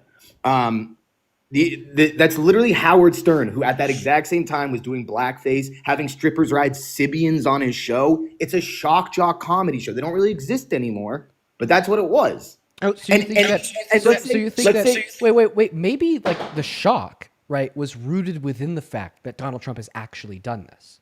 Maybe, but that's a lot of assumptions on your part. Wait, what's the assumption considering the fact that he says he's actually done this? How am I assuming Why was he this? never charged? How am Why I? was he never charged? How am I? Why was he never charged? How am I assuming this when he said he's did it? When he said he's done it? He said he fucking did it, you idiot. Like, dude, how can somebody get as stupid as you right? Like where? Like See, what's now that you're saying? ad hominem like you always do, kid. Dude, See, listen, the problem is you that don't understand a joke. 'Cause calling you stupid, right, is like calling like the earth round, right? I'm not like basically attacking your character. I'm simply describing reality in like the way that it is, right? Like obviously you are an incredibly stupid and sad person, right? When you listen to Donald Trump say, I have sexually exploited people, and then Howard Stern say, so you have done that. And Wait, then who Donald said? Trump's Who said? like, Who, yes. wait, who said? Who said that? Donald Trump. Who was fuck- No. Who and then who said what? So then Howard Stern was like, so you have done this. Howard fucking Stern, kid. Yes, Howard Stern. Wait, are you saying that because he was talking to Howard Stern, he wouldn't say anything that's true? No, probably. Oh, so then how do you know it wasn't true? Oh, fuck. Shit. Motherfucker, you have to prove it is true. Wait, Do you not understand how the criminal justice system works? yes. The fact that my proof that it's true is that individuals will lie when it benefits themselves, when it furthers their goals, or when it furthers the goals of one else. Okay, but like obviously, like saying that you sexually exploited people is not furthering your own goals or the goals of anybody else, right? Like an admission of guilt is like so much evidence, much more evidence than like anybody should ever require for guilt. Not to mention, right, that the people at these pageants have testified out against him for doing it. Dude, you gotta stop muting me. I didn't know like behind the scenes it was this bad. It's because you're interrupting me. If you stop interrupting me, I'll stop muting you. You gotta stop going on. So just to make these sure, rants, dude. so Donald Trump says, I've sexually exploited people at the beauty pageants I own. And then a couple of the beauty pageant contestants said, Donald Trump sexually exploited me at these beauty pageants. And you say it didn't happen. Yes, I think he was making a joke on Howard Stern. Oh my God! Hilarious, dude. Dude! This is why you couldn't be Oh my God! Yeah, I'm just gonna give you a second to consider that. Listen, I'm gonna thank a couple donors here. I really want you to consider what you just said. Donald Trump says, I've sexually exploited these women and girls at these shows. The women and girls say, he's sexually exploited me at these shows. You say it didn't happen. Yeah, oh my God, you're a fucking idiot. Oh my God, dude. I would hate to be you. I would hate to be you. Holy shit. Imagine being such a frail, weak-minded, spineless coward to the extent that you have to deny sexual violence. You have to deny sexual exploitation just to prop up, right, some evil view, right, in contortion of reality that the 34-count felon that's refusing to fund food stamps for 42 million Americans caused an insurrection on our Capitol, allowed his supporters to smear their shit on the walls inside, and then called them patriots and pardoned them after they try to kill the cops is a good president. I'm gonna let you sit on that one. I'm gonna thank a couple people. Lori, thank you so much for the $30 over at Venmo. Who says donation for educating the uneducated. Yes, Lori, thank you for the $30. Show some love to Lori down below in that chat. This guest is definitely the uneducated. Thank you for the $30, Lori. As well as Brian, thank you so much for the $25 over on Venmo.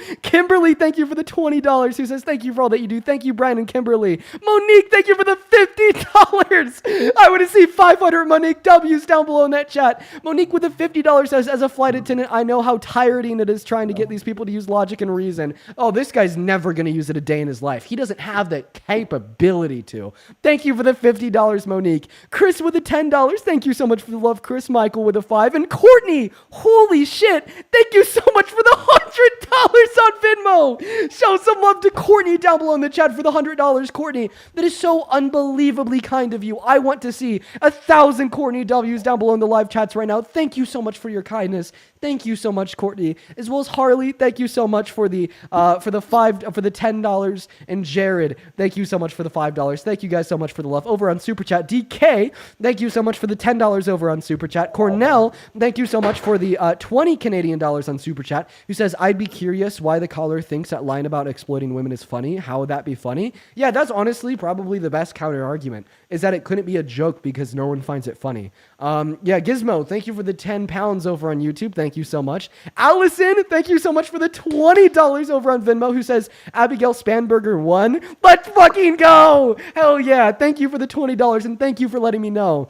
Right. As well as Tip, thank you so much for the $15 over on PayPal. Thank you so much. Thank you so much for the love tip. Kaylee, thank you for the $5. David, thank you so much for the $25. Thank you so much for the love. Show some up to David down below in that chat for the $25. Allie, thank you for the $20, who says, for your patience with these goobers, I can never be so cordial. I try my best, but my patience is out with this motherfucker. Thank you for the $20, Allie. Sammy with a 5. Brittany with a 5. Kira with a 5. Shut up. Sandra with a 5. Sammy with a 10, saying donating for you to tell this guy to go fuck himself. Go fuck yourself. Soul with a $10, saying imagine how stoked you have to be to go to the bar with an intellectual infant and retain your sanity. Thank you for the love, Soul. And then Joseph, thank you so much for the $50 over on Venmo. Thank you for the love, Joseph. Let's get 500 Joseph W's down below in that chat. Thank you for the love, Joseph.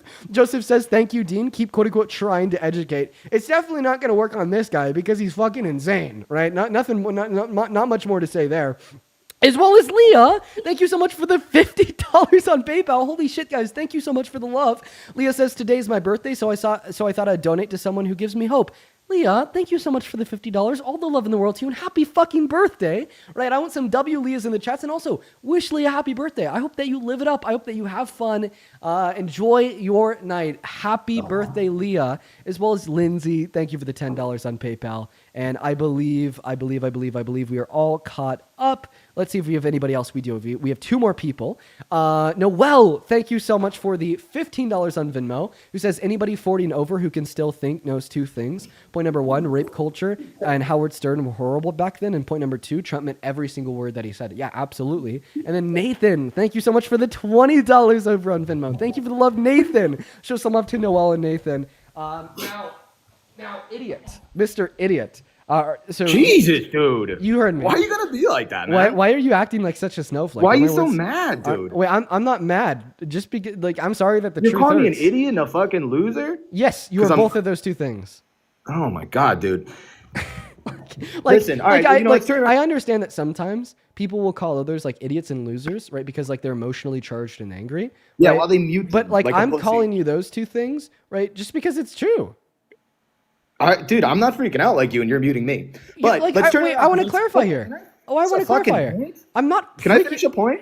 After I respond to what you said, I'm not even freaking out, right? It's just like true. You are an idiot and a loser, right? Like, sure, dude. Like, dude, I'm laughing in your fucking face because of how much I'm a seeing loser a lot you of are. W guests in the fucking chat. So Dude, it's from the same one person over and over and over again. Yeah, go get your number 1 writer. But I'm seeing a lot. Yeah, go. Anyway, Yeah. Go get your number 1 writer, bro. Sure. As soon as this live is over, right, and maybe like 5 years from now, when you have no relationships in your life whatsoever because you're insane, you're apathetic, and you simply do not care, even if it is in reference towards admitted harm and sexual violence towards women and girls, right? I want to make sure, right, that you could, reach out to the 2 people out of 12,000 that are spamming WS in the chat. Just saw 8 right in a row.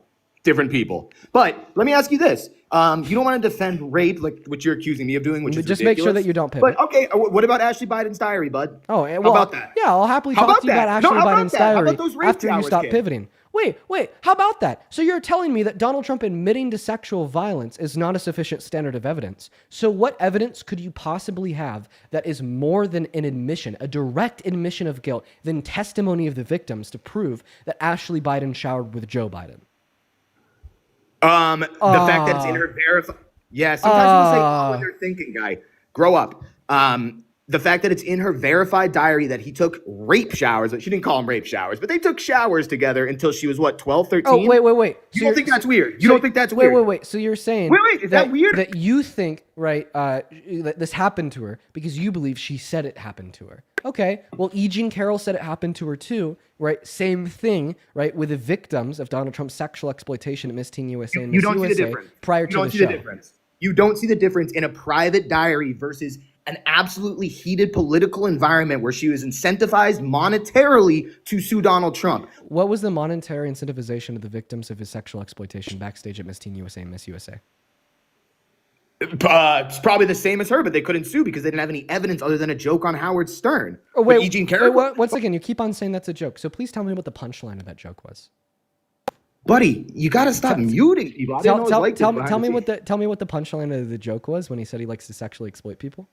That's not how jokes work. It's how it's like your wait. So then fans what's were a joke? saying. No, the person who just donated said it. It was gross how Howard Stern's humor was back then. Wait. But that's what it was. What's They had the world's humorous? ugliest woman contest. Wait. They had strippers on Sibians. Wait. Tell What are me. you talking- Wait. you just don't Joe remember 'cause Biden. you're 12. Wait. Joe Biden went on Howard Stern's radio show. Why didn't Joe Biden say that he sexually exploited people? Oh, he's not funny, but his daughter did. Oh, okay. So you understand. Oh, so you said he's not funny. So therefore, you're saying that funny people make jokes about violence towards women? Sometimes anything can be funny. Oh, so you think that violence towards women is funny? Sometimes, but not. I don't think actual violence. Sometimes. Can you give me an example of like sexual violence towards women that you think is funny?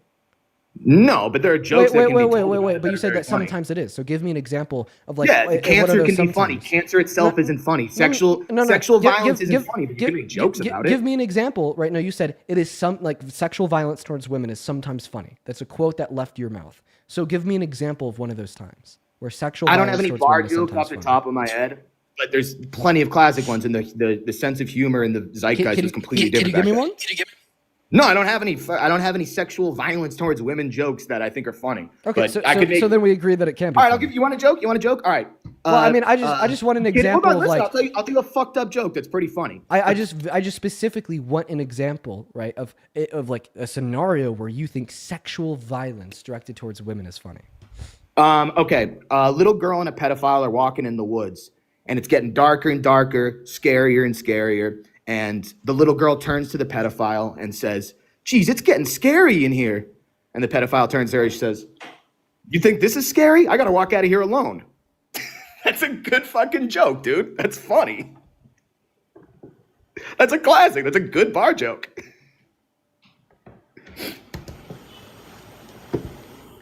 No, I don't usually like laugh at like the Yeah, I idea don't of, like, think you a- think. of Yeah, like you're a- not a of like funny a dude. But of like yeah, a that's- pedophile killing a little girl. And I don't think because I'm not willing to laugh at like the idea of a pedophile killing a little girl that I'm. Yeah, I everyone's find it like, funny. dude, it's fucking funny. Okay, so maybe I think maybe that's where a disagreement comes down to. You think it's funny when pedophiles kill little girls? You think it's funny when Donald Trump sexually exploits them? And I don't. Right? You are an No, evil, I bad don't. person, and I'm not. Listen, man, I'm just gonna go ahead and like tell you the facts as they are. I hope that one day you become a better man, right? But as it stands right now, you are an embarrassment. Okay? Right? You and many other men like you, right, paint such a terrible, terrible image of men as a whole. Right? You are why women would choose the bear, right? You are why sexual violence is not an emerging, but rather existent issue that has been for centuries. You are why, right, women need woman-only gyms. You are why, right, Women-only. women are so cared about their safety. What kind of women? You are why women are so cared about their safety when they're walking alone at night, and it's terrible, right? You know, like, I'm going to say it, man. I think that you deserve to be on a watch list. I think that you probably raped somebody, or you will in the future, based upon the fact that you think rape is funny. I think that you have probably sexually exploited somebody, or you will in the future, predicated on the fact that you don't care when it happens and you think it's funny. And I think that you might have already preyed on a little girl, or you might at some point in the future, predicated on the fact that you think that a pedophile It's a killing a lot of little girl is assumptions from a funny. joke guy. A lot of assumptions from a. And like, I mean, like, those are the facts. And like, I understand, right, to like some people listening to those facts, maybe your reaction's like, "Oh, Dean, you're taking it too far." Well, I mean, listen, like, I understand it's like, it's crude to say that somebody's probably abused a woman or might at some point in their future. Like, that's hard to say. It is, right? But for him, it was true. For him, it was true, man. Coral, thank you for the $10 over on Super Chat. Appreciate you, as well as Take. Thank you so much for the $10 over on YouTube. Thank you so much for the love, Take. And then Julianne, thank you for the $10 on Super Chat as well, saying thank you. You know why? Just fucking thank you. Yeah, that guy was a total freak. He deserves to be on a list. I bet he is already. You know, like, don't look at his search history. Yo, Attorney Eric, thank you so much for the $20 over on Super Chat, who says caller demonstrated earlier that he does not understand hearsay.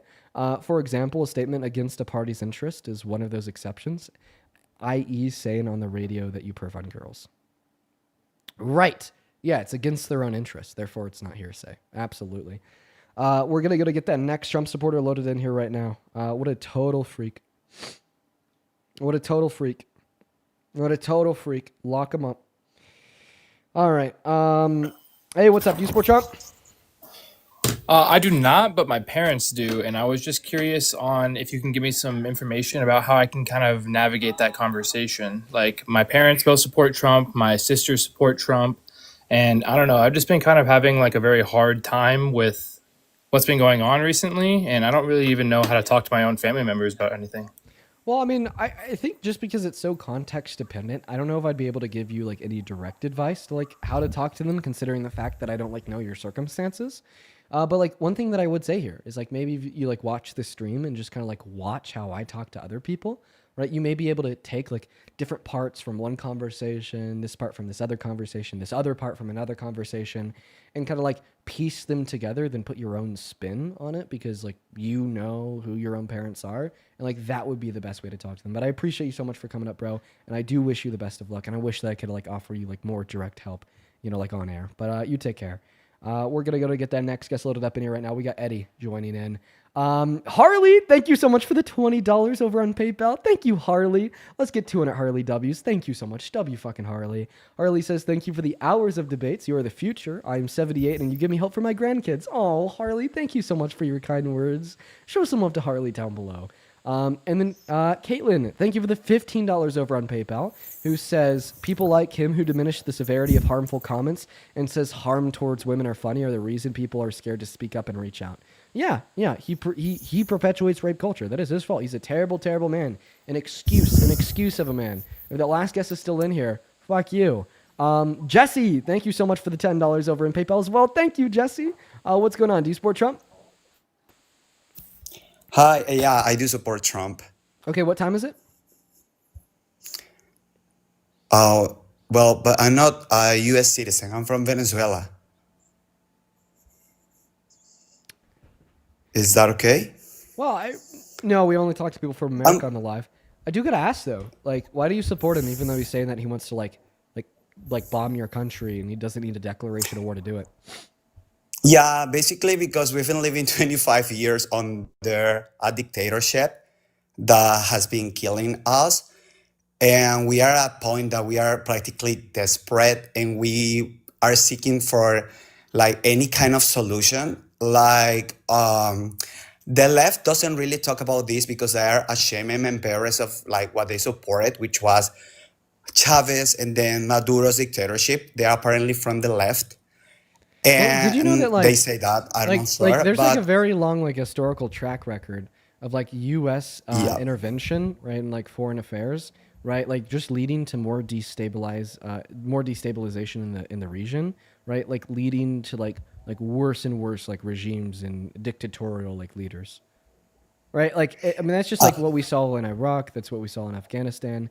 That's what we see, right? Is when the U.S. intervenes, but the U.S. drops the bombs, the U.S. sends the right troops, right? And then the U.S. pulls out. Well, then we just see like worse conditions onset by the destabilization in the region. But we are only looking to talk to people specifically from America. You do take care, but that's just like what we see, because like when the U.S. goes into a place, they don't go into that place for like some benevolent reason, right? Of like human rights. Like it's predicated on like, you know, imperialism and like what can we gain, right? Like more global control, regional control, oil, so on and so forth, right? And then the region just gets destabilized and it's worse than it was before we went in. Hey, thank you so much for the $20 on Super Chat. Claire, who says, listen, I'm loving these earlier and later streams. A dose of Dean's knowledge a day is all I need. Claire, thank you for the $20. It's good to see it. Thank you for being here.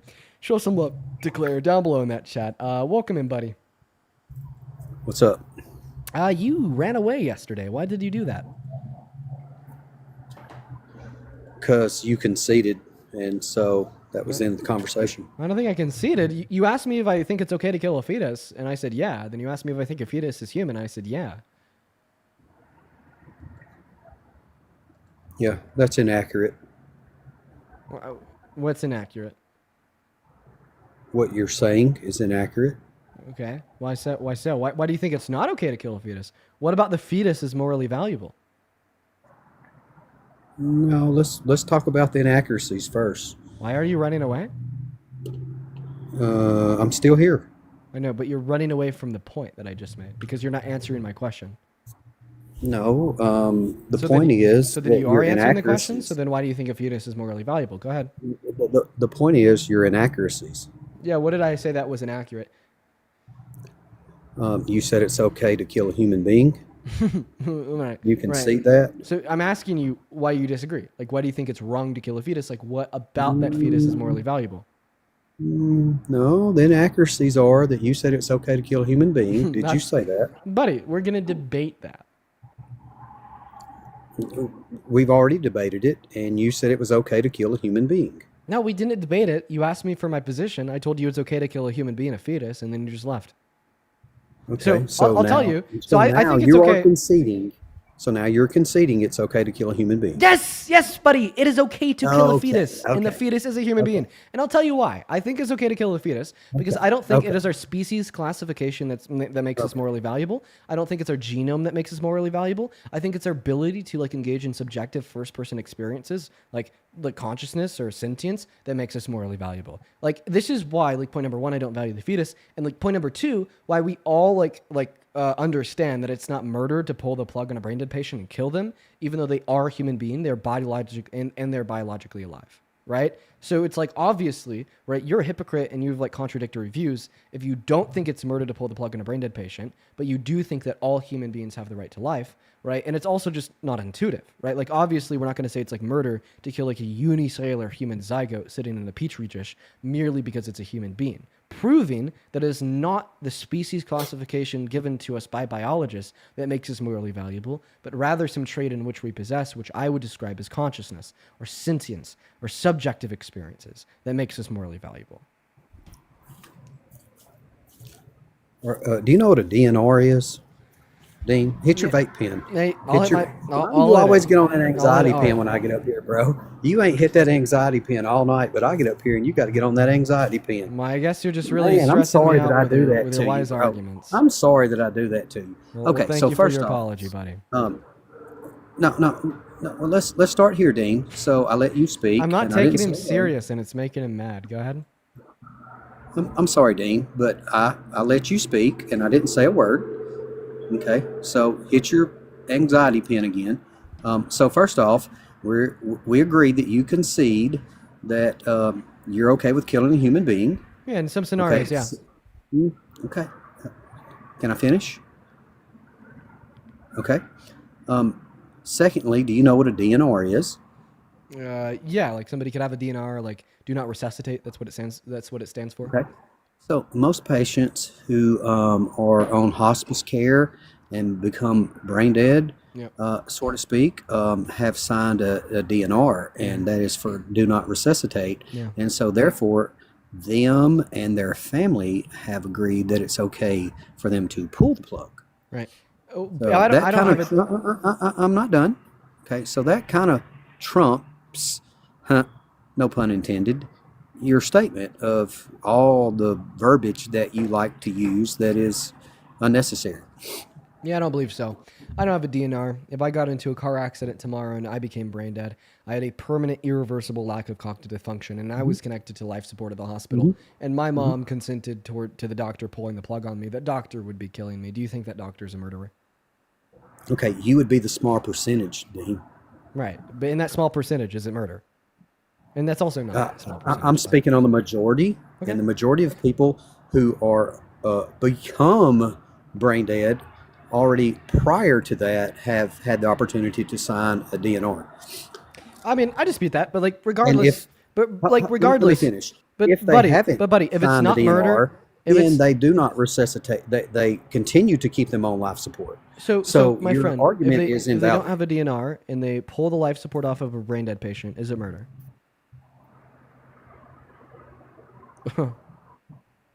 Excuse me? Ask me again. If they don't have a DNR and somebody becomes brain dead, bad car accident, they're connected to life support, Family consents to the doctor pulling the plug. Is that doctor a murderer? You would have to go to the family. Okay. So my mom would have consent to kill me if I'm brain dead. Therefore, why shouldn't my mom have had consent to kill me when I was a fetus? All right.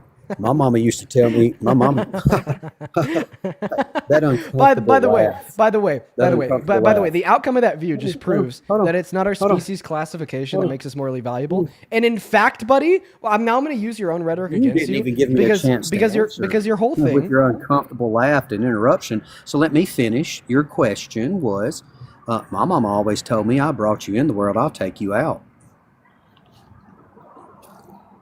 Okay. W pro-choice. Pro-choice. Thank you for the concession, buddy. Let's go. Let's go.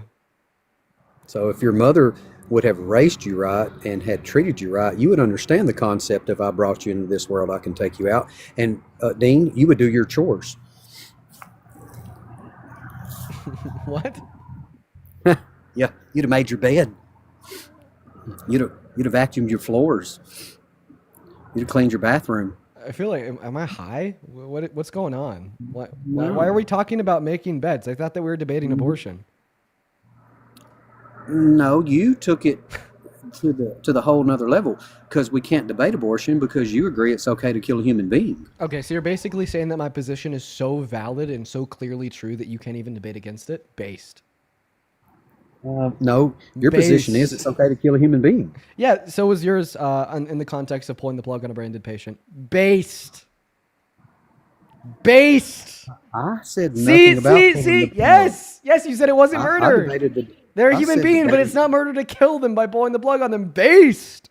You think it's okay to kill a human being? Are you a Satanist, buddy? You're a goddamn Satanist, huh? Ah, you're one of them Satanists. Oh, Christ, come get him. Smite him down, Christ. He's a Satanist that thinks it's okay to kill a human being. In the name of my Lord, you are going to hell because you think it's okay to kill a human being. You know, there's not even a debate to be had with you, you devil worshiper. You think it's okay to kill a human being. We can't even debate. Point proven. You conceded. You think it's okay to kill a human being. You're a devil worshiper. You know what I like most about Trump is Killing how human he beings, you devil worshiper. He lives rent free in your head, and how you try to imitate him unconsciously. You don't even know that you do it. Well, it's actually not rent free. And the other day, you actually said that there are times that you're out in public and you go, frankly, and you're like, oh. And so Trump lives rent free in your head. How's that feel? It says the 3-time Trump voter that's okay with him. You have imitated him so much. I think you know what it's like to have Trump living rent free in your head. You've imitated him so much. You've become Donald Trump. I bet. Like, were you one of the motherfuckers that bought the gold shoes, the guitar, the Bible, the crypto? Like, I mean, he's not even living rent free in your head. You're paying him the rent. Calm down, Dean. No need for cussing. Fuck. Calm down. Don't crash out. Shit. Fuck. Don't crash out. Fuck. It's so funny when I'm on here and you're like, frankly, and you do your impersonation and you don't even realize you're doing it. Yo, DK, thank you for the $10 over on YouTube. Thank you for the love, DK, as well as Let's See Your Gizmo. Thank you so much for the 10 pounds. Can you thank DK for the $10 on YouTube? Would you be a good boy and say thank you, DK? Do your Donald Trump impersonation. Nathan, thank you so much for the $20 over on Venmo. Show some love to Nathan down below in that chat. Quite frankly, thank you so much. Ali, thank you so much for the $20 over on Venmo as well. Thank you so much, Nathan and Ali. Then Nicole with a 5, Harley with a 5, Brianna with a 5, and then Michelle with a $10 who says, keep up the good fight. Thank you so much for the love, Michelle. And then Nelson, thank you so much for the $10 as well over on Venmo, who says, having a drink after class, becoming a union steward for USPS. Kill it, teen. You're awesome, man. Appreciate you for that love, Nelson. And then Allison, thank you so much for the $10 on Venmo, who says less than 20% of Americans have a DNR. Google is free guest, dude. Fucking cook his ass. Thank you for the $10, quite frankly. Thank you. And then Preston, thank you so much for the $25 over on Venmo as well. Show some love to Preston down below. Preston says, love what you do and you have my support from the most red county in Colorado. You actually might be pretty near me. I'm in Mesa. What about you? I think that Mesa is the most red county. I don't know. Maybe Montrose County is a little bit more red. Who knows? But thank you for the $25, Preston. Show some love to Preston down below. As well as Heidi and Autumn. Appreciate you guys for the $5 over on PayPal. Then Jade with the $5 on Venmo and Amanda with a 1. Thank you guys. So now what do you want to debate? Because we're here asking you why you support Trump. What's your reason why you're MAGA? Well, first off, I want to say good boy. Appreciate that impersonation. Good boy. How old are you? Good boy. How old are you? Good boy. I said, do that impersonation, and you did it immediately. Good boy. Yeah. How old are you? Good boy. I'm going to look at your profile picture. 55. Why are you as a 55-year-old man calling a 21-year-old good boy? Good boy. Because you did what I told you to. Don't you see how you should do. Don't you see how that's a little bit like creepy? You should do exactly what you're told, Dean. Good don't boy. you see how this is a little creepy? Good boy. Like how would you this is kind of gross. You know what's creepy is that when people tell you what to do, you do it. Okay, so the purpose for me being here is I do have a fundraiser for the people who are homeless and the needy. What the fuck? Bro, whoa, buddy. Listen, first, I'm like less than half your age. Second Cutting of all, off everybody's EBT card. well, first, I'm half your age. Second of all, man, I have a girlfriend. I'm not interested in you, okay? Okay, buddy, can I get that clear? I'm not interested talk about in you. let's talk about the shutdown. Okay, let's talk about. But as long as you could just Trump is, can you just verbally recognize that I'm not interested in you? First off, let's talk about the shutdown. Okay, why won't you verbally recognize that? I'm gonna need you to verbally recognize This is because the debate's not your title up here doesn't say anything about personal. It says how do you still support I Trump? also said nothing about a 55-year-old calling me good boy. Good boy. Yeah, I'm not interested in you, bro. Please, it's gross. So since we're blaming Trump for the shutdown, he's got the anxiety pen. Well, them nerves are kicking. Check your pulse right now. Calm down, Dean. I'm just addicted Relax, to bro. nicotine, brother. Hey, relax. Dude. Relax. Relax. It's okay. Okay. Let me talk you Go down ahead. real quick. Let's de-escalate the situation here. Okay, so since he's shut everything down, I have a fundraiser that's going to be going around supporting the homeless, those that can't support their kids, and babies and diapers and things like that. And if you could, maybe a GoFundMe or something to support that, I will go live and I will slap the shit out of you, and I will donate all the money to the people who are in need. He left. I think that he started to realize that he wasn't making much sense. He just left. I think that guy needs an anxiety pin.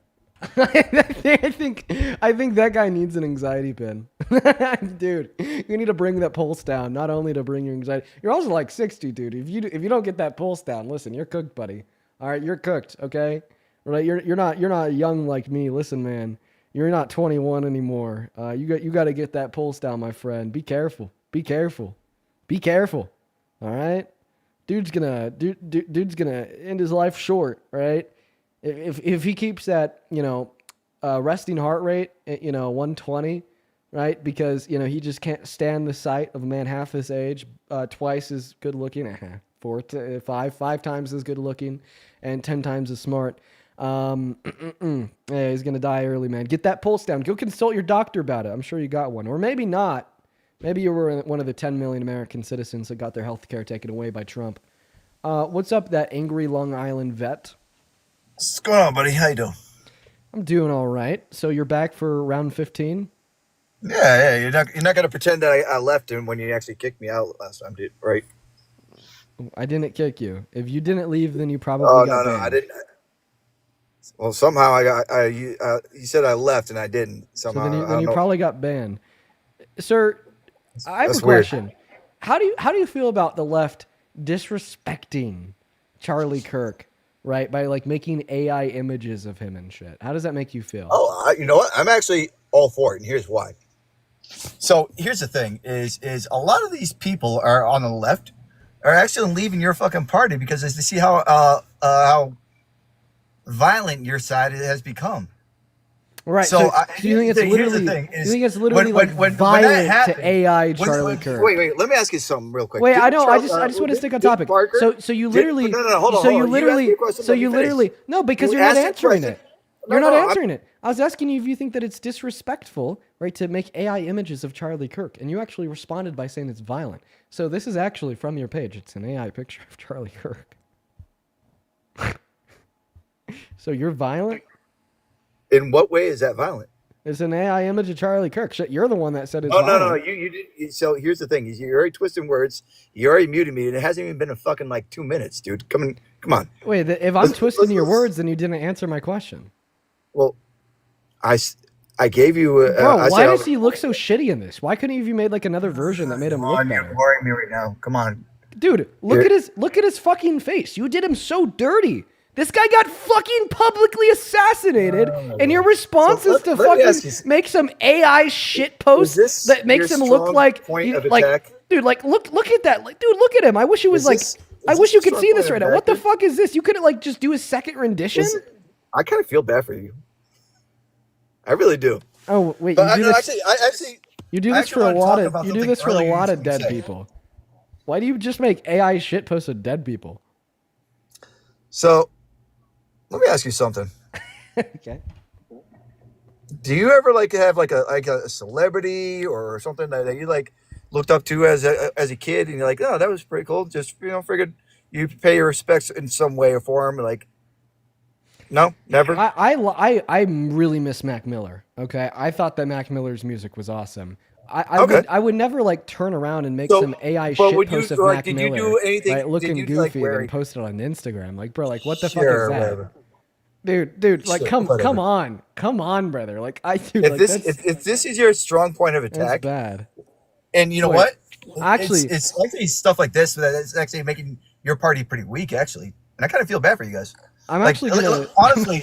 I'm gonna make a better image for you to use. Hold on. Oh, this should be good. Yeah, no, good. Just go ahead. I'm just gonna make a better image for you to use real quick. Just go ahead. Just make your argument. Tell us why you support Trump. I want you to. I'm waiting to see this. I want to see. Yeah, but this. it's gonna take me a second. So why don't you just start your argument about why you support Trump? So, I actually got a quick question for you. Oh God, I just want to know why you're MAGA, my friend. Why wouldn't I be? Yeah, for sure. I'll give you a good reason. Right now, he's refusing to comply with a court order to fund food stamp benefits for 42 million American citizens. Why did you interrupt me when I was giving you the reason? I'll repeat it. Dude, you right interrupted me the very first minute before I even got a chance to finish your question. Charlie Kirk. Okay. Well, yeah, you asked me for a reason to not support Trump as president. One really good one right now is that he's refusing to comply with a court order to feed starving Americans. I'm sorry, the SNAP benefits, right? Yeah, so a court ordered him. A court in Rhode Island ordered him to take funding from Congress to pay for those benefits, and the court said that he has to start doing it by the 4th. And then today he went on Truth Social and said, "I'm not fucking doing it." Remind me, didn't the press secretary just say that he's going to do it? Well, actually, that was 2 days ago. He already changed his mind. So, so yesterday at 4. So let me. if he's not doing it, then what's going to happen? Oh my God! No! Let me clarify. So yesterday, if he's not yesterday do at it, then 4 p.m. No! I need to clarify this. That was a tweet. That's not an actual executive order. So you're not. So there's a difference between orders and tweets, correct? That was Donald Trump telling us what he was going to do. He said that he's not going to fund these SNAP benefits. Okay, when the president says he's going to do something, I believe him. He's a president. Ah, okay, sure. Right. We should all always believe Trump, right? Because he's so honest and virtuous. If we're gonna believe presidents, right? Kind of like Biden says, vote for me or you ain't black. Okay, we could talk about Biden if you want. I thought we were talking about why you support Trump. Which one is it? No, well, you brought up what about when Donald Trump said don't vote for Obama because he is black? Right, with the whole birther myth, saying that he was born in Kenya, or when he refused to black individuals, right, in the 1970s because of the color of their skin, then he was sued for it by the New York State Justice Department, right, or when he called for the death penalty of the exonerated Central Park Five, or when he called all black people lazy in 1992, right? But anyways, but Biden aside, I don't know what your weird obsession is with Biden. Quite frankly, it's fucking weird. Right? So I asked you why you support Trump. You said, why shouldn't I? I gave you a reason. I'd like you to respond to it. One really compelling reason to not support Trump as president is the fact that he's breaking the law and violating the order from a court, right, and refusing to allocate money from Congress to fund SNAP benefits. Also, here's the picture I made. So this is taken from your AI picture of Charlie Kirk and put on a necklace. Would you wear this? Yeah, sure. Why not? You'd wear this necklace? Yeah, sure. You would. Can we go get back to it now? Yeah, for sure. Like, did you? All you did was like crop that shit. Like that was. I thought you were gonna like do an AI thing. No, I don't use AI. Not for pictures like that. What the hell? Right? Okay, No, I sure. just put your picture in a But necklace. if you want to talk about racist stuff that Biden's done, like No, correct me if I'm wrong, dude, come on, bro. I am 4 hours and 20 minutes deep into the stream. Okay? I don't have the patience for your bullshit. I want you to respond to the reason that I gave you insofar as why you shouldn't support Trump. Don't pivot. Ha. I can tell that you're just going to mute me the entire time because you know you're not going to win this one. So, all right. The reason why I voted for Trump is because, let's see. Pivot. Is there more immigration? Pivot. Pivot. Stop pivoting. I'm sorry. Through your fucking rambling, I'm going to be honest with you. I wasn't really paying attention to what you were saying. So go ahead and say it one more time. You asked me for a reason to not support Trump as president, and I said one really good reason to not support Trump as president is the fact that he is breaking a law, infringing on an order from a court, right, and refusing to allocate expenditure, right, to fund food stamps for the rest of the government shutdown. He's basically saying, I want people to starve, and a court can't even change his mind. Even when a court forces him to care about the starving Americans, he still won't do it. So is he actually doing an action, or did he said that in a tweet, right? So, and when was the date he was supposed to send those? Today. Okay. So what action did he take against the court? He went on Truth Social and he said, I'm not going to do it. Okay, but that's but is there an action he can do after the court gives him an order? No, he has to follow that order. That's the only action he can take. Oh, he has to follow. So there's no grounds for appeal or nothing like that, is what you're telling me. There's no actions he could take. He definitely didn't appeal it. Right? There's no appeal process. He didn't that you know of, or is he submitting the appeal? How long does it take? How long does it take for the Dean? How long does it take for a fucking appeal? Why would he want to appeal that? Wait, do you want him to appeal that? See, now you're moving to the goalpost. No, it's just a genuine question. Stay it's a on genuine topic. question. Do you want him to appeal that? Stay on topic. I'm sorry. Stay on topic. Sir, if you're not going to answer this question, I'm going to kick you. Do you want him to try to appeal that? I want clarification. Okay, the clarification is there's been no formal process to start an appeal. No, you're not understanding the clarification I'm asking.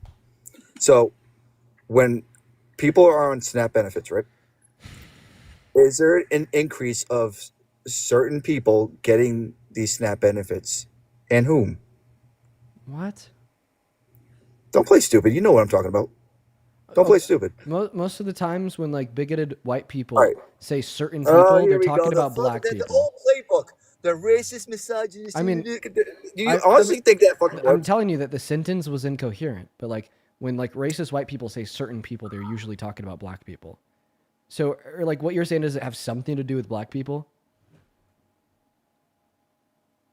He left. It did. Yeah. Whenever you hear the phrase "Syrian people" come out of the mouth of a idiot white person, more likely than not, they're talking about black people.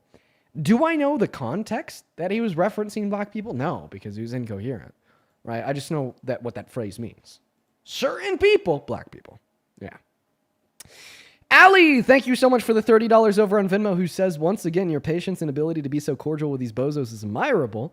I wish I could be so chill because I'd be screaming, fuck you, you stupid piece of shit. Honestly, I think I've come to the realization that it's not as much of patience as it is like defeat. You know what I mean? Like, I get amped up, I get riled up at one piece of shit. I kick him just have another piece of shit up. You know what I mean? It's like a certain level of defeat. If I'm doing these lives, I'm going to be talking to pieces of shit. And I've accepted that. I have subconsciously accepted that. Thank you for the $30, Allie, as well as Shannon. Thank you so much for the $10 on Venmo for being a jewelry designer. That's terrible. Thank you for the $10. And hey, Kiefer, thank you for the $20 over on Venmo. Kiefer, I'm gonna keep your message to myself, and I'm gonna do something about that. Just be on the lookout for something, Kiefer. Appreciate you for the love. Okay, folks. I'm not gonna lie, I'm pretty tired. I'm gonna go and end the stream for the night. Here's what I will say. I might be in DC tomorrow. Might be in DC for the next couple days. Got an invite out for some cool shit. If I am in DC, I am going to be bringing my on-the-go streaming setup.